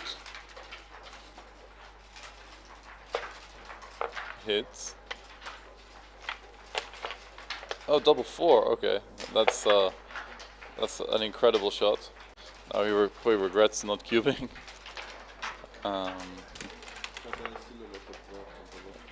Yeah, and he hits back. Yeah. I mean, when home fields are equal, it's often Oh, a quite comfortable yeah. break. This might be good, but it's a lot of blots. So what's trying to do? Make it 7 and 8 points here. This is not comfortable, but you can make the 10 point. Oh, loose hit. I don't like this. You don't really get anything from it. It might be correct, but it feels wrong for me. 1-2, especially now. I think. All right, we're in a back game, but it's not really a back game with only 14 pip difference. I think he could make a blocking point before against the checkers when it's 22 points, so that would have been maybe better than hitting. Yeah.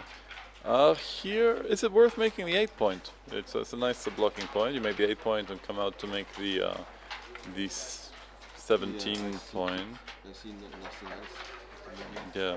They're coming out for sure. Yeah. Because that one there, it can come out and run around, but doesn't really do much. This seems fine.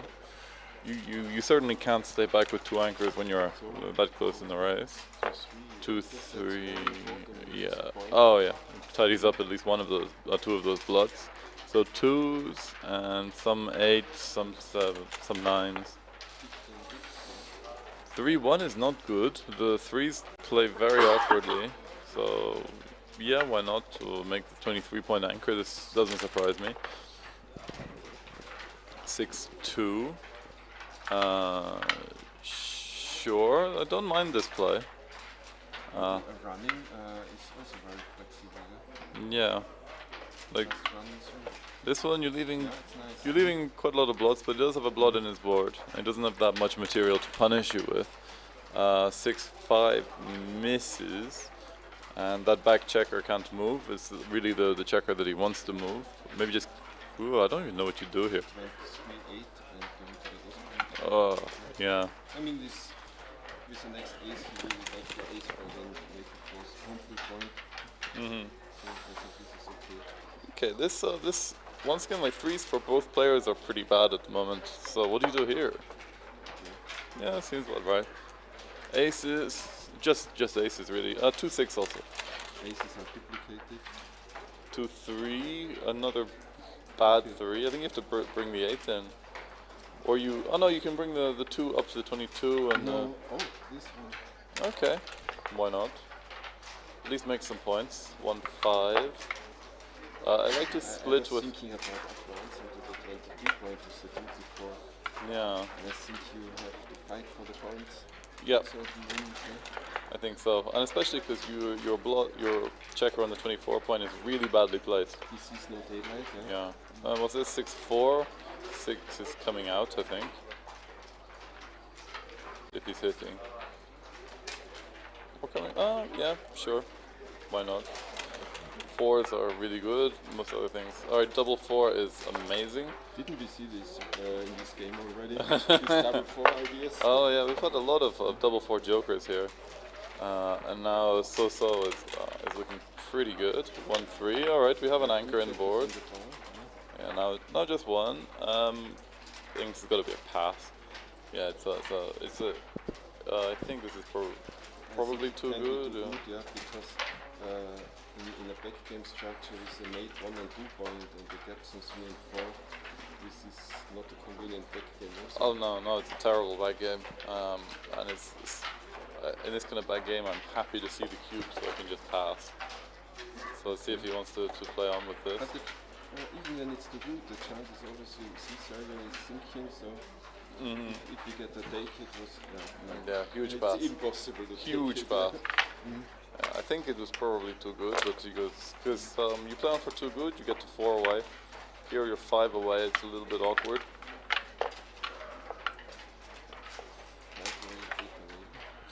Okay. So recubes are.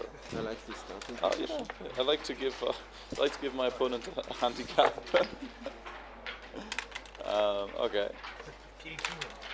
So yeah, recube. Sergey should be really looking out for recubes here. He's 8 away, so a quadruple gammon would give him the match, but we're a long way from that. 3-4. 2 down, I think. Okay, doesn't adjust.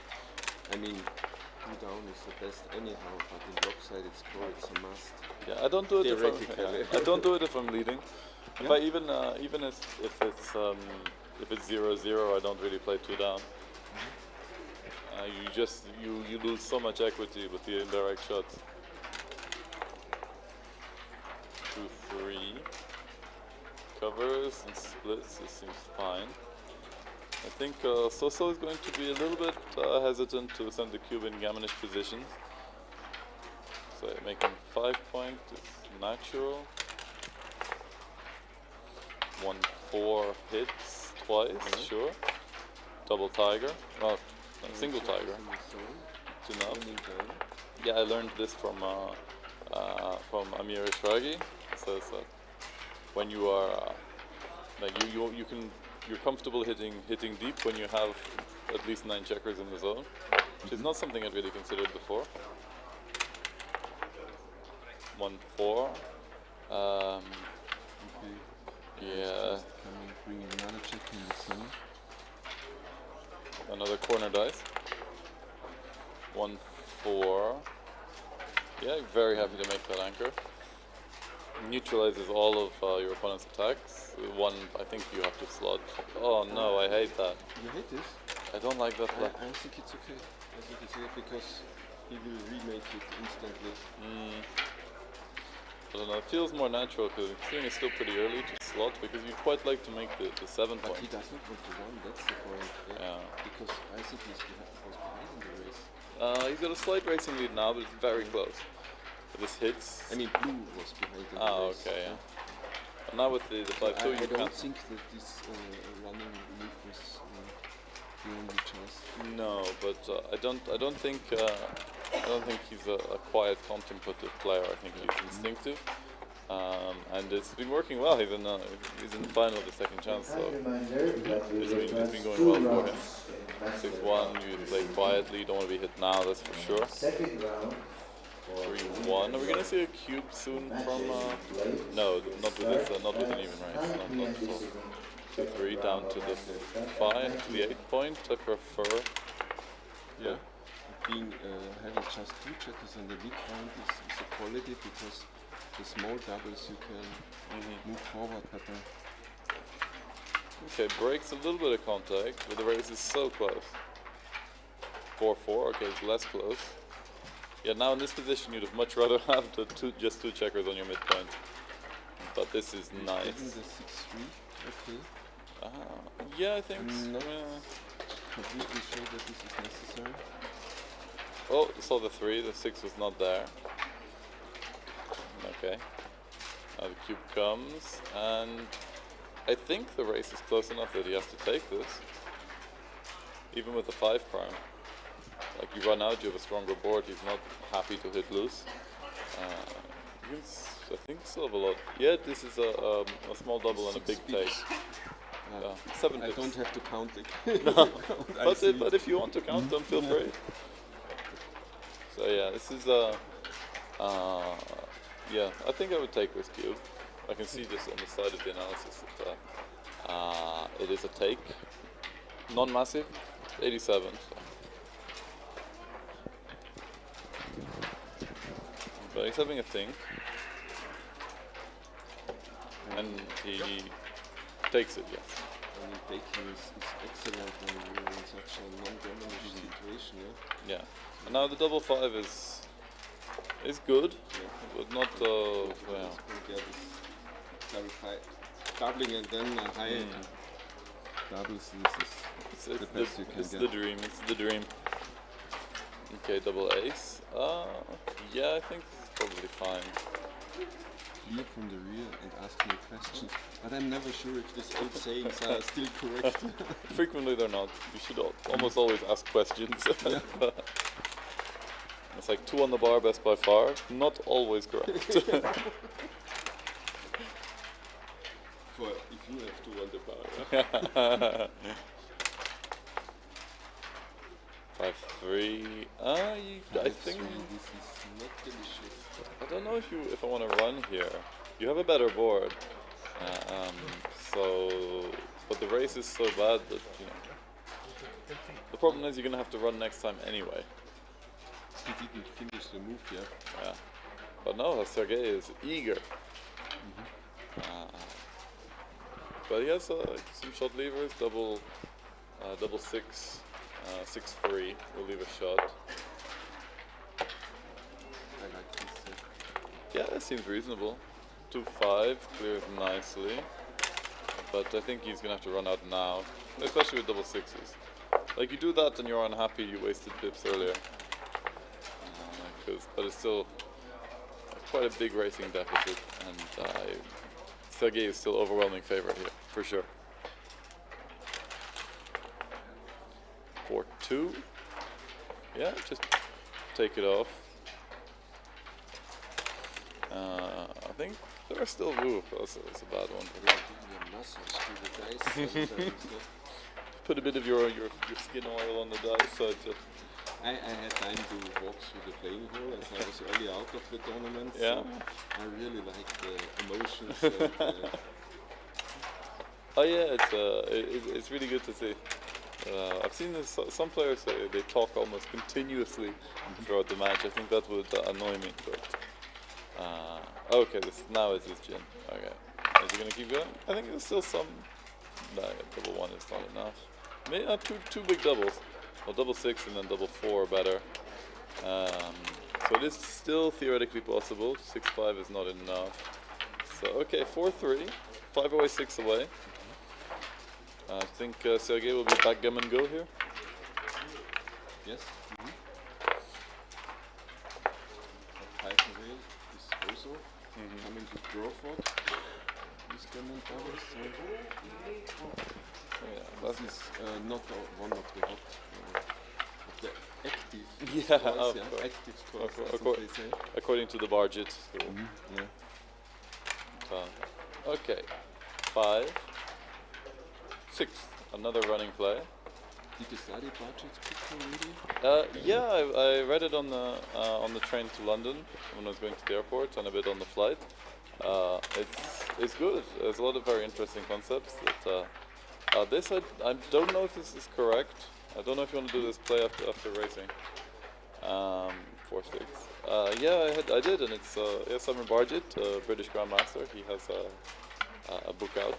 I think it's the 7-point match, and it's really good. There's lots of concepts that I think even strong players don't fully grasp at the moment. So I might continue. I think so. I don't see why you wouldn't. I like him giving up the 4-point, and then I have more freedom.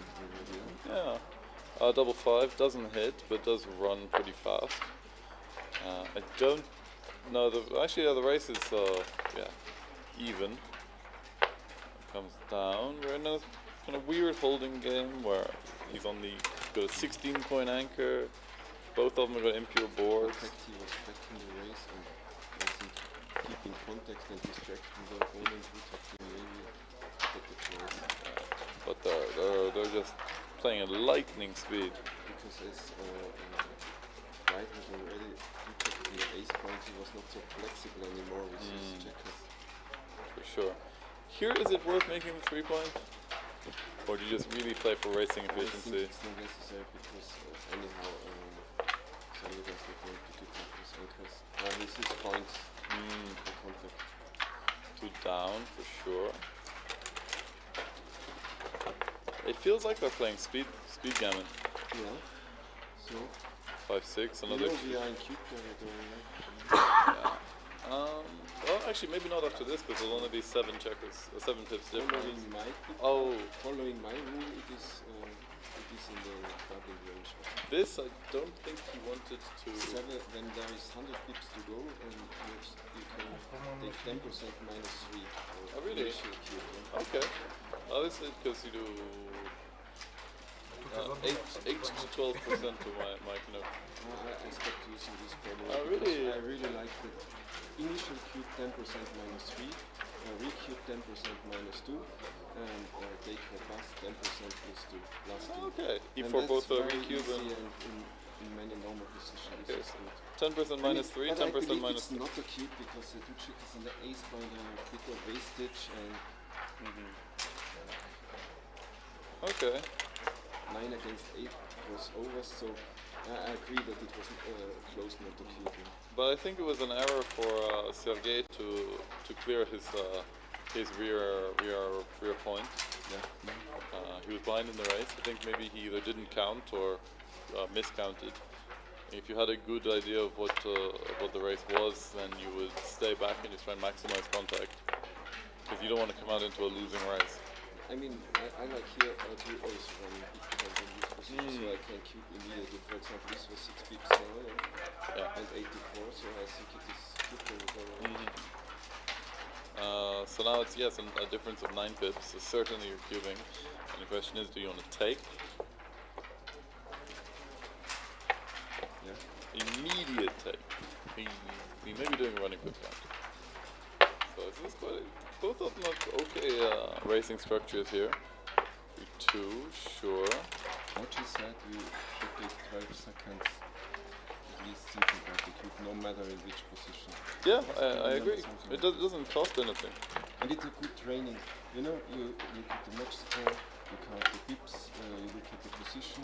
I mean, doing all this stuff, it needs some seconds. Yeah. Well, sometimes, well, obviously you use the time that your opponent is thinking to think, and it can give you a little psychological advantage if your opponent spends time on a cube and you take it instantly. But the problem is, if you do sometimes take it instantly, you do it also in really difficult situations, and then you, some of my students argue, I made the decision before, I was thinking before, but I don't accept this argument. Oh, we've had a double 6 and a double 5 from Sergey. We're going to see a re here. Oh, the double. Okay, so it's 7 checkers to 7, and yeah, this is a double pass for sure. Okay, you might have had a cube before. I was distracted, so I didn't see this. He got a couple of very big doubles, which helped out in the race. And now this is an interesting score, 4 away, 5 away.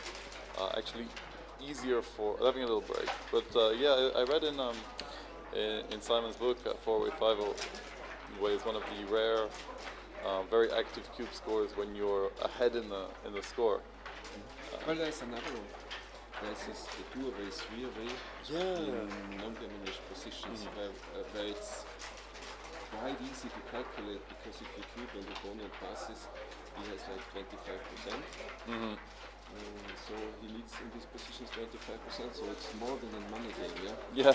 So in easy positions, or maybe even in a holding game, which is where the opponent has just a 4-point and not a convenient position. You should think about cubing as the leader.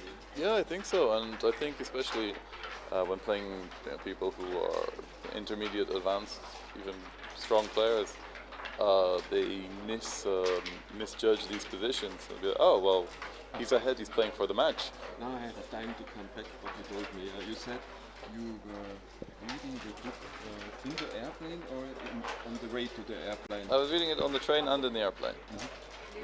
It sounded a bit like if I would say we were commentating before we commentate now. I was reading the book between these two commentators. But in fact, I think it's a good book. It has a lot of content. I think it needs.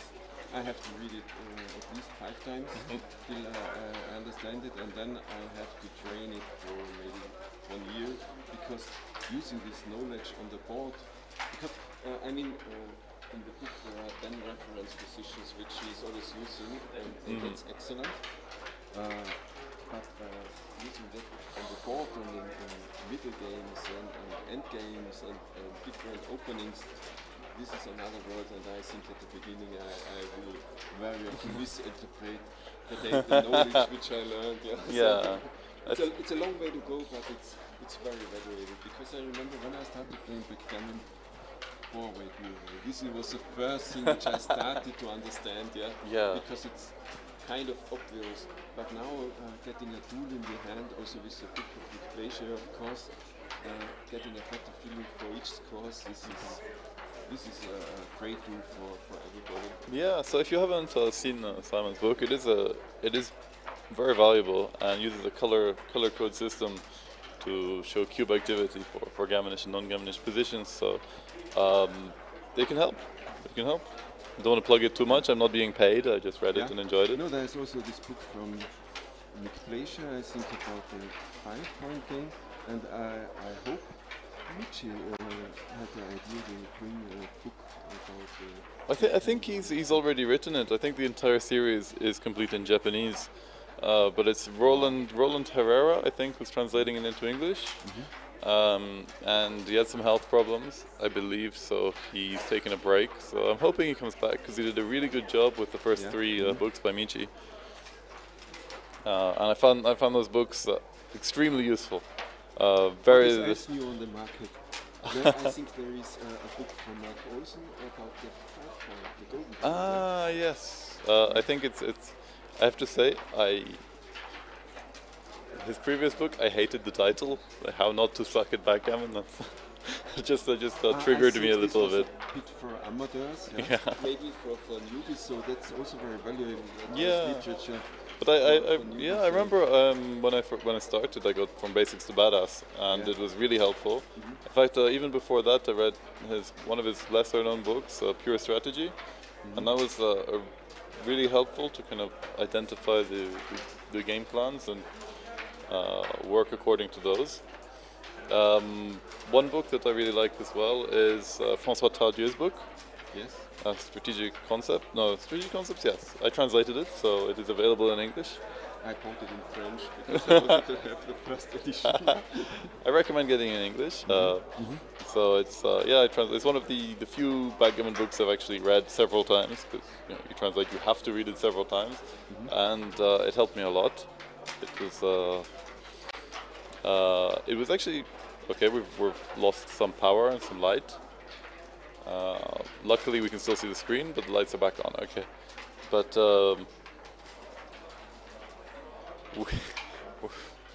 you can't see this, but the power is kind of going on and off. This is interesting. So yeah, Tardieu, it was based on a series of kind of papers he wrote back around 2000, like well before Extreme Gammon, and obviously it was proofread and rewritten by I think Stéphane Chenevière in France. There are some things that were cleaned up, especially the language, which was a little bit floral, but almost all of the concepts have remained, and they remain strong. He was just a very strong player with an excellent knowledge of the game. It's so good to see the stars from old days still publishing on the highest level. Right now, I think in Oslo, the Chimon is playing there at the Grandmaster Challenge, and also his friend Yerevan from Germany. I think he's also a player which is playing easily below 3 PR. Oh wow! That's very exciting that he's back in the game. Oh, fantastic! Okay, so getting back to this, we are 405 away. And we get the double hit, I think usually you play down. So yeah. I'm not sure which count is in the second row. Okay. So 5-1. Yeah, just might have covered the ace point actually. Yeah. Cover the ace point, that's big maybe. Yeah. Good job on post. Alright, so 5-3, just split and down. Standard. Or split and cover, or run. To the 9 point, yeah. Or run or cover the ace. You've slotted your ace point, so you might as well cover it. 3-2. The double hit here I like a little bit less, seeing as your opponent has made a second point in the board. 1-3. Comes in and hits. Yeah, Sergei is probably not going to be able to send a cube for a little while. Soso's made that anchor, and he's still under pressure. 4-3 is a great roll, hits the mixing anchor. 1-2, I think, yeah, coming up here is... How do you... The 5 point would be also ideal. Well, he played that so fast, like, he had options. He had so many options here. The 2, probably just go to the 6. You go to racing. Of course. Alright, 6-4 comes out and around. I have to be silent because I'm also a quite fast player. But I take my time with shaking. So the delay I usually use. I find shaking just really useful because you take the time to look at the board, you identify the blots, you have a look and see what you want to do, what needs to be done, what the priorities are, and then you roll and then you see if you can do them. I mean, double 5, you make the 5 point, I like this. Yeah, 5 then point. I slot the 3 point. I might come, oh no, hang on. Yeah, okay. Might come down, yeah, this doesn't, yeah, I like this structure. You want to be able to hit comfortably indirectly. This 2-1 is ugly. Just come down. 5s hit, 5s come out. Pick and pass, probably. Yeah. Double hit, yeah. Yeah, seems reasonable. So a fan is going to be a cube for sure. send this, I think. Your opponent's board is not great. You have a lot of threat here. Race is even, and it's a 400 pass according to XG. Good cube, good pass. So four-way. I find this score difficult. Explosive? It is. Because you want to cube early and aggressively, and you actually quite want to take because the re-cube is so vicious.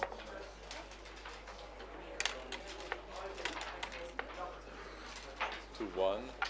No, don't split. Slot them down. Yes, I like this play, especially at 4-away. This is my play. Yeah, at 4-2, you're not actually that unhappy because you can't make his 4 point. 6-2. Yeah, for sure. 6-2 again. Yeah, I don't see much else. You duplicate aces. 3 makes the point. And 4 hits loose. Actually, I'm not sure. You disconnect, which is a nice play. Okay, because a splitting would have diversified numbers. 1-4 is quite ugly. I think you just have to go to the 14 here. I'm not sure what else. Go to the ace point and just advance. The 2-pointer is so not necessary. No, because your board is worse. Generally, if your board is worse, you play a little bit more carefully. 1, make the 5 point. You can, This is also beautiful. yeah, you equalize the strength. I think this is maybe slightly better than making the bar. You hit, and then you make the anchor. Yeah. There are some double shots. 2, This is 2, 6, exciting 2, 5, 2, opening. 4. Yeah, I like it. Volatile. We're gonna see some. We're gonna see a cube soon, I think, unless it settles down into a mutual holding. What else is he thinking of? Yes. Oh, maybe going to the 5, but making the anchor is strong. You don't really duplicate anything. 5, 6, and the cube. So, Cube. and now, wait. Don't. Yeah, he's thinking about it. It is a cube. Huge take, but it is a cube. Looks like they're having power issues over there as well. Yeah. 3-4 is a great roll. Points on head. Sergey is really looking for a 2 here. He gets it. Only comes in with I 1. would like to ask what do you know about the recube in this position? I think you can recube early and aggressively, but I don't know at what point. Do you do it as soon as you have an advantage, or? I mean, I think you need when the position is non-diminish, how many percent you need to double? I don't know. Yeah, that's the too clear for me. I would have said probably around 65-70% is not too bad, but because sometimes I'd be tempted to do it at like 51%, especially if it's towards the end of the match, towards the end of the game. I didn't like the loose hit there. I think it would have made the 9 point. Okay. This is an extremely asymmetrical position. I like it. Yeah, this is wild. 6-4 comes in and out, I think. I don't think you're that worried about being hit. Yeah, he has to play flexible from the back here. I know he has some bad numbers, like double 4 plays pretty awkwardly. Double 3 bounce to now. the 23 point, Yeah. It's a stronger anchor, especially when your opponent no longer has the right point. 1-3, you're hitting for sure, but yeah, I think that's all you can do. But you're so disconnected. Those 5 checkers at the back, they're not helping out at all at the front. You need to get them moving. 6-3 found. 2-1. The ace is good, the 2 And the is 2, okay. yeah, probably come. I would not give up anything. Yeah, you're leaving 2-1, double 1, 1-6, in and down, I think, rather than give the double shot. 2-4. Okay, Yeah, this is a nice play. You got to get those guys moving. Though there is some attacking potential, some nice pick and pass numbers. Double 5 is good. double 5. Double 5 is extraordinary, So, actually. Don't make the ace point. you have to run, you have to go to the bar point of the opponent, in my opinion. I think. Yeah, this is a nice play. But you really don't like being hit on the ace point, that's the thing. Yeah, but you know, white has no attackers in this zone, so you can survive quite easily. But making the bar point gives you a point to escape. Yeah. This is a blitzing play. Blitzing play with 3 checkers, but wow. And a weaker board. A double 3. Oh, yeah. I didn't see that he got unhit. Yeah, now he's probably regretting the blitzing play. Now, yeah, So is in a great position. Sergey is having a terrible time. No, just I think you just come down maybe. Yeah. Like 6-5, something to survive. And this hits. Yeah. Now this is a terrible bad game to be in. This is similar to the position he passed earlier. That I think was too good. Double 3 plays. Double 2 was okay, a little bit nasty. I'd be tempted to no, you don't want to slot. You don't want to give any jokers. You want to be able to hit anything that comes out and force him to crack even further. You get plenty of numbers that will make that. Now make the bar point. Make the bar point. Why hit and slot when you just make? To 6. I was seeing them play Karen Sarkisian and Menabishvili in the doubles. They would have considered making the bar point for sure. To 4. Sure. He's trying to do a bit of fishing. Sergey's got some horrible entering numbers like this one. 2-4. 2-3 was probably slightly worse, but 2-4 is just going 6-2. And it's going to be hard to just save the gammons here. I don't like 5-1 here. I don't really understand why you do that. Gets hit. Yeah, he didn't have quite enough aces to make the 6 prime. And here we go again. 1s and 2s are great. Now he's got the 6 prime.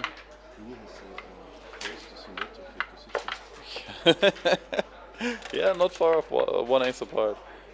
3-5. Okay, and now yeah. The gammons must be huge here. 4-3.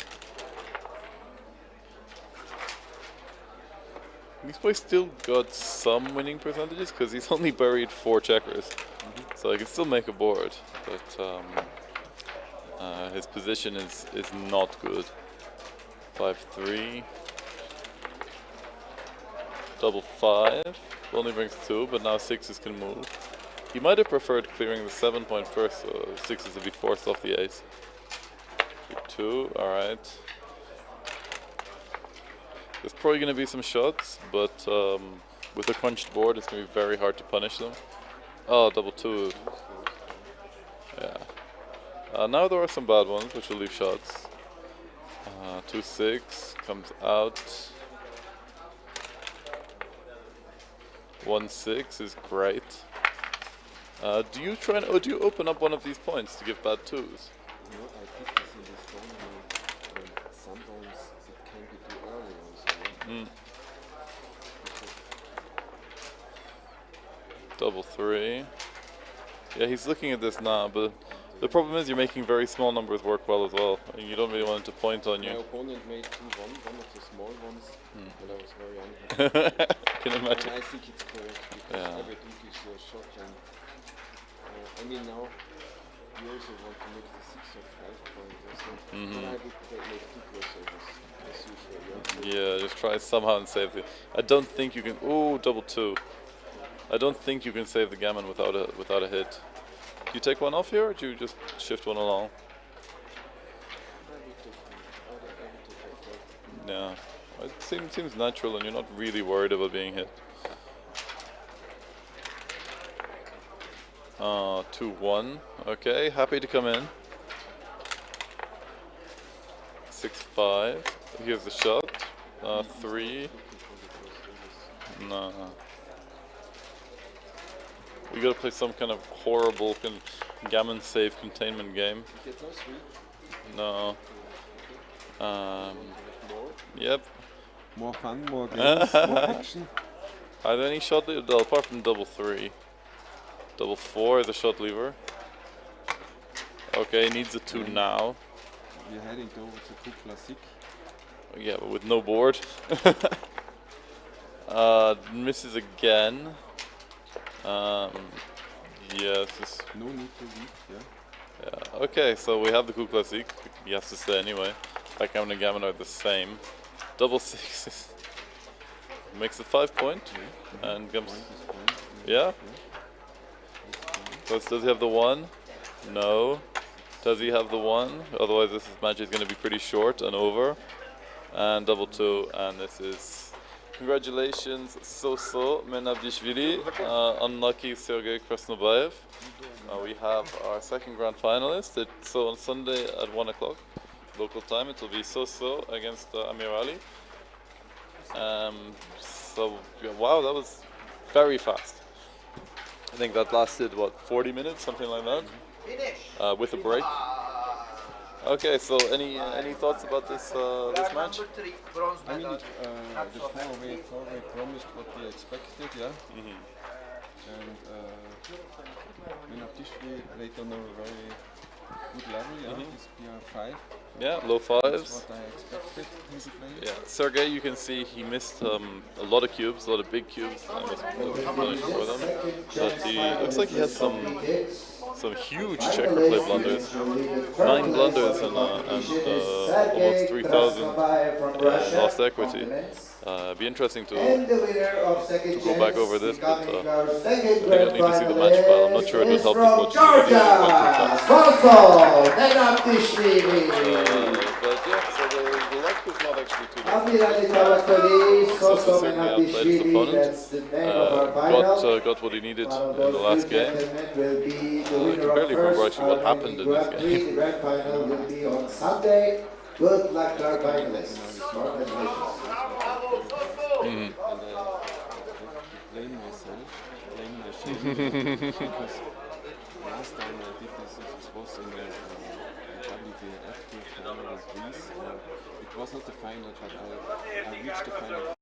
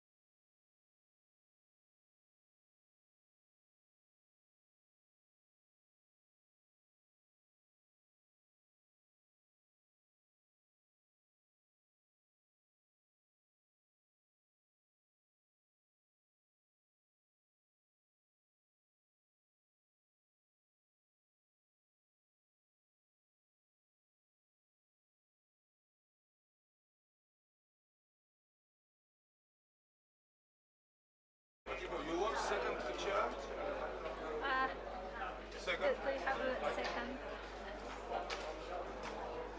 Okay, hello everyone and welcome back to this evening session at the first Armenian Grand Prix. I'm with you live from the Marriott Hotel in Yerevan, Armenia. And we're in the second round of the Masters Cup, which is a super jackpot played here. It's a big one, 64 players in the bracket, lots of very strong players still in it. It's a $500 entry fee, so a cash pot of over $30,000, a lot to play for. And some super strong players in here. I was watching Michi play Shehed Najin earlier. I didn't see the end of that, I don't know who won, but we have Rajan Sari in it, we have Mikhail Vardanyan, we have Michael Niagu, Amir Eshragi, who's been commentating with me before today. And it's an exciting one, This is a single elimination, everything to play for here. And this match is going to be something pretty special. We have two-time world champion Akiko Yazawa playing in the white checkers. You see her in the top right of your screen, just having a quick break, something. And then we have Grandmaster Hossein Aguili. Not sure exactly what level he is. I'm going to just find out quick. We have a quick look at the BMAB page, which I should have right here. So this is going to be an extremely high-level match. Akiko, not entirely sure what her level is, but extremely high. Certainly in the top 10 Japanese players, and that is a very strong field indeed. Hossein is one of, I think, 35 Iranian players, and one of, I can't remember if it's 5 or 10 Grandmasters they brought. Yeah, he is a Grandmaster G2. His last 300 points on BMAP, he's been playing below 3.5. So it would be quite a different match to the past couple we saw. Just a reminder, if you weren't with us, we just finished up with the fighters bracket of the Open, in which Soso Matakashvili beat Sergei Krasnobayev in an extremely fast match. This is probably going to be a bit slower. I know Akiko is not the world's fastest player, but she is extraordinarily strong. Hoping we'll have a lot of people with us, a lot of people in the chat, because it's going to be an extraordinary match. Hope we get lots of interesting positions, a lot of drama.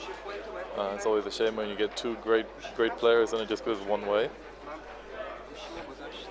So, if you're watching from anywhere, if you're supporting one of the players, please get in touch in the chat.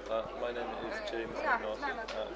I will be your commentator today and have been all week. I will remain here until the end of the grand final on Sunday, which will be Soso Matakashvili against Amiryan from Iran. Okay, the two players are ready now. This is going to be an 11-point match. Fairly standard clock settings, 2 minutes per point, a slightly faster delay, 10 seconds. This is because every match in this tournament uses the baffle. The first time I've seen this, it's quite strange. You hear no cups being shaken in this room. The arbiters provide the dice. Here we have the handshake. This is customary. You must always at least appear cordial to your opponent. So, I couldn't tell you who is favourite here. I think it's going to be a very close fought match. We're going to have XG transcription by a very hard-working transcriber who's been here all week. Well, since Wednesday. He had a really hard job in the past couple of matches because the two players played so fast. I think, at least in the semi-final, neither of them used more than about 2.5 minutes on the clock. So here we go. 4-2 opener for Akiko. She's going to make the 4-point. 2-3. This is going to be split and down. All this is very much theoretical. They all know this by heart. Double 3 is excellent. I mean, make the 3-point on head, make the 5-point, instant 4-point board. I think almost no matter what Hossein rolls, apart from double 1, we're going to see a cube. This is, yeah, he's just going to come out, doesn't matter, it's a double pass. There's a lot of gammons here. I don't think she's going to miss this cube, and I don't think Hossein is going to take it. with 3 blots out there and a 4-point board. This is a big double. It's actually not a huge pass. It's a 67 pass, so it wouldn't be a blunder to take it, but extremely dangerous. You don't want to be in this position. Okay, he took. This surprises me. And he's not hit. His 3-1 is just going to split and probably keep going. Okay. XG prefers actually coming down, but it's not a bad play. The problem is, Hussein has so much work to do here. So he's going to go for the double hit, the tiger play, which leaves 4 blots in the open. XG prefers playing a bit calmer, making that 10-point. 1-6 hits. If he doesn't come in now, there's quite a few gammons coming in. 1-3. Okay, he's in now. He's just going to make the 10-point. So it's going better than expected, but there's still a lot of hits. If she comes in with a 6, she does. Going to come down and hit. He's hoping for an ace or a deuce. Gets some kind of defensive anchor here. Gets the 2. With the 5 comes out and hits. This is a nice roll. 6s are going to hit again. Double 3. Excellent roll. As a couple, you could actually switch, but the hit just seems really strong. You want to maintain that perfect 4-point board. The final one, you have many options. Come down. There's a lot of blots, but your opponent has 0 development in the board, so you're not too worried. 2 3s is a pretty good entering number. You're not hitting, you're coming down. The hitting is not a huge error according to XG. For me, it's just a little bit too big. Seeing the board there, but a tempo hit is probably useful. You do not want Akiko to make that 5 prime. But it just leaves so many returns. So many 5s, 2s, 4s. That being said, he's already got 3 checkers back.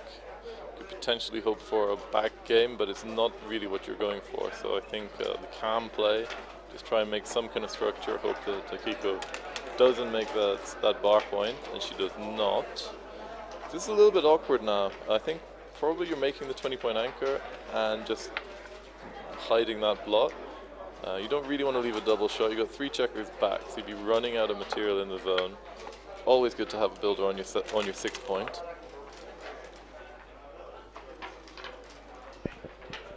Okay, 1-2, yeah. You don't want to have that loose checker on the ace point because it can escape pretty easily from the 2-point. This 4-6 is a tricky one. XG is recommending just coming out than making the 16-point. She's got a good racing lead, so I think this is a decent play. Certainly coming out, now she's having a think, potentially bringing one into the 6. This leaves a double shot, but maintains the 20-point anchor, so it's not too bad. 4-1 I think is going to pick and pass is second. Just playing quietly down into the 3 is preferred. You don't really want to hit until you've got a board ready. I think this is just going to come down and around. Oh, actually, yeah, no, coming down here, don't give a direct shot for sure. Go to the 3-point. It's not really where you want the builder, but you've already made your 5, 4, and 3 points, so it's not too bad. 6-4 is really nice, it just runs out. He's got a catastrophic racing deficit, but you don't want to have 3 checkers back. 2 do exactly the same job, and you get more flexibility. 6-2 is not ideal. Looks like it's not a bad idea to come off the anchor here. You don't really have time to hold on to it, but these plays are fine. 6-3, probably slotting the 4. Actually, slightly better to slot the 7 and make the 3. And just make sure you have some kind of board. You're risking the shot on the 2, but otherwise you're just leaving your board wide open. This is extremely well played. 6-4, another awkward one. A double tiger seems to be the play, or just coming out and around. Hussein actually has quite a bit of counterplay now. He's got 11 checkers in the zone, so he can attack. He's made a point in his board. so it's looking a bit better than it was. And Akiko has to break one of those points. You don't really want to break the midpoint now. You'd rather have that as a stepping stone for your rear checkers. Hussein is taking off his name tag. Well, every player has one. Every member of staff has one. It's very important. I have one. But this is, yeah, she's taking her time. I think we may see both players get a little bit low on the clock towards the end of this game, especially if it goes on for 8 or 9 this match. If it goes on for 8 or 9 games, so she's looking at the second best play, and this is a top play. Double Falcon, excellent play. 2-1. I think you're hitting and just going to make the bar point. So you can hit twice, which yes, actually is much better. 0 return shot. Oh no, double 5 and double 1 returns. 3-6 is a fan. I don't think we can have. We're looking at a cube here. I think he's got some work to do. Even though he does have a ton of builders here. Made his board. Another fan I think would get closer to a cube. 2-6. She comes in with 1. But this checker, especially if she makes that point, it's in serious danger of being prime. Excellent distribution of spares in the outfield for Hussein. This is not quite a cube yet. He does have good gammon chances, almost 25% gammons. But his winning chances are hovering just below the 2/3 mark, 64%. This means it's just a touch dangerous, makes it take a little bit too easy. There's very little chance that Akiko would pass this, I think, with their strong board and the 23-point primed. I think if the anchor had been a bit further up, it would be a correct cube. If it was on the 20-point or the 18-point, probably actually be a pass by now. But the 23-point anchor is being pretty effectively contained by those 4 points in Akiko's board. And then the stronger board means that Hussein can't really blitz that lone checker quite as effectively, but he does send the cube. It's an early aggressive re-cube, so it's giving Akiko something to think about. She takes it. I think she's fully aware that it's borderline at best. 6-4 is a great roll, points on head. Takes the gammons up past 30%. She's hoping to come in with a 4. She does. Lots of combination of 6-5-4. 4-1 is probably picking and passing. I don't think you can afford to get hit here. You have a lot of blots. Although you could make the 10-point. I just think it's better to hide this. You got enough ammunition to keep attacking if necessary. 1-6. Okay, she comes in on the ace point. It's certainly better than fanning. 5-1. Is it time to come out? I'm not sure. I think maybe just make the 8-point. Or the 10-point is actually slightly more, considerably more accurate. You like making the point six spaces away from the gap on the 4-point. Gives you lots of opportunity to hit and to cover it. But this does obviously reduce the number of returns. 4-3 is beautiful, makes the anchor. Now this is extremely volatile position. I think you can't leave a direct shot here, just go to the 6 and slot the ace. Direct shots are a little bit too big. Now Agili is actually losing in this. The 21-point anchor is much stronger in this position than the 20-point, the 23-point. This is not quite a recube to 8 for Akiko, but she might go for it. It's a strong position. It has certainly turned her way.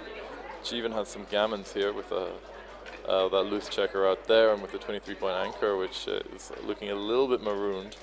Does she have any bad rolls? Double 4 is a little bit awkward. That's probably just going to make the ace point. Double 2, probably come down to the 9, or going to maybe make the ace point as well.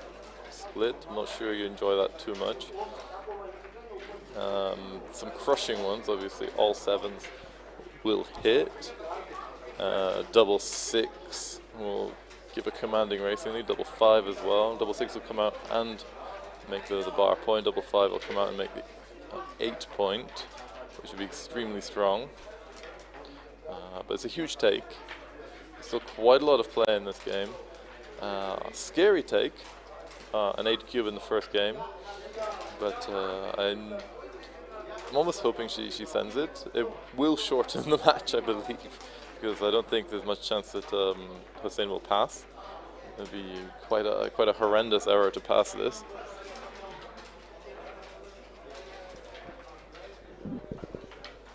So she's taking a bit of time, and I think when you're considering an 8 cube, it's always worth spending a bit of time, because the capacity to make a catastrophic error is always there, either one way or the other. Sometimes you just really have to do it. I have my friend and student Felipe with us, and we have the 8 cube. Fantastic. Okay, I think he's got. Well, he certainly should take this. According to the analysis, this is not yet a cube, but yeah, he snatches it up. The 7s are enormous. 4-2 is not a good roll, but can make the point. 4-3 would have been a different story. 6-3, I think we're just going to go and play behind. Too dangerous to come out. You go to the 6-3 or to the 2, very, very similar. Okay. 2-1 for Kiko here is awkward. She could play behind, but it's a little stiff. It's going to reduce flexibility in the long run. So, yeah. Apparently, you need to come down, leave those fly shots.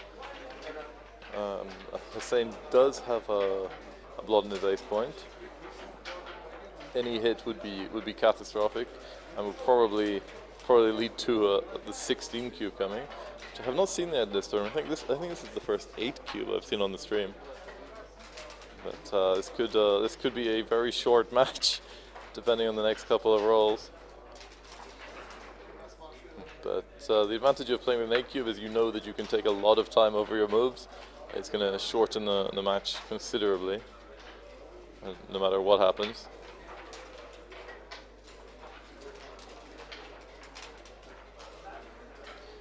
Pretty much all of the plays involving the breaking the midpoint are correct. Slightly more accurate to move up, but this is fine. So hitting with 9s and 11s. 10s, this is excellent. We're just going to come out and make the midpoint.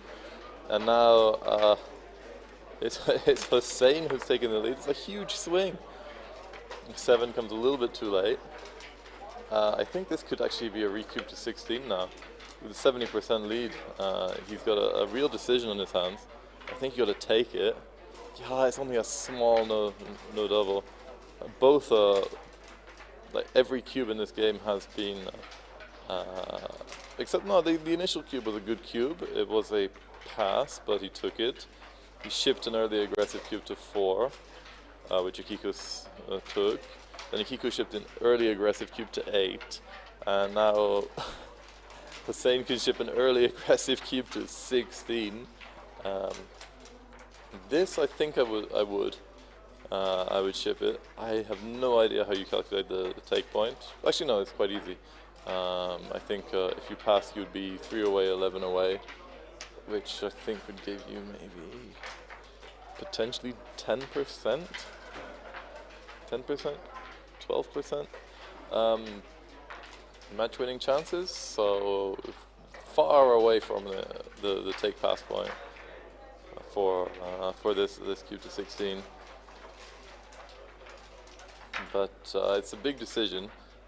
You've put $500 to play this tournament, and you could be out in the second round. And he ships a 16 cube. Akiku can't pass this.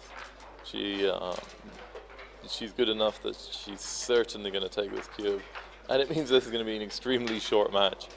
I'd be shocked if she passed. But it's scary. You're in a tournament. You're now essentially playing DMP in the very first game of the match. Yeah, and she takes it, and this is going to be the first and the last game. 4-3. Just got to come to the 6. Now 9s, every 9 hits. We have a 9, and this is enormous. Now Hussein is regretting the cube. 1-4. Still some bad ones. Double 4 is not ideal. 3-6 just comes out, and coming to the 9 point is nice. Now you don't need to make that at 12 point, but it's certainly not an error. The swings in this game have been absolutely incredible.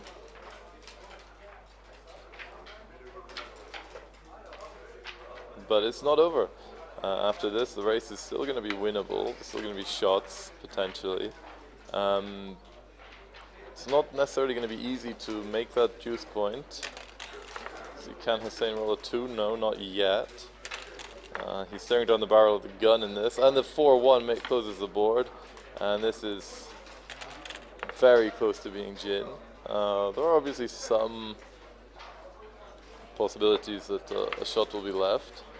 Here, it's slightly more accurate to go to the 5. It means the double 6s play well. You're left with a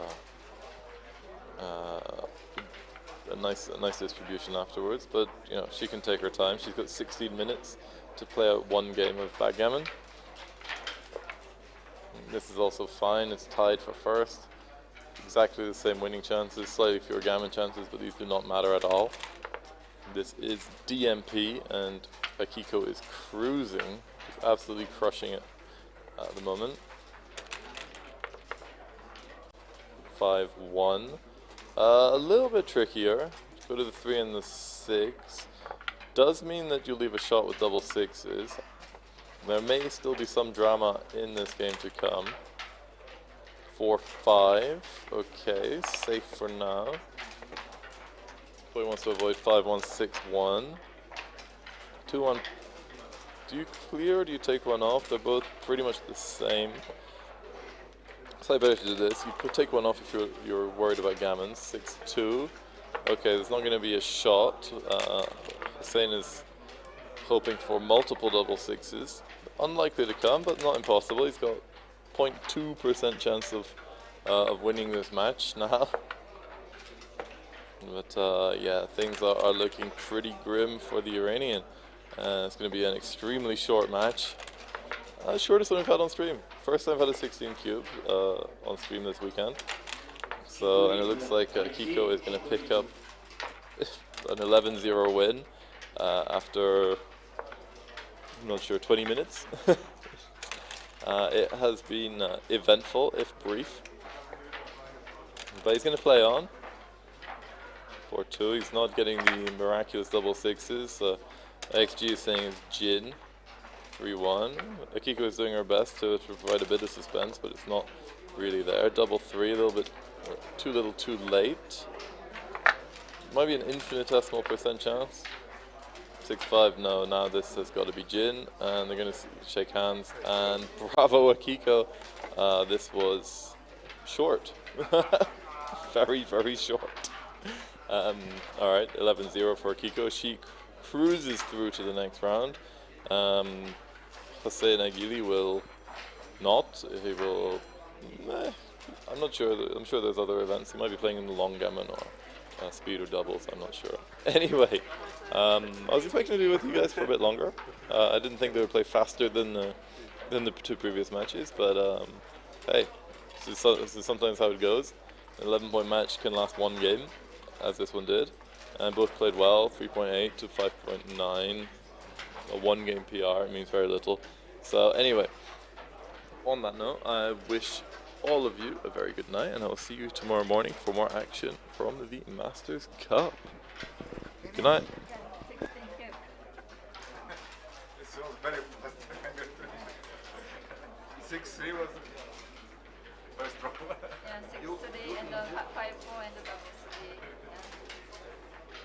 And if I pass, my winning fantasy. Exactly, not fast, impossible. Yeah. You visit very soon. You visit 16. Very soon. This is not often a thing. It's brave or Swedish? Finnish. Oh, It doesn't 16 years. Все, вам где? Да.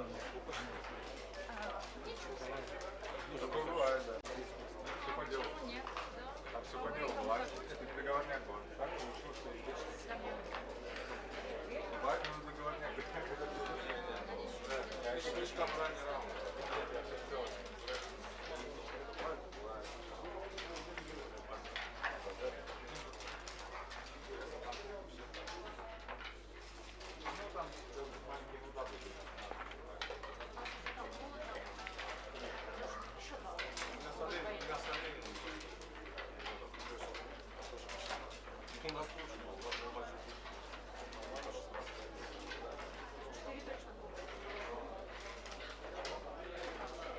What I say, if I'm supporting you, you're all over.